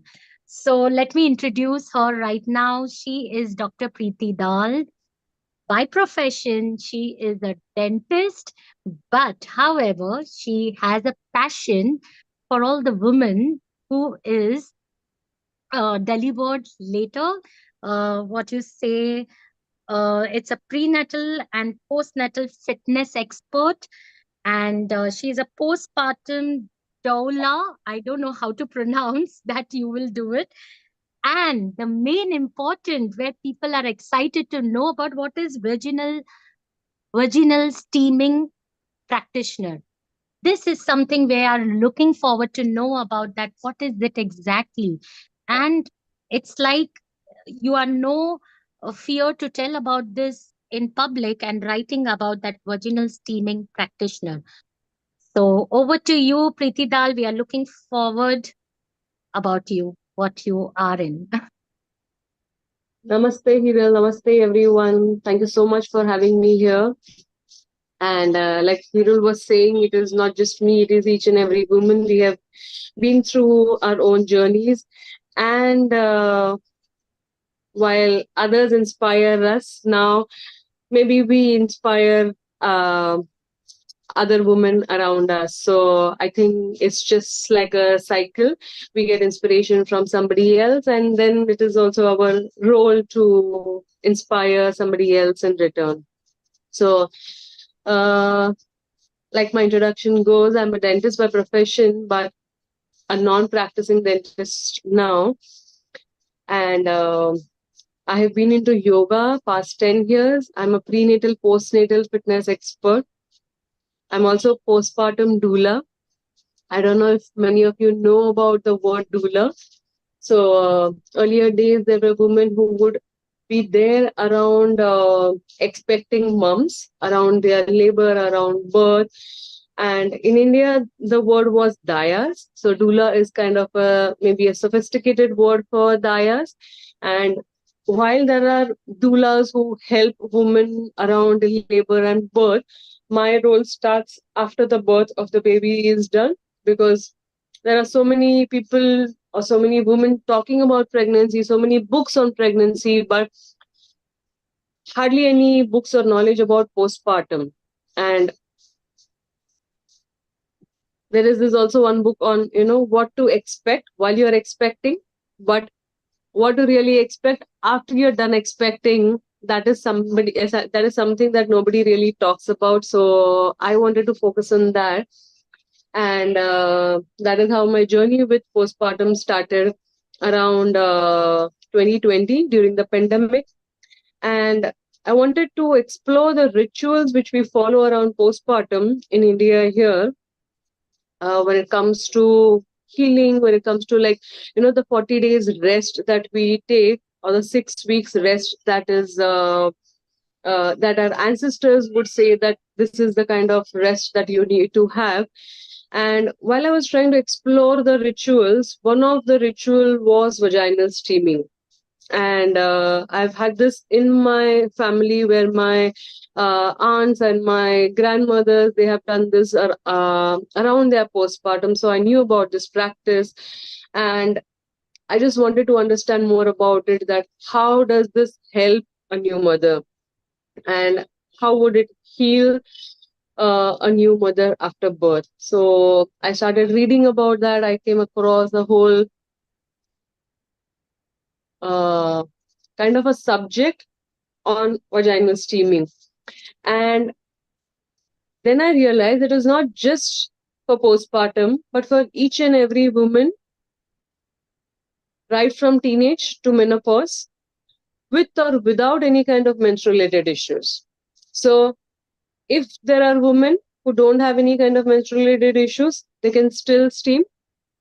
If there are women who have issues like PCOS, fibroids, cyst, endometriosis, irregular periods, long cycles, no cycles, itching,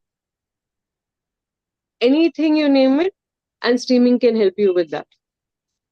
Amazing, right? While our first option is to go to a gynecologist, and the gynecologist would give us medication. I have been through the same. I had cyst and endometriosis myself in 2019, and first instinct was to go and see a gynecologist, because maybe they are the right person to suggest us what is the right thing to do. And the first thing that they suggested was hormonal pill. So one gynac told me, either you conceive, have a baby, or you start with birth control pills. And my cycles were regular. It was just that I had terrible pain mid-cycle, and which is why I went to see her, that what can be done. So which is why, knowing the side effects of birth control pills, I didn't want to get into that. And we had just lost a child 2 months ago, so I didn't want to have another baby that soon also, before healing myself.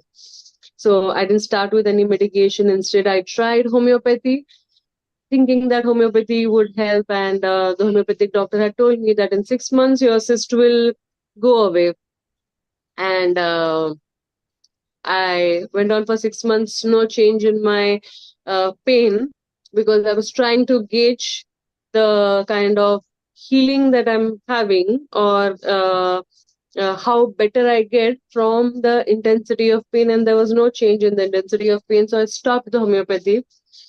Next year, again, I went in for a sonography to see where I stand, whether the cysts have dissolved by itself or whether they have grown.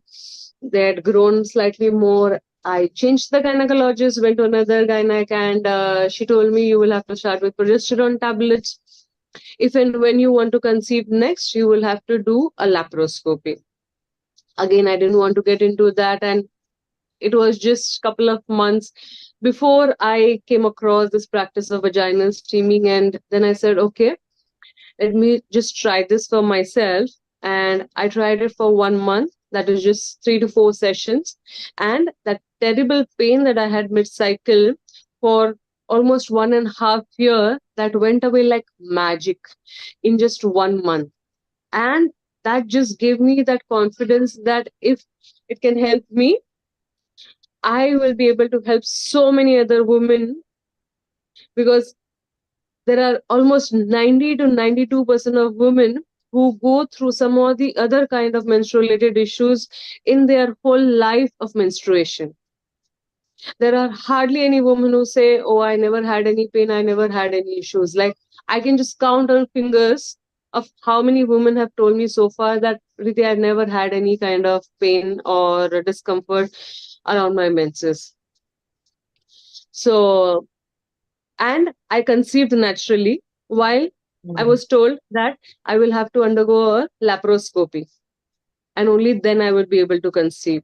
So I think the doctors themselves, they kind of feed our mind that only if you do this, things will work. And for me, I didn't want to believe that. And I want other women also to not blindly believe. I tell them medicine is there, laparoscopy or surgeries are there, but let that be there as the last resort. Try other things naturally first and try to heal yourself. And all these issues that you see around your menses, that would just magically go. Preeti, And for, yeah. Preeti, just before you continue, first of all, I love your genuineness. You are very genuine. You are sharing your own experience, and it's a taboo subject that people don't talk over public domain, because we are actually broadcasting on so many partner channels on YouTube, Facebook. So people are loving what you are sharing. And I think I want to introduce two people over here. You already know Hiral, you already know Bindu. I want to introduce you to Dr. Amrita Sharma. She is the senior admin and a senior anchor at Healing Our Earth. And Seema Bhatia, who is from London, Hong Kong, Kenya, and India. She runs, and she will be running a big project called Pavitra, which is to do with menstrual cycle and pads and educating people. So the beautiful part, Preeti, about you is, not only did you go through the harrowing experience, but you came out of it, and now you're bringing education through personal experience. So it is not just from a theory, it's from an experience, and it is a subject that people are shy to talk. Your genuineness shows that. I've also seen you got mehndi on your hand. So it seems that you are still womanly and you love the women facets that goes with it. I want to ask you one question. As you're going through, you never gave up the hope, you conceived, you are a mother. Why have you left dentistry? Because I felt there are so many dentists to do dental treatments, but there is nobody to do this kind of work that I'm doing. And in India, I am the only certified practitioner here who can help women do this practice and make the herbs and send it across to them so that they heal from their menstrual related issues naturally. So, Preeti, here is a proposal, okay? Just to correct you, there are not many dentists on the earth. And in fact, so many countries are now so starved that they are looking for other country, and United Kingdom is one of them. They are short by 25,000 dentists in just 60 million population. But you are right. In the project that you want to lead now for the next 30, 40 years, you've got more than 45 years, 50 years shelf life left. You will be very instrumental because right starting from young female who get scared when they first get their periods and menstrual cycle to the current time where the African countries and other underprivileged countries who needs help and education, we are going to produce a special episode to do with menstrual cycle and menopause later. Maybe Seema and Amrita, together with Hiral and Bindu, will be in touch with you. You have done the project Womb, which is how you title yourself on your Instagram as well. I think you will be very instrumental. So say hello to Seema here and Amrita here and take it away. Over to you before we move to the next guest, Fatima, who is waiting. I'll hand you over to Amrita first.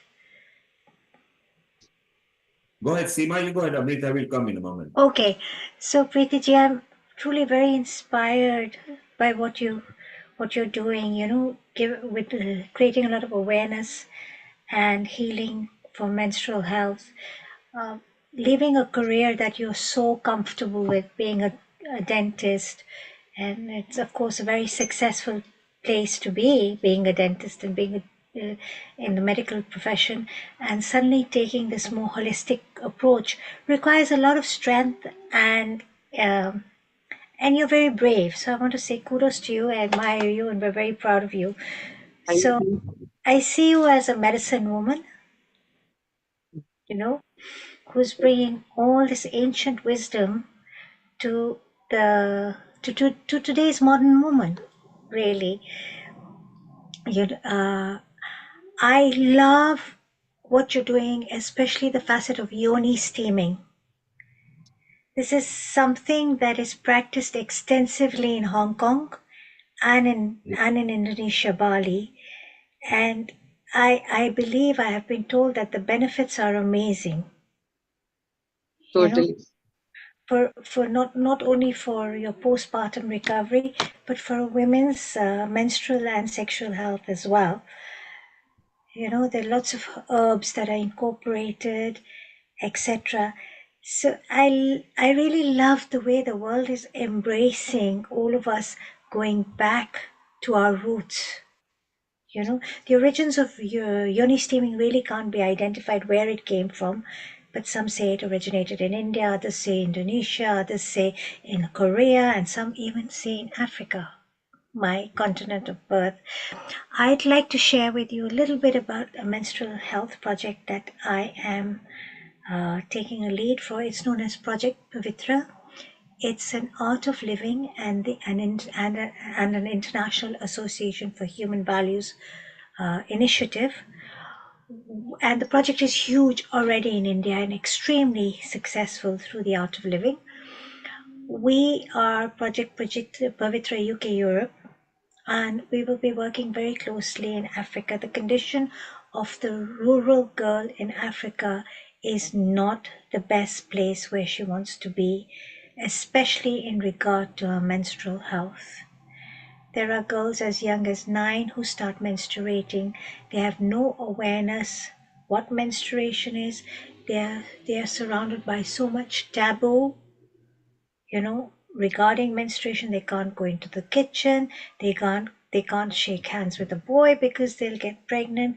Some, in rural schools of thought consider it as demonic. So we facilitate a 3-day program, a program that runs over 3 days, where we teach them mudras, asanas, the correct diet, give them a lot of wisdom regarding menstrual health, create a lot of awareness, you know, how to protect themselves at this young age, how to deal with their menstrual pain, you know, with the mudras and the asanas. And the program runs over 3 days. We create facilitators in schools. We have a training program. But the beauty about our program is it's not that we have an 11-day program. We give the girls the pads and say, hello, bye-bye, we're done with you. No. We have an 11-month follow-up with them. And that is what I call commitment and dedication. This is an Art of Living initiative. Please do Google it in. We would love to invite you at some point as a speaker as well. And it's been such a great joy and pleasure to get to know you and see what you're doing for all these lovely young girls and women. Wonderful. Thank Especially you. postpartum health is so important. Uh, I have a friend of mine who was told a couple of years ago. I'm going to say this in Punjabi, okay? Because it was said to her in Punjabi as well, and she's a very educated girl. And a member of the family came to her and said, "हाँ, बच्चा ही पैदा हुआ है, तां की होया? हाँ, हुन बच्चा हो गया है. You just had a child, so what? Now, now it's time for you to get back to work and get back to your course and all." And I thought to myself, I said, your body created a human being over a period of 9 months. It's not a small thing. I'm a mother. 2 times over, I know. You need care. You need nourishment. You need the correct diet. You need compassion. Why does a mother go to her daughter when her daughter has a delivery to take care of her, right? Seema, Seema, you're very right. Not just when the child is born, they need care. Preeti very clearly said, what about afterwards? So connect to her offline. We need to move to the next guest, and then we'll go to Mauritius. Preeti, stay around. Everybody stay around. We are going to go to Mauritius in a short while after visiting Fatima. Fatima, can you turn your video in a landscape mode, please? The notes were sent to keep on a landscape, please, so it looks good. So we're going to come back, and Neha will chit-chat with Mauritius as well, where Gayatri will be there, our coordinator there. She's going to bring Project Hope next Women episode.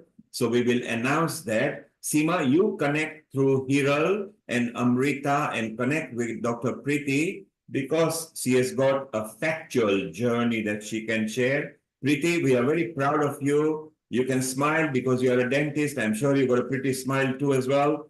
So thank you very much. Amrita, your comment, and Hiral, let's move to Fatima so that she can tell us about interior. Amrita, your comment, and we move to Hiral. Over to you. Thank you, Neil Kumar. What a wonderful day. Thanks to Bindu and Hiral for bringing up so many lovely faces as well as so many beautiful talents into it. And that's what I love. In fact, what Dr. Preeti said is one of those traditional therapies which we have been practicing from time to time. In fact, I still remember at rural areas now also we practice this kind of a thing where we call it as Uttar Basti Dhupan of Yoni Dhupan as well as yoni treatments, which are specialized treatments of herbs as well as other kind of modalities which are adapted for the women for different kind of things, which is really a very nice. And what fascinated me was the sweet word of these things, which has added up to the modern tech word to know and add glory to it. So I think that is what is required in the traditional system of medicine and being a medico in this field, treating people with the same things and people getting effect. In fact, I myself have been following in my postpartums all these things which I believe are very useful. And in turn, the project Pravitra that we are going to launch in Africa with the Seema ji and with other people will definitely run on a successful mode with all these modalities. And now let's go to Mauritius and hear from our lovely. Okay, we are not going to Mauritius. We are still sticking with Fatima, and then we are going to Mauritius. Hiral, let's bring Fatima. She's struggling to go landscape. It's fine if she is portrait. Please welcome her. Over to you. Yeah, thank you, Neil Kumar. First of all, thank you again, Preeti. It was amazing. Stay tuned. We want you still. And if you have time, please be with us. We want so many people to chit chat with you in the last. So if you can, please go be with us. So coming up to Fatima Raj, our Mother Teresa of Rotary, you can say. Uh, so welcome, Global Namaste, Fatima. I would like to Namaste, introduce namaste. her. She is a proud homemaker. However, she is passionate in interior decorating her home, other people's home, interacting and working with underprivileged children bring her great fulfillment. That's why she is active, very active, involved in our Sobo Rotary Mumbai organization, and she provides her with wonderful opportunities to contribute to the community. So over to you, Fatima. And before that, let me tell Neil Kumar also that she is really active in our Rotary program. She is definitely for our Mother Teresa. She doesn't know how to say no. She always say yes, yes, yes. If you want anything, she's always ready to help us. So over to you, Fatima. Tell me something about your journey and tell something about the Rotary, what you do, and what make you feel good when you go for your Rotary programs. Hello, everyone. Very nice to be on this group. Thank you, Hiral. Thank you, Hiral, for giving me this opportunity. Hiral is very sweet, very supportive, and a very, very loving person. I'm so glad I got to know her through Rotary. And yes, I'll begin about my journey. My brother's associated with this Rotary since last 13 years, and he was always encouraging me to join and do good work. But I was a homemaker. My children came first. So when they are grown up, they are working and busy in their lives, I've got ample time to do and give back to society.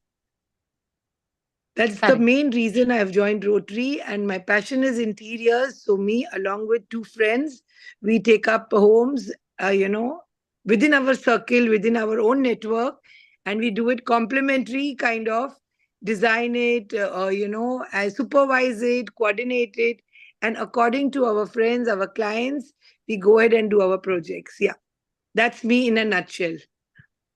Oh, that's not a nutshell for you. Tell me something about what uh, project you are doing currently for the underprivileged or old age. We want to Uh, know about. I'm associated with a shelter. It's a Aruna shelter in South Mumbai, and they have rescued girls from the red light area and have harbored them there. They are studying there, and they are away from that violent and abusive environment. So these little girls are not allowed to go anywhere. They study in a nearby school associated with this NGO and are taken care by the Salvation Army. Also, there is an old age home run by the same NGO and a counseling center. So I am regularly visiting these children because they are very low in self confidence in terms of exposure. And I go there to teach them. I go there to, even our Rotary basically is doing a lot for them in terms of sponsoring birthdays, field trips, and whatever we can. I'm also associated with a lot of other NGOs like St. Jude's and the Deaf and Dumb School, which is not listed on the Rotary. So I'm doing this NGO work round the clock. I go to these places. There is this cancer home called Apna Ghar. They provide shelter to these cancer patients who have nobody in Mumbai. And we are Sobo Rotary plus another NGO that I'm connected to. We visit them. We have music therapy sessions there. We give breakfast to them. We are doing a need assessment with all these NGOs, and then accordingly we take a call what we should do and provide for them. That's great. So according to me and according to you, what Seema ji and everyone, how can we help each other in the Rotary? Or they have also said that they want something with the menstrual pavitra, whatever things, what we can connect. We can How can we call connect? them for a talk show so that they can throw light on this, or they can visit these NGOs where there are these underprivileged girls. There is a shelter called Urja in Mumbai. It's rescuing these girls who have run away from all over India. See, Mumbai is a very attractive city for everyone. So then they want to run away and they want to make their dreams come true, or run away to Mumbai if they're abused at home or forced into something that they don't want to do, like a marriage, or you know whatever they are going to domestic issues there. they flee from their city and they're rescued here by cops and they're put into these shelters. So we are connected to the shelter also. We go, we talk to these women, we give them, workshops, counseling sessions. We have a big team in Sobo, right, Hiral? So all of Yeah, us are doing this good work. Yeah, yeah, on different days, different timings.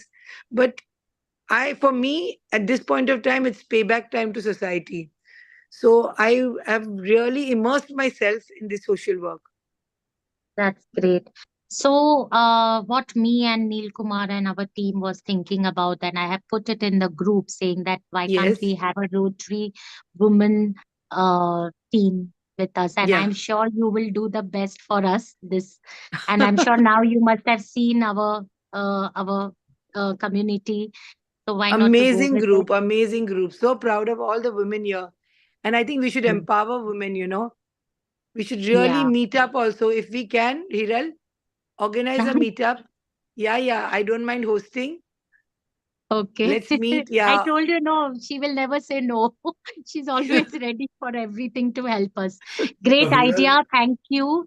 So Yeah. Hiral, from what she's suggesting, we can organize a Zoom because you can't meet in person as people are in different country. They're in Thailand, Philippines, Kenya, Uganda, Africa, India, America, shortly Mauritius. You will see them, Gayatri and Saiksha. But we can connect via Zoom or as a group, and then later when we do retreats in India or Kenya, we can also meet up in person. And Fatima, as you say, it's a payback time. It's a Yes. time to share the wisdom with other people in the society.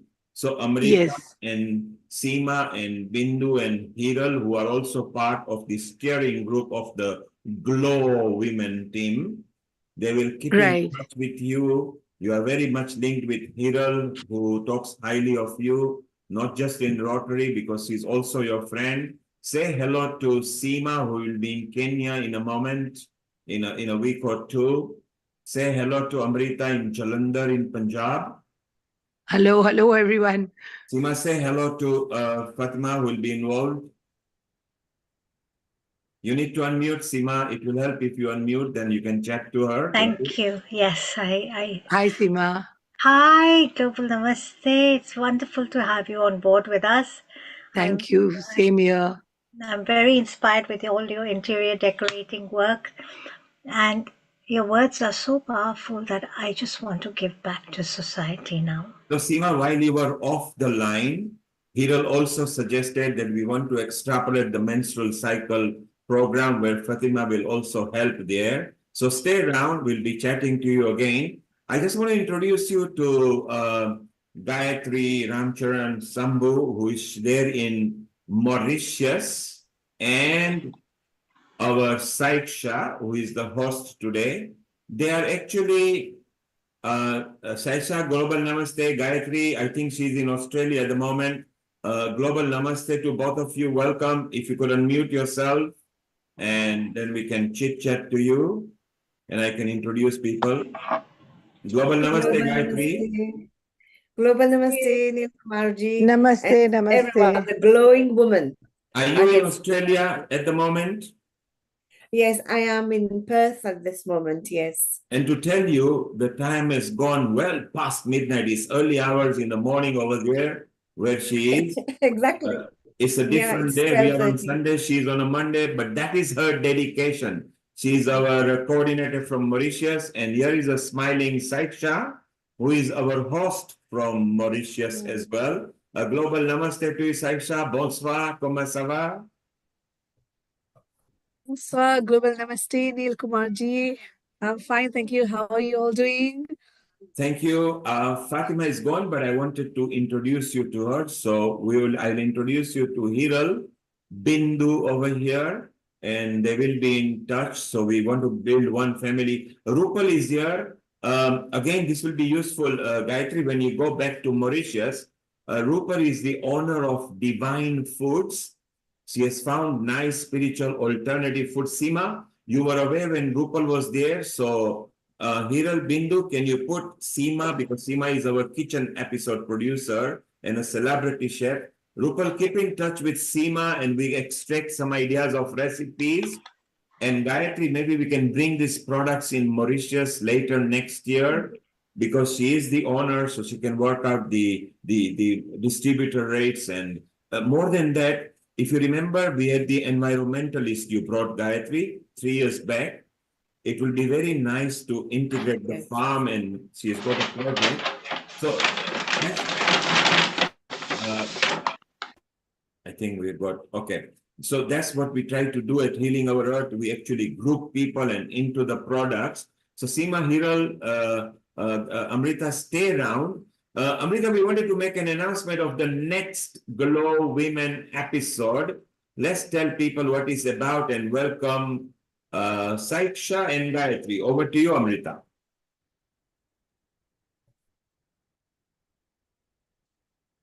Okay, she needs to unmute. So what we want to like to say is that the next Glow Women episode will be produced by Gayatri Sambhu and our Saiksha. Saiksha has lost the signal. And that will be on September the 18th. So congratulations to Gayatri and Saiksha that they are going to be the next hosts for the and the producers for the next episode, where Gayatri is going to bring human values. Gayatri, let's start with you telling about human values, and then you, Saiksha and Amrita can chit-chat. Over to you, Gayatri, in Australia. Yes, global namaste, and thank you so much for giving us this opportunity, Neil Kumarji. All of us coming together, and especially from different parts of the globe. Thank you so much for giving us this opportunity, Dr. Amritaji. And definitely we've met Seemaji, Fatima, Hiral, Rupal. It's beautiful to hear so much you are doing. And it's at least we have Neil Kumarji who has given us the opportunity to know what you're doing in the different parts of the country, of the world, and bringing your contribution. And that is amazing, really amazing. And it deserves our tribute and our admiration. And really you glow. Yeah. And of course, this platform as well is giving us the opportunity to this networking. And hopefully, as Anil Kumar just mentioned, on the economic part as well, entrepreneurship and spirituality, all these networking among women will bring strength. Why I'm coming with a woman? Because I wish to bring something very special, like women do a lot, do so much. But I mean, Neil Kumarji, he is exceptional. But sometimes women do a lot but are not being recognized. Many a times. They do so much, but hardly people know about it. Hardly people will promote. Hardly people will encourage. So at least in 2024, and Neil Kumarji has been doing so much for all of us. Thank you so much. And then we'll try our best to make it happen and bring this unity among women. Yes. Okay. And I think Saiksha apologizes. In fact, she has lost her voice, but in fact, she's trying to connect, but she's having some problem from Mauritius just now. Yes, yeah. back. We've lost, but I think she's coming back again. She's she's here. Yes, Saiksha, you need to connect your audio. She's connecting her audio. So Gayatri, while she's connecting the audio, Amrita, let's tell the world about our Gayatri. Gayatri is also accoladed by the government of Mauritius. She has got what we have in United Kingdom or in India, it's like Padma Shri. In UK, it's like MB and OBE. She has got the local recognition over there. She's a lead for the project Hope, which brings human values. And for the next episode, which the Saivani, Saiksha, and Gayatri will be producing, they want to bring out the best of human values in the women, so women can help the men, as Gayatri said, that women are either equal to men or slightly better, but not equally recognized. And that is what Healing Our Earth in the GLOWomen wants to do. And Saiksha has lost her signal again. So that's fine. We will be here. So Gayatri, tell us first. I'm very keen because in pandemic you used to bring the project hope. In fact, you bring to hope to the people. And Amrita, you are very close with Gayatri as well. First of all, you can introduce her in your style, then chit chat, and let's tell people about the next women episode. We are very keen that the women organization will be running on its own from next year. So Amrita, your thoughts and the project that Gayatri wants to bring as a human value. Thank you, Nilkumar. Gayatri ji, very warm welcome and a global namaste to you. I fondly look forward to you to see you in every episode, but especially in the women episode, because I think women episode would be incomplete without you, because you have lot of other things inside you, being a mother and a professional lady. You have been doing a lot in Mauritius related with not only human value projects, but also with social service, as well as helping people to find the real truth of humanity on different grounds, as well as you're also linked with so many religious organizations, social reforming groups, as well as NGOs over there.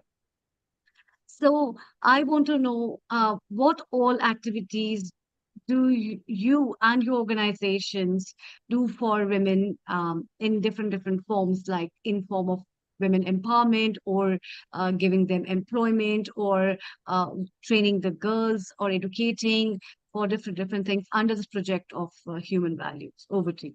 Thank you. Thank you so much for this introduction. आप बहुत सुंदर लग रही हैं. I want to say in Hindi. Oh, thank you. Especially your henna. Can we see another henna? nahi. Tomorrow there's a performance. Tomorrow is what? There's a dance performance. Dance program. You're going to perform. Yes. Good, tomorrow. Oh, so please tell us about it. What kind of dance program are you going to perform? And then you take up the question. We'll keep it as a surprise for next week. Okay, Janmashtami right. Then we're going to Janmashtami. I'll try. Yeah, Janmashtami will come we'll give a 5 minutes. So it is said that the local language basically has a lot of truth in it. So I could not resist, and I had to say in Hindi that bahut sundar lag rahi hai. You got this. You see, women also, they can observe even the details. Even men sometimes they can't see. Right? You see? Yeah. Excellent. Yeah. So, Saiksha, you're back. I'm so happy. We have Saiksha as well. Yes. Yeah. Hi, Saiksha. Hi, global namaste, Amrita ji. Global namaste to namaste. all the glowing women today for the most special episode about women. Saiksha, I want you to meet Bindu and Hiral, who are the episode producers of this episode, especially from Mumbai. And we have Neha Singh. Also, she is a TV guest as well as a writer. I want you to meet Rupal as well, who is the owner of Divine Foods. And we have so many ladies, Lata, as well as so many ladies who have joined. And let's continue up with our discussion of Seema ji is back with us. So let's continue with the discussion of what makes things so special and what is happening in Mauritius. So for the time being, yes. Yeah, Saiksha. Hi. Yes. Hi, all the women. I'm so happy to be part of the program today. I'm so happy to see that you're so beautiful and glowing and shining in your lives and making the whole world and making all the women proud of being a woman. From the kitchen, in the workplace, and in all the professions, we have always excelled. So the women keep shining. Yes, Gayatri ji. Please. Yes. So Yes, when I would she like to said share the from the PowerPoint kitchen, because my mother has a PowerPoint presentation. So I'm going to share it, yeah. and then she can continue with Just the a moment, just a presentation. moment. I'll say a few words before I'll tell you when to share. In Yes, fact, sure. when she said from the kitchen, we have to have a special prayer for the woman who is in the rocket. Remember, she's in NASA. Yeah, has she come back? I remember I was just watching yesterday. Not yet, so we have to think about her and all those who are doing so much for us, but sometimes they are बोलते हैं हिंदी में वो इतिहास के पन्नों में वो गुम हो जाते हैं या वो we forget them. Yeah. So these are the people. In fact, what we do in Mauritius, everybody is doing the same. I know all of you, I've heard of you. We are all trying our best at the level of the children, training of the children to get them the parenting with the mothers, with the women, and with the counseling, and then with the old age people. Nowadays, we are also focusing on the the senior citizens. Especially, it's not that the parents, the adults, children want to leave them, but the work has become in such consuming the time of the young adults that they hardly have time for themselves. So they need to send their parents in homes. All right. So at the same time, we do go and visit them, visit the parents, because as Neil G mentioned, the Hope is one of our main project, which is going on nowadays, which means HOPE, honor our parents every day. So from children, as we grow, we still have our parents, okay? So we'll still remain a child for our parents, even if we are adults, okay? So we do go with our children, with other people, with youngsters, to make them understand the role that parents played in our lives and their duty towards us, of course, but our duty towards them, because they deserve our love. They don't need much, but they deserve our time, a little attention, a little touch of love. Okay, they don't need valuables. They need our values and time, right? So that is one point. Secondly, we run our academy, like Saiksha mentioned. It's the EHV Star Academy. The children, Saivani, Saiksha, and the whole family, we run it. And that is also with the dynamic parenting. And we have the leadership program. In fact, these are the two parallel programs going on, leaders, because today, where the world has reached, we have reached a point of time where the world do not need very, very intellectual people, because highly intellectual people are creating sometimes, do not generalize, but many of them are creating havoc to the world, destroying, ruining, hacking, cybercrime. So many things are happening, not by farmers. It's happening from the high-tech people, even the, as we say, the artificial intelligence. Yeah. So at the same time, the leaders that we have to choose today, I think you all know, the leaders should come a woman. Even in the UNESCO, even in the United Nations has been mentioned, if we really want peace in the world, the woman should be not kept aside now. We must bring in the forefront at the highest leadership position, women, because women have already, they have been gifted by so many values. So I want to share one of the programs that we are running, like the Women Inspiring Leaders. They are inspiring leaders. And yes, Saiksha, you can share it for me now. And I would like to ask you, have you heard of a lady called Jhansi Ki Rani? Yes, sure. Have you heard about a lady called Ahilya Bai? Yes. Yes, Gayatri, they are very famous. Amrita, one or you other, please respond. Unmute yourself. Over to you. Thank you. Yeah. So Ahilya Bai Yes, is yes. one very, very famous lady, but not been given her so much of acclaim to the world.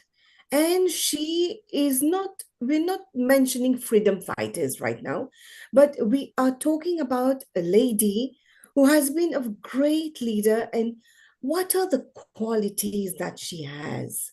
And how she exhibited, or she worked on that, and she brought, Hinduism would have not survived through the millennium without this lady, Ahilya Bai. So I will ask the permission to share the PowerPoint, just a few slides, and then we'll go back to and you will see all of you having those qualities. So we all who are here, as Neil Kumar ji is saying,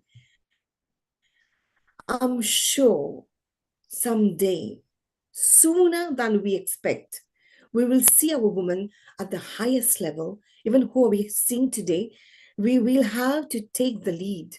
The youngsters will have to take the lead of the nation, of the society, because peace is not going to be brought by, I'm not saying men, but it's going to definitely be brought by women. Yeah. So Saiksha, can we have the PowerPoint, please? Is she there? So Gayatri Saiksha is Yes. struggling with the signal. She is not constant signal, so she's off at the moment. She will come back in a moment. But I have this here. Can I share it if I? Yeah, you are a co-host. Yes, please. You can share. Are you getting it? Can you see it? So if you go to the green button, bring it on Yeah, your screen, then share the screen. Yeah, I did it. I Here think it she's having. is. I'm sharing it right now. Yes, we've got the Can you screen. see? Now let's see. Yes, we've got it. Yes. Oh, We got thank it. you so much. And if you maximize the screen, so you look near the cross, there is a, yes, beautiful. Yes, perfect. You Oh, don't thank need you. Saiksha, Gayatri. It's I did beautiful. it. I did it. Even at the time, obligations, it has to happen finally. Yes. So women inspiring leaders, the architect of the nation, all of you, and peacemakers, fountain of human values. All right. And as we mentioned here, the Queen of Malwa, who rebuilt temples which were destroyed by invaders. Just in a nutshell, this Ahilya Bai Holkar, she ruled Malwa for 28 years, right? During the 18th century. Can we see, as you can see on the PowerPoint, she built many temple, ghats, dharamshalas across India, including from the north to the south, and Hinduism survived through millennia because of heroes like her. So, yeah. So this Maharani Ahilya, this legacy, that's why I say, what did she have? She was remarkable, as you can see, beckons of the devotion she had, the passion, compassion, leadership.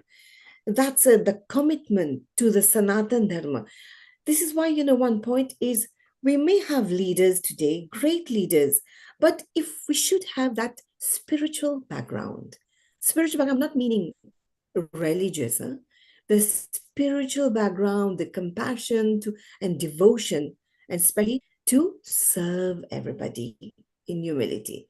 So this brave queen, a proficient ruler, erudite politician, 31st of May to 13th of August. So just now, she passed away in August. And you can see as well, she could devote her time also for prayers. Sometimes we do say, oh my God, we do not have time for prayers. But a true leader should have time, whether go to the mosque or we go to the church or we go to the temple. It's very important to have this background of spirituality.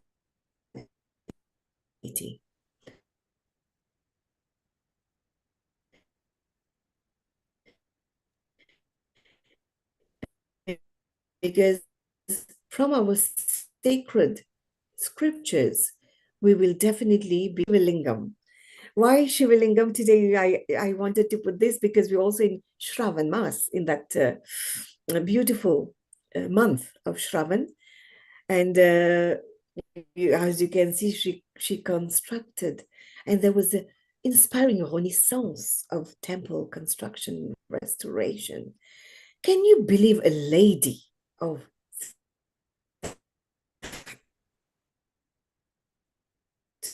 at that time, not a small Mauritius, which looks like a district, but for whole India? How could she do it? This is what, let us gather, let us try to find out what did she, what were her attributes, that if we, our leaders, our new women from the new generations, coming generations, if we can empower them with these types of values, definitely the world will come to will have a change, a positive change. And as you can see, that she was studying and she was promoting the Dharma Shastras. Yeah. And she was a guardian of righteousness. So women, we are also sometimes being called, we are Dharma Patni. We call ourselves, I mean, people call us Dharam Patni. It's beautiful. Very, of course, we know Dharam Pati, but Dharam Patni all the time, we do. Listen, and her patronage of scholars and pundits, she was encouraging to have these type of workshops and programs to promote the spirituality. And as we mentioned last year, we were there in Indore. Beautiful. We visited so many places, the sacred journey, she was supported pilgrimage. So it's another aspect, a woman leader, we can always embark.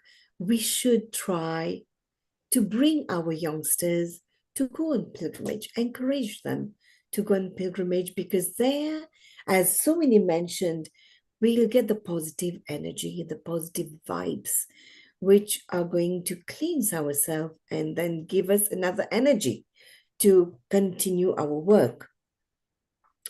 And she also, initiated women entrepreneurship. And as you can see on the left, the handloom weaving Maheshwari. Yeah. And she encouraged the social welfare and charity. Compassion was woven into every facet of Ahilya's rule. Yeah. So compassion, because we can see sometimes people say, oh, we should rule with our mind, not our heart. But I don't know. I do not really believe in this. I think the mind should consult the heart. This is values, If the mind consults the heart, definitely we will use our vivek. Vivek means our power of discrimination to good, not only for us and our family, but good for others as well. So that's her benevolence radiated particularly towards widows, orphanages. I mean, she did so much, this little lady, and she was a widow. That's incredible. Sometimes we say somebody, a widow, or we lose a child, and he lost also his son, but still she continued. She persevered. She forged ahead for her country. So these attributes is so inspiring that maybe if we teach, we tell, we relate to our youngsters, and especially the women, because if women of 18th century could do that, in 21st century, the women are even more capable to there's no limit to what we can accomplish now. So Ahilyabai Holkar's reign remains a golden era marked by her dedication to Sanatan Dharma. Eternal, okay? It's eternal. It's not only for Hindus. This Dharma. So remembering this legacy of one of India's finest ruler leader, spiritual leader, administrator is our duty, our Dharma. The forgotten, brave, inspiring, fine women leaders of India. So this is, in fact, it has given me so much of inspiration that even when I'm not well, even anything happens, I drive my inner power, my energy, driving, invoking the energy inside, the spirituality inside to continue. So this is how even to, is it like this? Is it okay? I'm back. Can you all see me? Yeah, Okay, your okay. screen still It can, sees the PPT. It shows. Yeah. how can I get rid of the screen? If you just stop your Stop screen sharing. there, Stop sharing. keep on talking. If you can't, I'm just going to help you in a moment. Okay, Don't worry. all right, okay. So I was just mentioning that whenever I feel I'm having some issues, problems, challenges in life, I see if those people at that time alone could achieve so much, and not for themselves, but for others. So this has been our driving force in Mauritius. As Nilsa, even I'm not well, but I'll still try to catch up. Saiksha lost her voice completely. In fact, I was telling her, will you be able to come? She said, yes, I'll try to. So we're trying our best, our small break, our small contribution. So in our small country, and now, of course, with the countries that we go, we try our best to share through workshops, through training, and not only to promote or make or train people to become a good mother. Of course, we have to be, because the first teacher is the mother, but at the same time, the mother can become a leader. And not only leader at home, not in the profession, at the office, but also for the nation.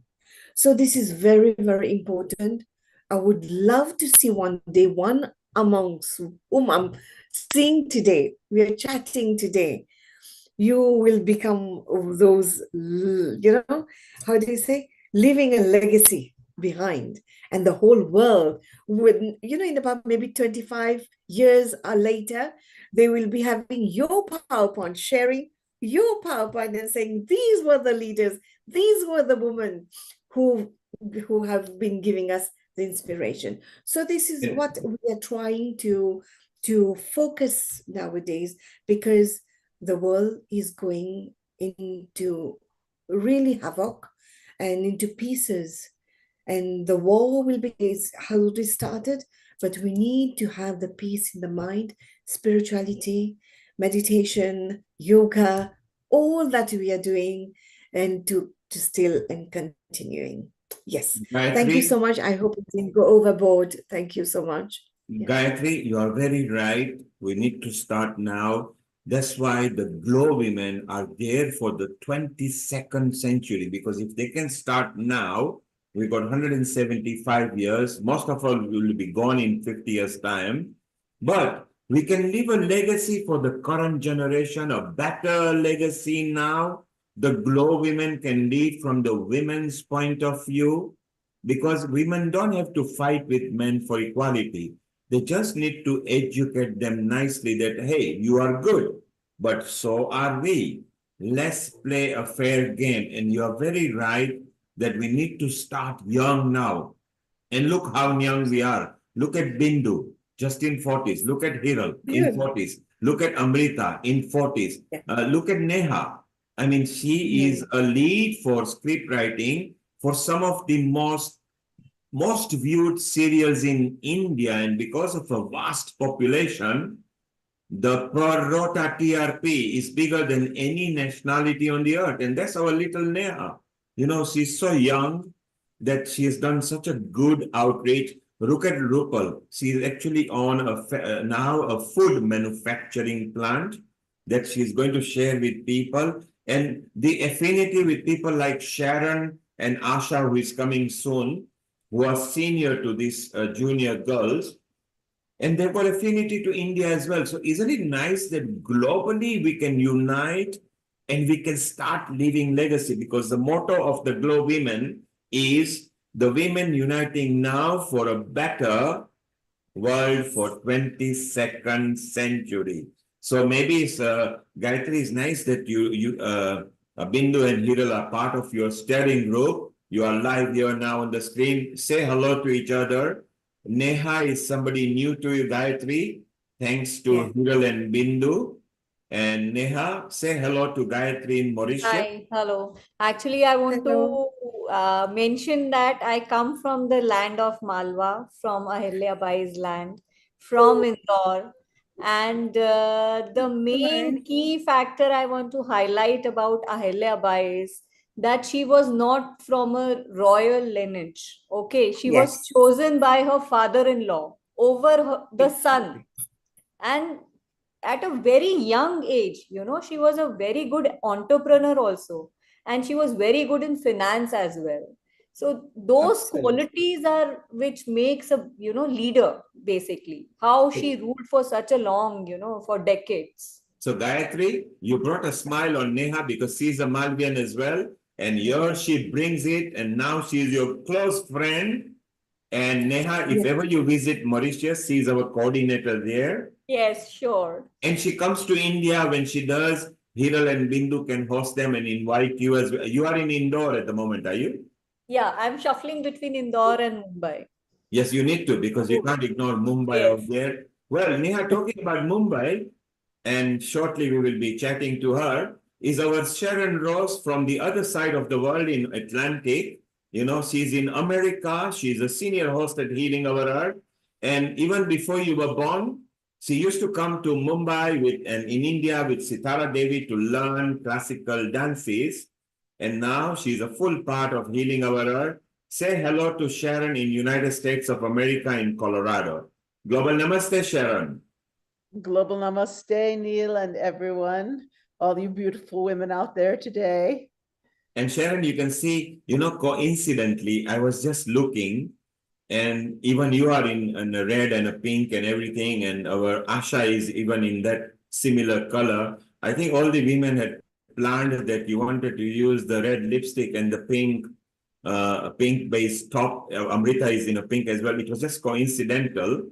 And sitting in our gallery, we've got Seema, we've got Roshni, and all you women, you carry so much aura, so much energy, that if you could just unite, help each other, lift each other, promote each other, then there is a hope. And talking about hope, for the next few episodes, the next women episode will be produced by Gayatri and Saiksha, and it is hope to bring the best of human values. So before we start with you, Sharon, and take comments from others, and all the ladies chit-chat, will be chit-chatting in 15 minutes again. Sharon, let's remind people what's happening over the next few episodes, and so people can join appropriately. So here it goes, Sharon. Here we go. Hare Krishna, Hare Krishna. Next week, Janashtami special. Celebrate Krishna. Joyful devotion, embrace the divine melody. This is a wonderful episode full of joy, full of celebration of our beloved Krishna. There'll be songs and dancing and stories. So please join us Sunday, the 25th of August, 2 p.m. BST onward. Kirtan and more. Then one of my favorite episodes, Integrated Health on Sunday, 1st September, Transforming Healthcare, free global online session. We're going to go all the way from every kind of allopathic and alternative healing modalities, bringing in Qigong and yoga and so much more. So please join us for this wonderful session. And the Yeah. next two sessions, Amrita will tell us more about it. Amrita, tell us. Yeah, on 8th of September, we have body and joint aches episode, which is specially dedicated on issues related with joint pains, arthritis, musculoskeletal issues. So we have uh, our well-known chiropractor as well as our host, Dr. Lalit Soda with us, who will be producing this episode exclusively for body pain and joint aches at 2 p.m. British Summer Time. Followed by 15th of September, which we are looking forward, produced by Gayatri Ji and Saiksha Ji from Mauritius, the GLOWomen episode dedicated on human values, the Hope Project, which will be again broadcasted to various partner channels at 2 p.m. British Summer Time. Thank you, Sharon. Thank you, Amrita. So it would be nice to include other women. And today we made so many nice contributors who have agreed to do various Project Farm. Rupal is going to. So Amrita, you were away. You need to introduce Rupal to Dr. Sudhir Sharan with the Project Farm, because Rupal is involved with Farm as well. So Dr. Sudhir Sharan, Amrita, you need to introduce to Rupal, so we can take the Project Farm further, and then keep Gayatri in a loop, because we can bring it to Mauritius and other farms as well. Sharon, you will be also looped, because you are going to be in touch with Dr. Sudhir Sharan when he comes to America. Rupal is in Mumbai here. She is the owner of Divine Foods. Again, is something we can explore distributing in different parts of the world. And that's the beautiful part of healing our earth. We network, we unite, we promote, we combine, we help, we exhilarate everybody, because it is about we, not about me and mine. It's about we together. And shortly, Asha, keep on smiling. We are coming to you. You are a wonderful soul. Sharon talks very highly of you. Seema, you have got a comment to make. So over to you, Seema, before we go to Asha and Sharon. Yes, I just want to say that I'm aware of Rupalji's brand, Divine Foods, and your portfolio of products is most impressive. And Rupal, Seema is the kitchen head of Healing Our Earth. So she is a celebrity chef in the cruises. If you were in Hong Kong or somewhere, you'll have seen her on the cruise liners. So she will connect with you and explore ideas with our kitchen experts. You're going to go to Kenya as well. If there is any probability, we can start things for next year. At Healing, we always plan well in advance. So Rupal, say hello to Seema. Seema, you already know Rupal. Hiral and Bindu will loop you in with Amrita. Amrita, you will loop with Dr. Sudhir Sharan. We want to explore as fast as we can. Smiling is Roshni Senaz over there as well, who had a very, very tough time in her journey. But from the tough time where it was oblivion, she rose just like our Bindu, and today she is a healer. She says very simple thing: don't give up, because at the end of the tunnel, the light is definitely there. Neha, who is here over here as well, very young, is a very successful scriptwriter. Maybe she can scriptwrite some of our women empowerment episodes that we can go on OTT platform. So there is no limit to what we can do together. So Bindu, Hiral, you have done a superb job. Saiksha, Gayatri, we wish you all the best for the next episode. You're not alone. The whole team is going to support you. And I think we need to bring this panel back again. And then later, when we have a Facebook forum where every day you can take some subjects, you guys can run on your own. And please keep on glowing, because as you women glow, the humanity will glow. That's why the name GLOW has been chosen. So let's listen to what Asha has to say for a while. Then we will panel chat again. Global Namaste, Sharon. Our Sharon is our senior host at Healing Our Earth. She is a quantum chi producer. She produces very nice videos and also does live events. She is a classical dancer herself. She has got more than, I shouldn't be saying, but more than 60 years worth of experience. I'm giving her age away over here. She doesn't look that old. And Asha is a very close friend. Asha has got multifaceted talents, but she also does retreats. So Sharon, please introduce Asha and chit chat with her for 10-15 minutes before we bring the panel on. Over to you, Sharon. Thank you. Global namaste to you all. I am delighted, so delighted to bring my dear friend, Asha Deliverance, on today, who's an extraordinary woman in so many ways, deeply spiritually oriented, has studied Vastu, so you all know what that is, and is the creator and owner of a company called Pacific Domes that has, she's also a midwife, she's so many things, so many wonderful things that she's brought to the world. And her company, she was the creator of these, you've probably seen these kind of geodesic domes all over the world that have helped to house people, have created events, so much more. So it's just a joy to have you with us today, Asha. Thank you, Sharon.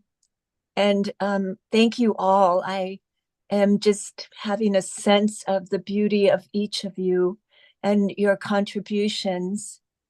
Are you able to hear me clearly? Yes. Okay, yes. good. Yes. So yes, thank you, Sharon. And I first want to say that one of my main roles in life has been to be a mother. I gave birth to 7 children, all naturally, some in quite the wild way. And I was also a midwife, so it was very much a part of what we would call, they call the woman's job, but it is everyone's job to nurture this world and to truly nurture it. And once you have raised children, all of you who have, understand that every child becomes yours, and you become aware of our infinite capacity to nurture the world in every way we possibly can. And I'm certain that's why you're all gathered in this beautiful group you have created. Sharon, I'm just always amazed with her. First off, you certainly don't look like you've been practicing dance for 60 years, other than that you look eternally young from it. And I'm just impressed with you and everything you create. So yeah, our domes are all over the world. We have many people manufacturing the similar, like, domes that I make. The inspiration came from our company. And so we are able to house the world with the least amount of material, the smallest package to ship, and yes, yet the strongest structure known to man. This was designed after the geometry of space-time. And Buckminster Fuller was an amazing, brilliant genius of the last century. And he actually was considered one of the top 80 people of last century. And I was able to study his work. I was born 60 years exactly to the day after him. In Chinese astrology, that's probably an auspicious date. And anyway, I definitely took on his work and have been spreading what I call domology around the world. And, we bring domes into relief, when there's refugee camps for relief work, when there's catastrophes. We bring the domes and they become Grand Central Station for the school, for the meetings, for the warehousing, for the food, for every possible need that that community might generate. And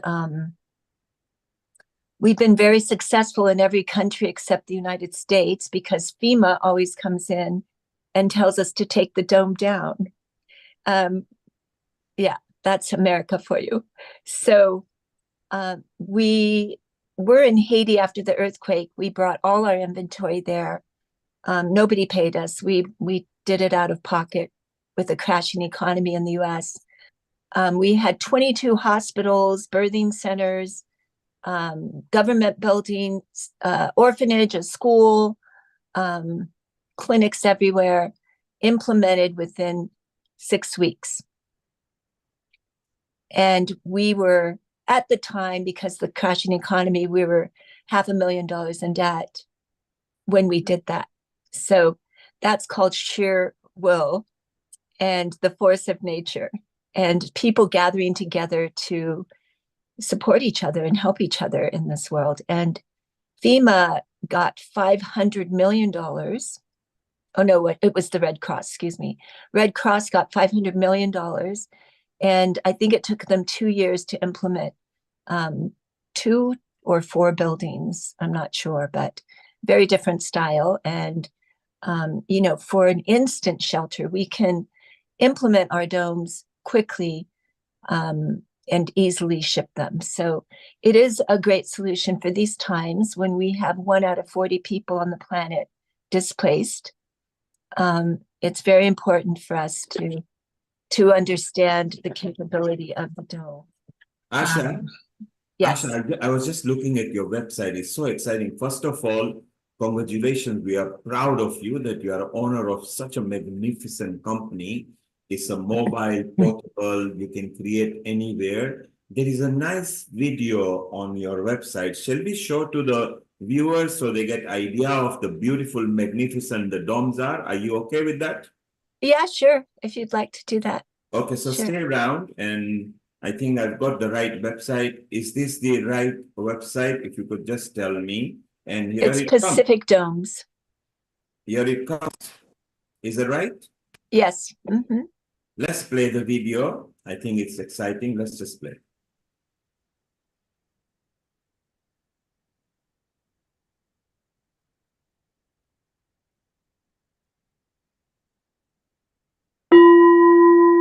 Welcome to Pacific Domes.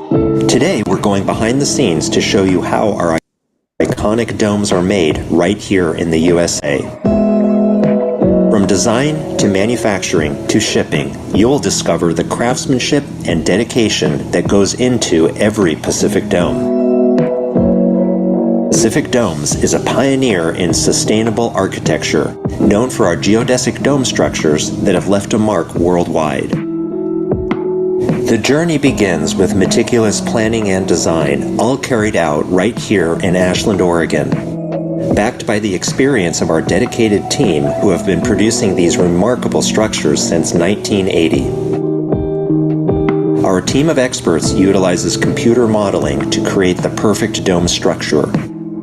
Once the design is complete, we take great pride in sourcing high-quality materials from within the United States, such as our steel tubing and architectural fabrics. Inside our facilities, these materials are transformed into the incredible Pacific Domes you know and love. Assembling a Pacific Dome is a work of art, skillfully crafted by American workers who carefully manufacture each part of the dome, paying close attention to detail to ensure structural integrity. Pacific Domes offers numerous advantages, and being made in the USA ensures the highest standards of quality. From their incredible strength to their unique and visually appealing designs, Pacific Domes are a testament to American craftsmanship. Pacific Domes are not just structures, they're a testament to innovation and sustainability, and we are proud to manufacture them right here in the USA, delivering quality and excellence every step of the way.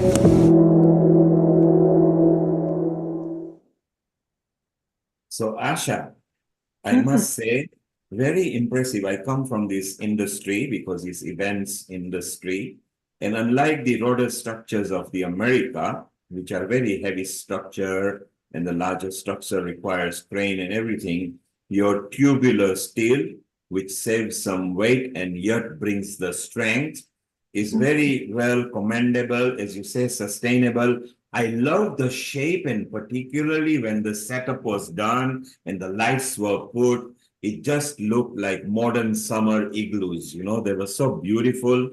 They were so nice. So first of all, we are very proud of you. It's something beautiful. I think we should explore from a business point of view to maybe India, which is now the most modern place on the earth at the moment, simply, although China and Russia spends more money, but because they cannot be reliable in dealing, so you've got no choice but India to look at for next 30 years. So Sharon will put you in touch with me and we will guide and see who we can talk over there. The important part is, Asha, I love the style of the domes, because you see, like normal marquees, you know, and the marquee structures, the gazebo structures, which are very small, and larger marquees, this one gives a better shape and not a boring, just a plonk of a marquee. So well done. Congratulations to your team. It's so beautiful and so nice that you've also got spiritual touch to your business. Yeah, thank you. Thank you. And if you go on YouTube, you'll see videos. You just type in Pacific Domes events, and you'll see, type that Pacific Domes events and projections theaters. We make large projection theaters as well for people who want to create immersive environments. And our hope and goal is to implement light, sound and light healing into large domes all over the world. And so we're working on a project to do that as well. And I would love collaborating in India very, very much. We have been approached many times in India. I've met many people and never actually been able to ground it completely there, but a lot of interest. And I even was asked at one point to help with, to resurrect the Nalanda University, because I have a large passion for the Vedic physics and the Vedic studies. I was basically born with it. And so I think I'm an incarnated Indian over here in America, because maybe it was a little easier for women to get stuff done over here. Believe me, being a woman in business in America is not, you know, I'm here by the grace of God because I have had so many young, enthusiastic boys come into my business. And of course, I'm a nurturing mother, and they assume they can just take the cookies from the cookie jar and go off on their own adventures with them. And so I have many competitive companies all over the world from these various boys. And Sharon, I Asha, don't. Asha, I can see that you are dealing with principal companies like Sony, Pioneer. If you look at the screen, I'm showing some of your event and setup, which is so beautiful, and including the fun fairs and fairs. Yeah, that's Disney right there, the Cars movie, and yes, it's principal companies. So it's not just that you are dealing with just a local, it's international, and they are so magnificent as we can see them. I'm just showing so that when people watch the recording, they can see how beautiful the structures are. And it's so magnificent. And look at that. I mean, even customized, you know, customized printing is up there.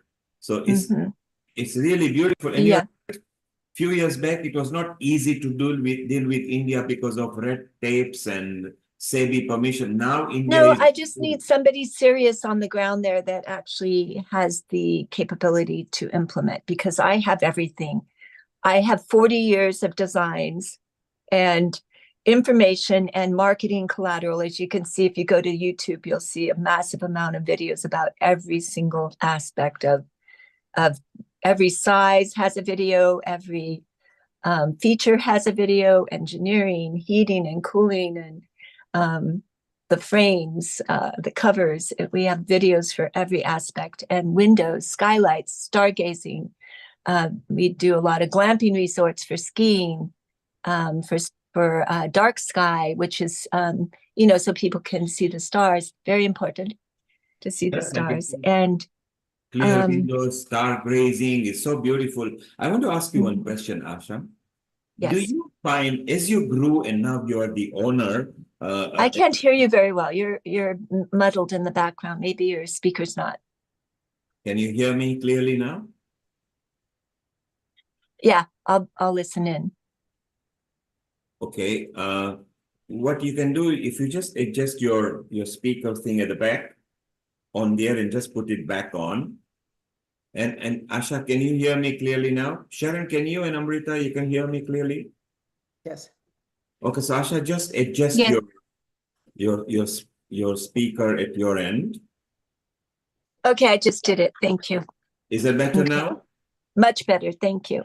Okay, Asha, so what I was saying, I want to ask you a question. You are a lady, a woman who is in charge of such a magnificent company because, like I said, very impressive. Pioneer, Sony are big companies world over, and you supply to them as well, together with some small organization. Did you find, was it competitive? Did you find inequality when dealing with men? No. Usually when I'm on a conference call with a bunch of men, I'm in charge. Because I know what I'm doing and I can guide the conversation very well. Men are fine to listen to me. The only place where I've had my son go instead of myself is in the Middle East. Okay, so that's just because of religious protocol and all those stuff. He takes care of our Middle Eastern clients, and we have a lot of success in the Middle East, actually. We've done some amazing events. My son was actually in charge of the heart of the World Expo in 2020. Wow. It's called the Al Wasl Dome for the 2020 World Expo. And my son designed and implemented the entire project. Let's go to the topical and women power empowerment. You said very clearly, when I am in a meeting, I am in charge. You said it with authority.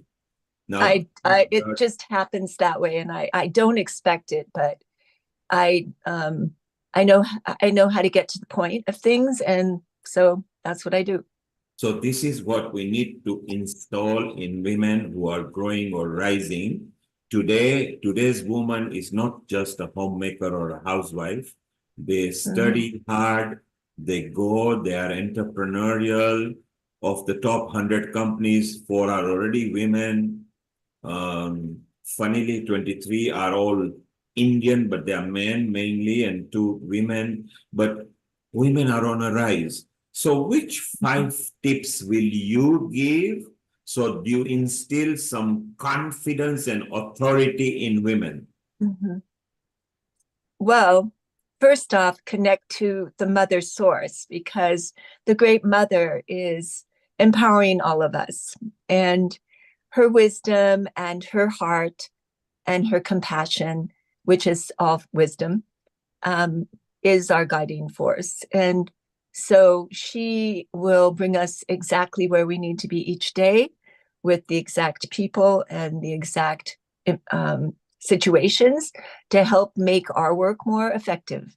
We all came here together to make this world a better place, to lift the 3D world into its heavenly reflection. And when we know that we're together as a group of people to do this, it becomes much more powerful. We are definitely unified with probably, at least 50% of the population as women.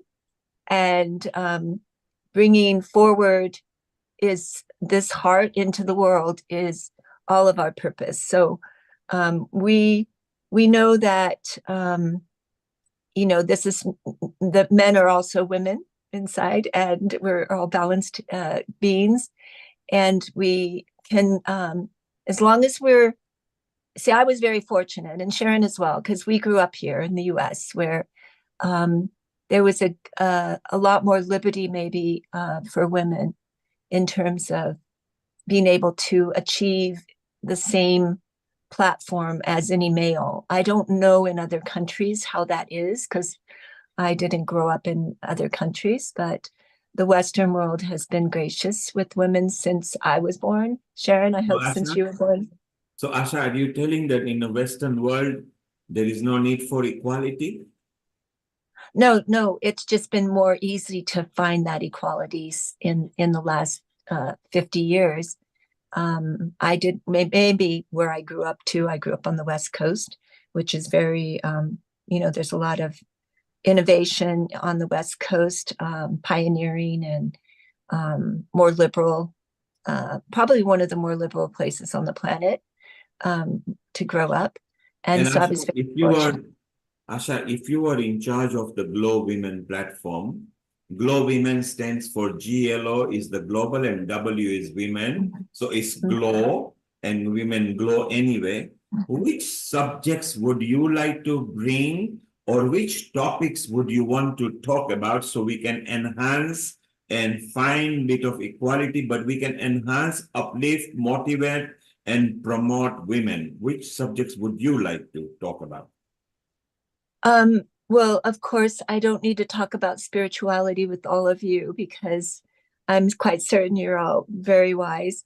I would go after agriculture.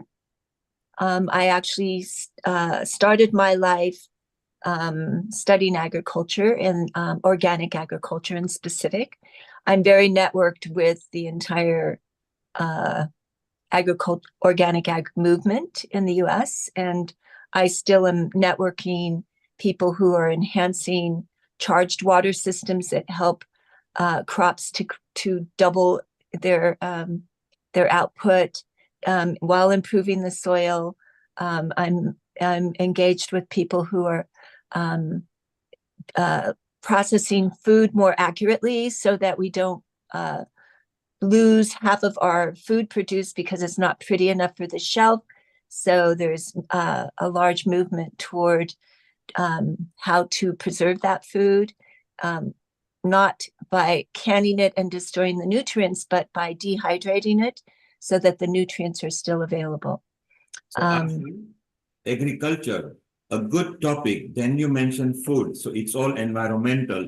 No wonder you love Sharon because she's so environmentally friendly. She grows her own organic food in the Creston farm. Sharon, I'm going to come back to you shortly. Asha, I want you to meet Rupal in Mumbai. She is the owner of Divine Foods, and she resonates with what you say. The kind of food she wants to bring in the earth are more organic and environmental friendly. Then I want you to say hello to our Dr. Amrita in Jalandhar. She loves environment and organic because she's an Ayurveda expert. And then it would be very nice to meet Gayatri, who also likes environment, and she's in Mauritius. So you've got different part of the globe people connected here. Beautiful, I love that. Rupal, say hello to Asha. She's here. You can unmute yourself, Rupal. Say hello. Yes, you are unmuted. Global Namaste. So Rupal, Amrita, Hiral, and Bindu will connect you in a group with Sharon as well.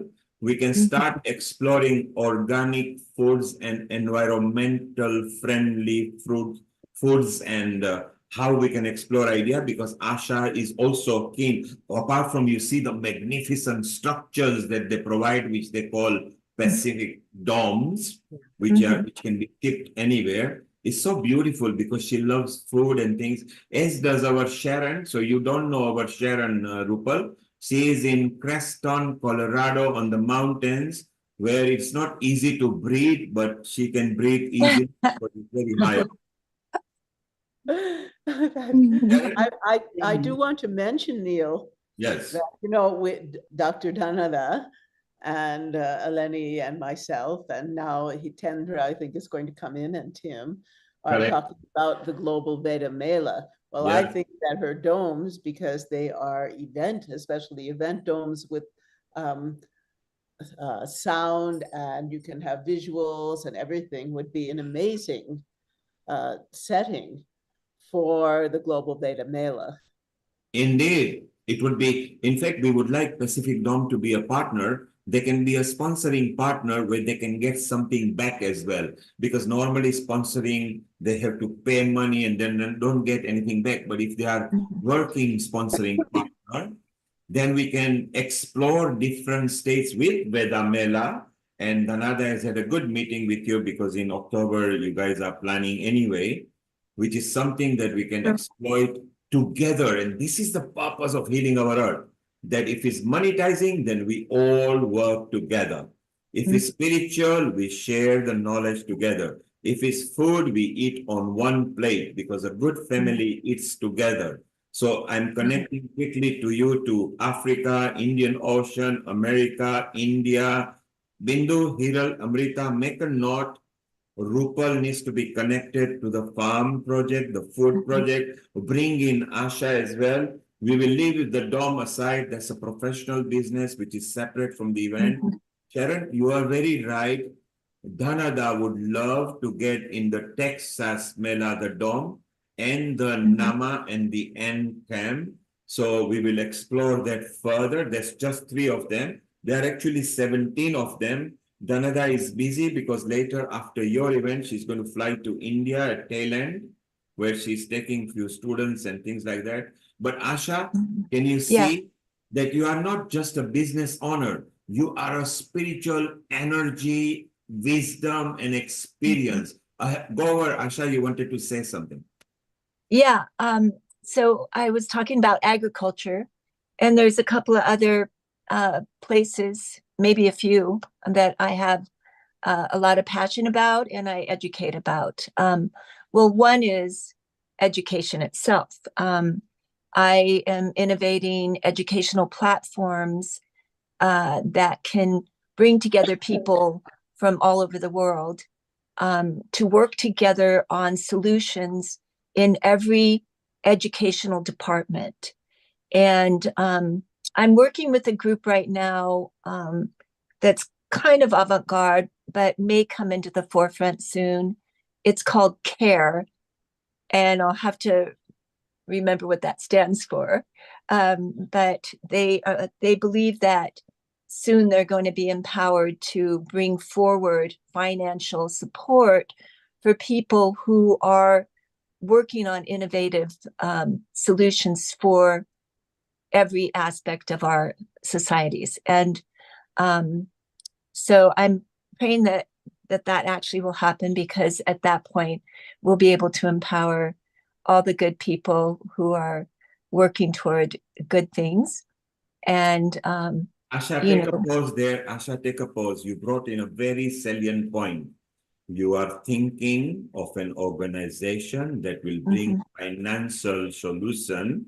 So all those people who are listening over here, if there are projects that is good for humanity, if there are projects that is good for environment, if there are projects that is good to uplift people, maybe within a year when Asha comes, it will be very useful, Gayatri, for you, because you've got some projects there in Mauritius anyway. Rupal, you are extending your project farm as well, so it'd be very useful.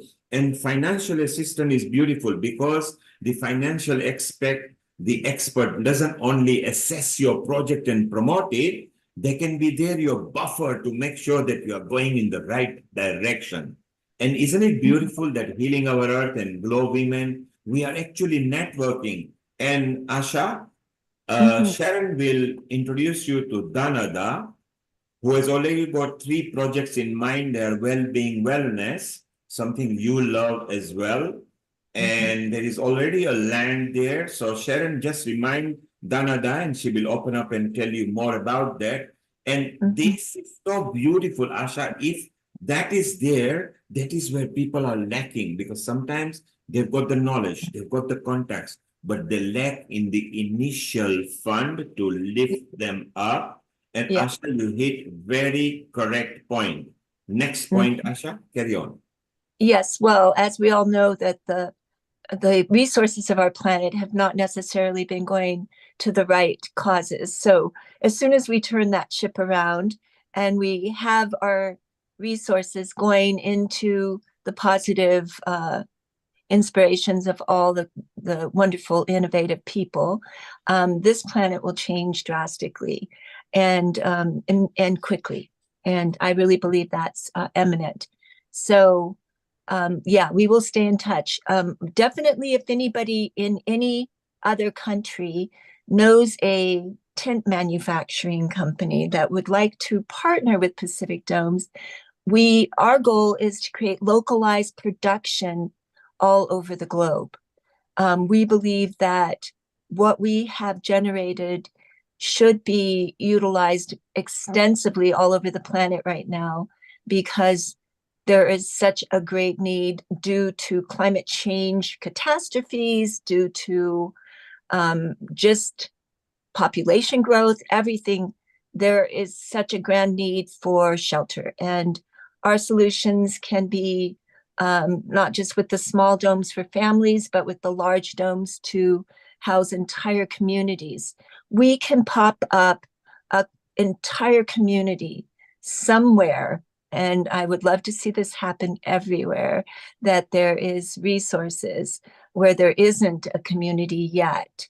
It used to take a long time to pop up a community, but with the domes, we can pop a community up in a matter of few months, and an entire village can start to.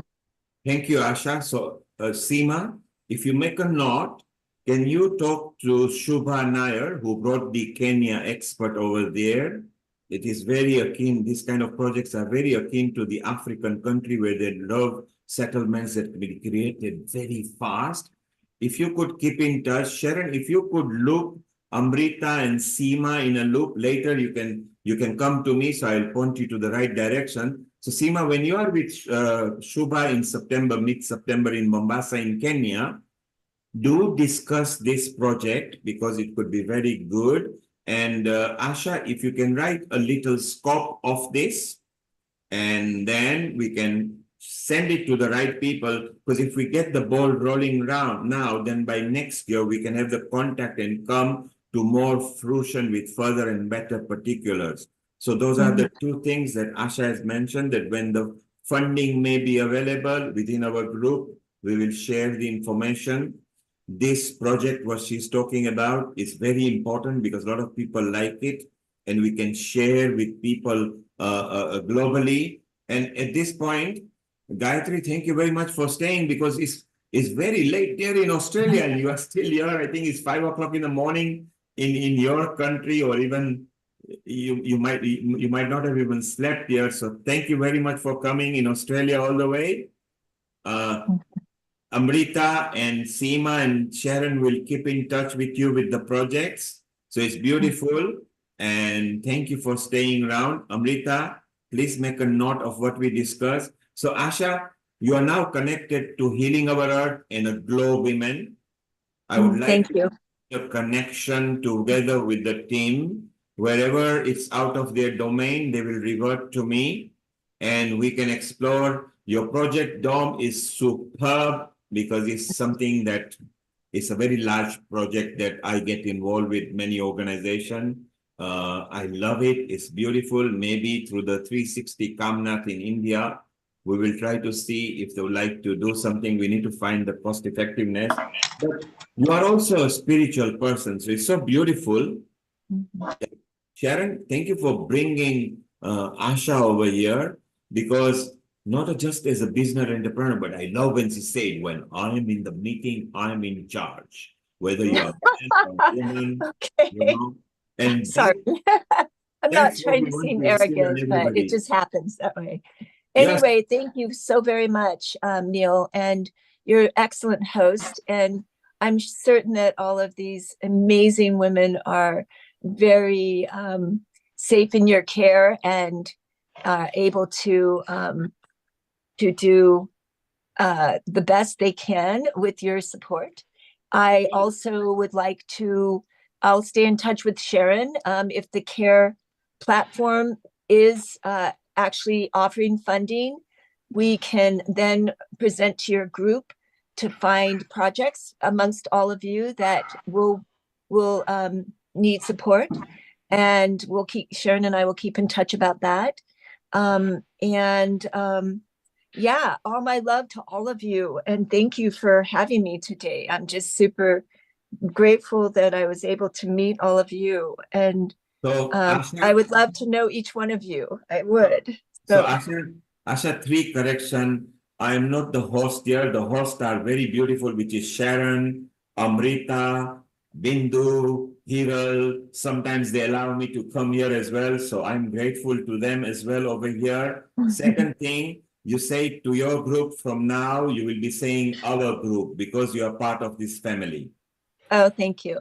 So this is your group now. You're not just member of Healing Our Earth. You are part of GLOWomen, but there are other sectors that you will become a part of. So Sharon will loop you with Seema, Amrita, and Vaishali. They are the super admins. And then Bindu and Hiral will be there. If ever you go to Mumbai, here are the two gorgeous ladies. And now we got Rupal as well. So you can get food and chocolates as well.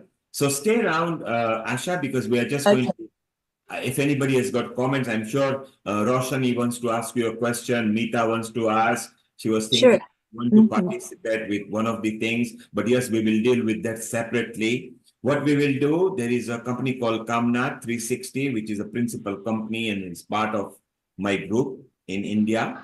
So we will talk to them. They actually deal with the structures. And Roshani, unmute yourself. Rupar, unmute yourself. Hiral, Bindu. So, Rupal, let's go with you first. Have you got any questions for Asa Deliverance? No. You I are just happy? love her line. You What love her language. the one what she said that something she said that where she is, He is she in charge. she's in charge. That So, really touched me, and I'm really going to work on that. so Rupal, when you are, because you are very senior and you are an owner of your group, when you go to the meeting and if any man bullies you, you connect Asha and she will come as your ad hoc committee member, okay? Amrita, over to you in Punjab. Do you think we should bring Asha to Punjab and then she can maybe tell the men what to do?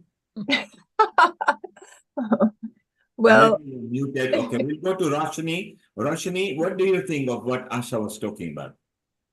I think it is amazing at all fronts. Besides domes being commercial or anything, but I feel that a lot can be done with a consortium of funding that could help, lower communities, weaker communities as well, as far as housing and, makeshift homes to various things can be done besides being used commercially, just like shipping containers are being used in so many countries and so on. So I think there is a large scope of helping our weaker siblings of society through the wonderful work that Asha has.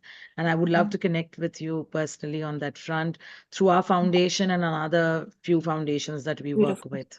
So even Roshni, it would be better that if the Maharashtra or the Gujarat Chamber of Commerce have also got something that can be coupled up with the fund, so the care fund will feel good that they are part of an authority where there is audit and there is answerable on it. So let's explore this because remember, if you can do it, so can you women. You can unite and create this kind of forums where you can do that. Seema, you will be going to Kenya.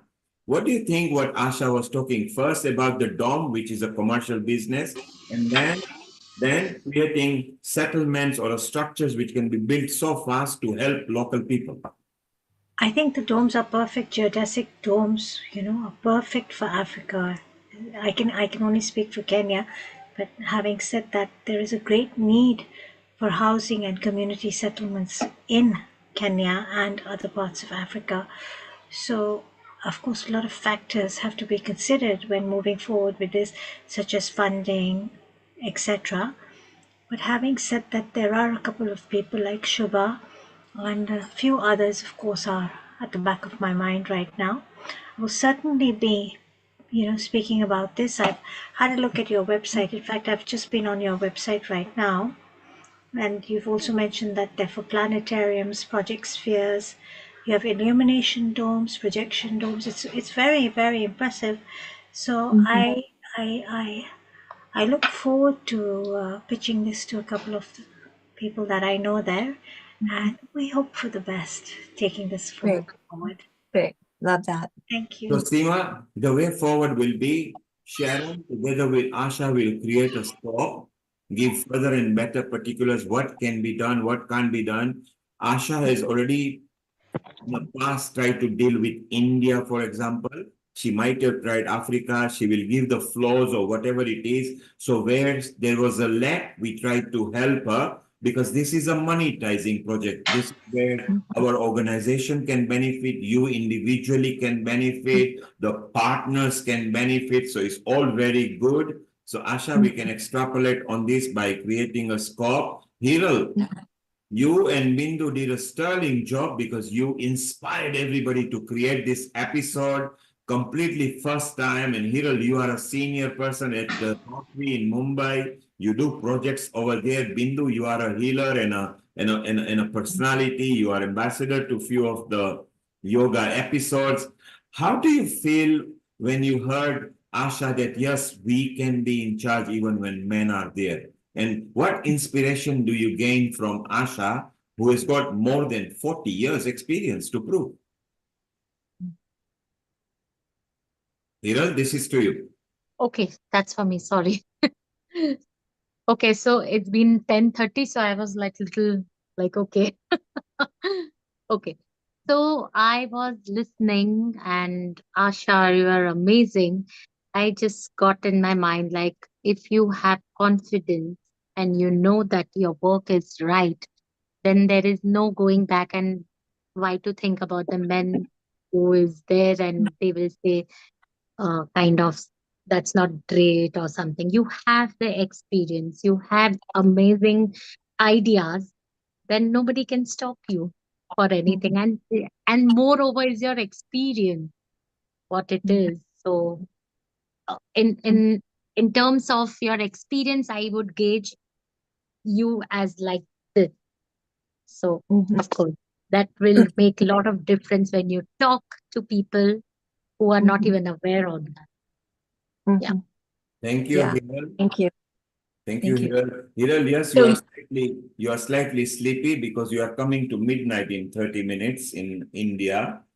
And so it's okay. I think it's your bedtime, but stay around. Bindu, Thank what you. inspiration do you get from Asha and Sharon? Asha is doing amazing work, what she has explained. Though I don't understand so much, but what I understood by she has explained the dome thing, that is amazing concept, and her experience is vast experience. And as Hiral said, that if you think and if you decide in your mind, anything is possible. So nowhere in the world can stop you to do anything. So Asha, you are always welcome to India, and any kind of a help, we are all there to help you out. And we all are one. Now we all are family. So anything is possible with all of us together. Thank you. That's such an invitation. Thank you so much. So Asha, you have got invitation to Kenya from Seema. You got invitation from Amrita in Punjab. You got Mumbai. You got Rupal for your chocolates. He has got a nice designer chocolates now. I You love got chocolate. Roshni. Roshni is a multi-talented person and a spiritual leader, and she herself has been through so much of a journey where many of people would have given up, but she rose, and now she is in a place where she emanates lots of energy to people and help a lot of people. Sharon, before I come to you, a quick comment from Lata and a quick comment from Meeta, and then we come back to you, Sharon, and then Amrita, we can conclude because it's nearly midnight for where you are. Lata, unmute yourself, your comment over 1 minute, please. Yes, go ahead, Lata. You're on. Hi, Global Namaste, GLOWomen. And thank you once again, Neil, for this platform and this opportunity, as always. I just want to say all of you have been amazing today, but I just want to spotlight to Asha because I'm a very entrepreneurial woman, and I've run businesses, and I love anything to do with investments and finances. So that's my forte. But yeah, I can just rise to the heights. But I'm really impressed with your 40 years. It's not a small feat. You've really acquired a lot of wealth of knowledge and experience. So I'm really fascinated to see your journey, how it began. But you said it's to do with the Chinese, didn't you? That you took over from them. So, yeah. I don't know anything about that. No? Okay. Maybe. Nothing about, the only thing about China is that they copy everything anybody does that's innovative and manufacture, and then they put it on the market. So we do have a lot of our dome product reverse engineered and made in China, but typically anyone who buys one comes back to us and says, "Oh, I wish I hadn't," because it off gases with low quality materials that off gas, or it comes with no instructions, there's no customer service, all the things that you need when you're Yeah, Asha, But I just wanted to ask her something. Yeah. Your name, do you know what it means? Well, I studied Vedic physics. Yeah. And so the first emanation from the Dharma Dhatu, or the singularity, is Ash. And it's the organizing principle that generates the original Purusha Mandala, which is the organizational structure of the entire physical universe. Oh, the entire universe, unseen and unseen, because it's on subtle levels first. I teach physics. Anybody want my physics class? Call me up. I'm happy to talk. Please. Yeah. I love just physics. thinking. I'm just going to tell you guys a little more. I would love to connect with anyone who wants to connect with me. Just like we'll set up a Zoom together and we can explore possibilities wherever you are, of ways we can collaborate, ways I can support you. Any information, I love that. And also, yeah, I'm just happy to. So Asha, that is already been organized. You heard what I said. The group will be in touch with you. Okay, good. Different group will be in touch with you because Seema lives different. Hiral and Bindu is different. Amrita, which is a and Neil and you, I would love to talk to you about 360, because my oldest son Christopher is the progenitor of 360 immersive environments in the world. Certainly, I'm always there for each one of you. Asha, we will definitely talk because you got so many people you resonate well with here. Sharon is a very senior team member, both for the GLOW and tourism and Veda Mela and Healing Our Earth. And there are a lot of offshoots of Healing Our Earth.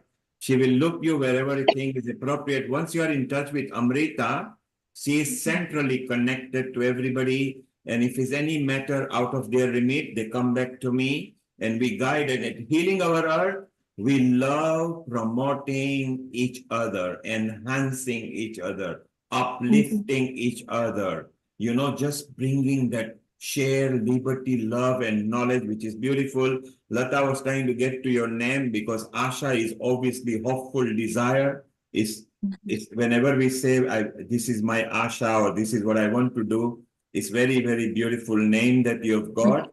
Let's take a comment from Meeta quickly, and then we come to a conclusion. We have much overrun. Meeta, your comment, over to you. Hi, can you hear me? Yeah, go ahead. You're live. Yeah. Thank you so much, Neil, and Global Namaste to everyone, and what a wonderful program. I am pretty impressed by this enterprise you have, Asha, about the Pacific domes. Especially you're having these geodesic festival dome shelters, which can be used for various different purposes. And first thing which came into my mind is one of my friends who is into nature and environment camping business in India. And he takes school children, he takes adults and families, and he camps in Himalayas as well, and strongly believes in this principle of environment friendliness. I also produced a series of 3 television programs with him on environment and ecology and nature ages ago when he was starting his business. So it will be, and I can think about something at University of Surrey where as well, we have a dome structure exactly like your skeleton dome is without the white cover on it.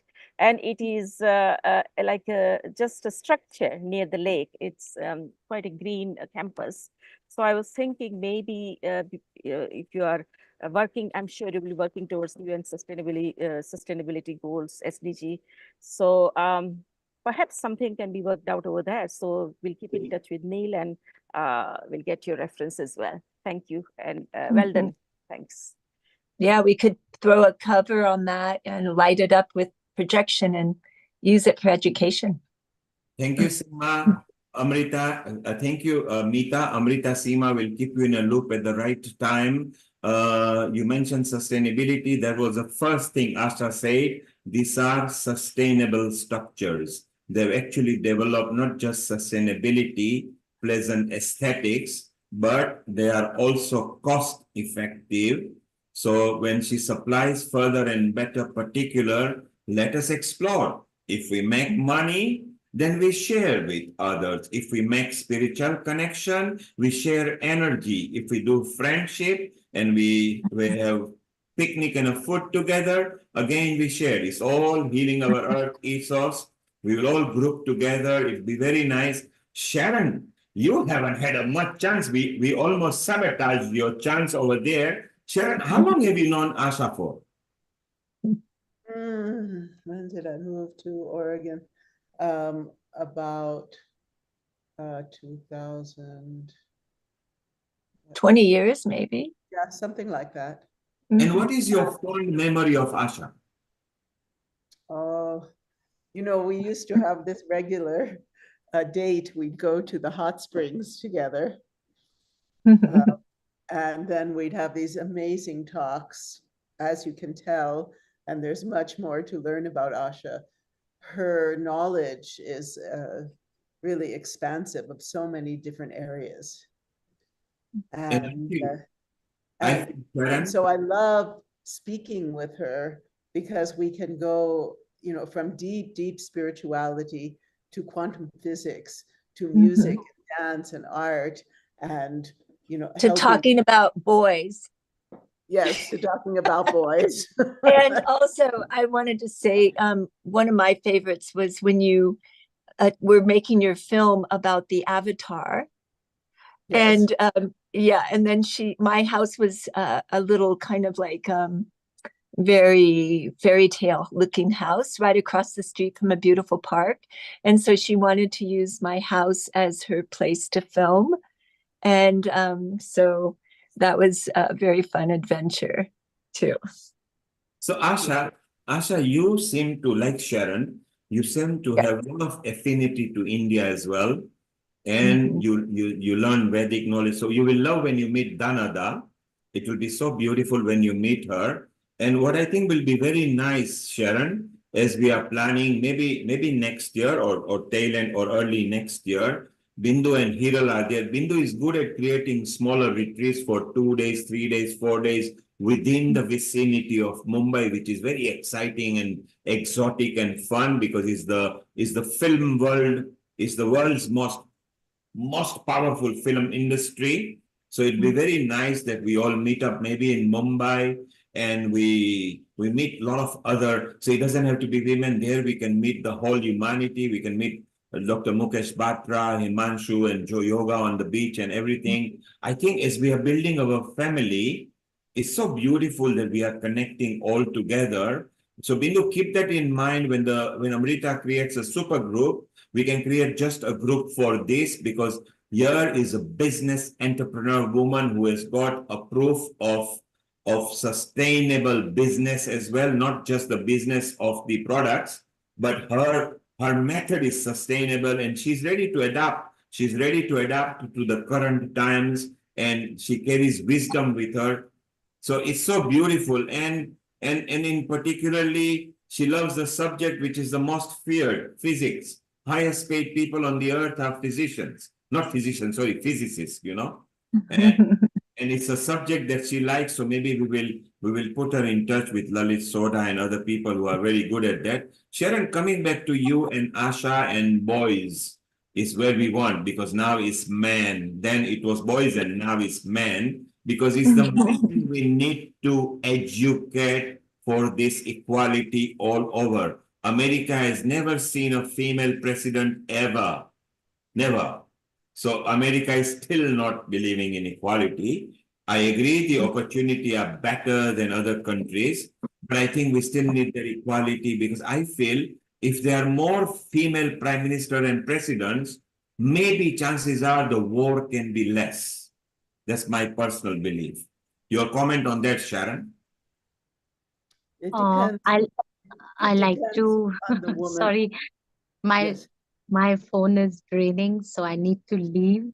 And thank you very much, Neilji, Neil Kumar. Thank you, everyone who had attended. I need to take a leave right now.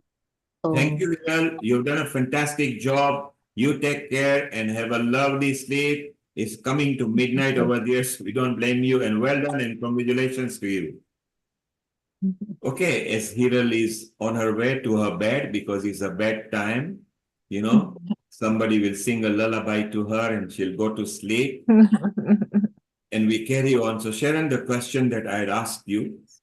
Well, you know, in 2003, I wrote a book that was published by Inner Traditions, a wonderful publishing company, esoteric here in the US, called The Path of the Priestess, a guidebook for awakening divine feminine. And I spoke at that point, and it's amazing how relevant it is today, what I wrote, about women in the political world. And that it seemed that too often, instead of bringing out forth those qualities that Asha was speaking about, nurturing is the primary one, they felt they had to become tougher than men to show that they had power. And what I'm hoping for with, you know, women rising in the political world is that rather than pushing war even more, because some of them have done that, that they really, really come into their hearts and really help to bring peace in the world. And there's always talk about that, but, you know, look what's going on right now. And so, as we spoke about earlier on the show, I really feel it's the women's role as the nurturers, as the caretakers, as the healers, as the mothers, to come to this place where really can look at each individual in the world from our deepest love and lift everyone up and stop all of this juvenile, I find it very juvenile, fighting and greed and, you know, all of the issues that we're dealing with today. So a woman, you know, I do, you know, I'm very strong on bringing women's qualities forth. At the same time, I want to bring everybody's qualities forth, bring those beautiful feminine qualities and let them, like Shiva Shakti, you know, combined, or like particularly, you know, I always speak about Lakshmi and Vishnu. You know, we want to bring those qualities, the divine qualities of love and compassion and beauty. And I would love for all of our leaders to discover true leadership, these deep qualities that is spoken very much in the Tao Te Ching in China. Always they love talking about leadership and bringing these qualities of caring and compassion and really understanding deeply who we are as human beings. Thank you, Sharon. That's so beautiful. Very nicely summarized. Amrita, I think it's time to say goodbye to everybody and thank everybody. And what a wonderful job Bindu and Hiral did. They started from scratch. They were not fearful. It was so nice. So many wonderful people they brought in. Well, maybe we can finish off with you and Sharon thanking and Gayatri mantra and have peaceful mind before we sign off. Amrita, over to you. Thank you, Neil Kumar. It was a very lovely evening, in fact, and uh, a special thanks to Bindu and Hiral for making this episode a very innovative, intuitive, interesting, and also thanks to Rena Foster from Israel, as well as my dear Rose. As always, she brings up beautiful people and always shines like Rose, and I wait for her when Sharon will come and will share her up her with her her real beauty and art of talent that she has, as well as talent she holds of having a very beautiful relationship in and around of her. That makes her really a glow woman. So each one of you have a golden heart. Thank you so much, Rupal ji, as well as Roshni ji, for staying for such a long time over here. And as always, Lata ji and Meeta ji, you are the stars of Healing Our Earth family, always glittering and smiling till the end, where we have so many people apart from that. And also thanks to Seema ji for being a part of this episode as well. And also, I cannot forget Gayatri ji from Mauritius, as well as Saiksha. So this episode has brought up in light a lot of things about women, where women have been talking about off their hearts and on their hearts to know more about what others are doing, what I am doing, what is my personality into, what proficiency better can I make for making my life personally beautiful, as well as a beautiful world around as well. Keep watching, keep shining, and let's end up today's episode with Gayatri Amrita, Mantra. can I Bindu, take would you 1 like to minute? chant? Yes, Yes, I I would. will. I I would. will. Yes, please, over to you. Before that, I would like to express my gratitude to Neil Kumarji and Amrita. Without you, both of you, you have pushed us, you have confidence, make us so much comfortable and made this episode super hit. So thank you once again, and let's deep into the divine Gayatri mantra. Just close your eyes and feel gratitude in your heart. Om Bhurбhuvah Swaha Tat Savitur Varenyam Bhargo Devasya Dhimahi Dhiyo Yo Nah Prachodayam Om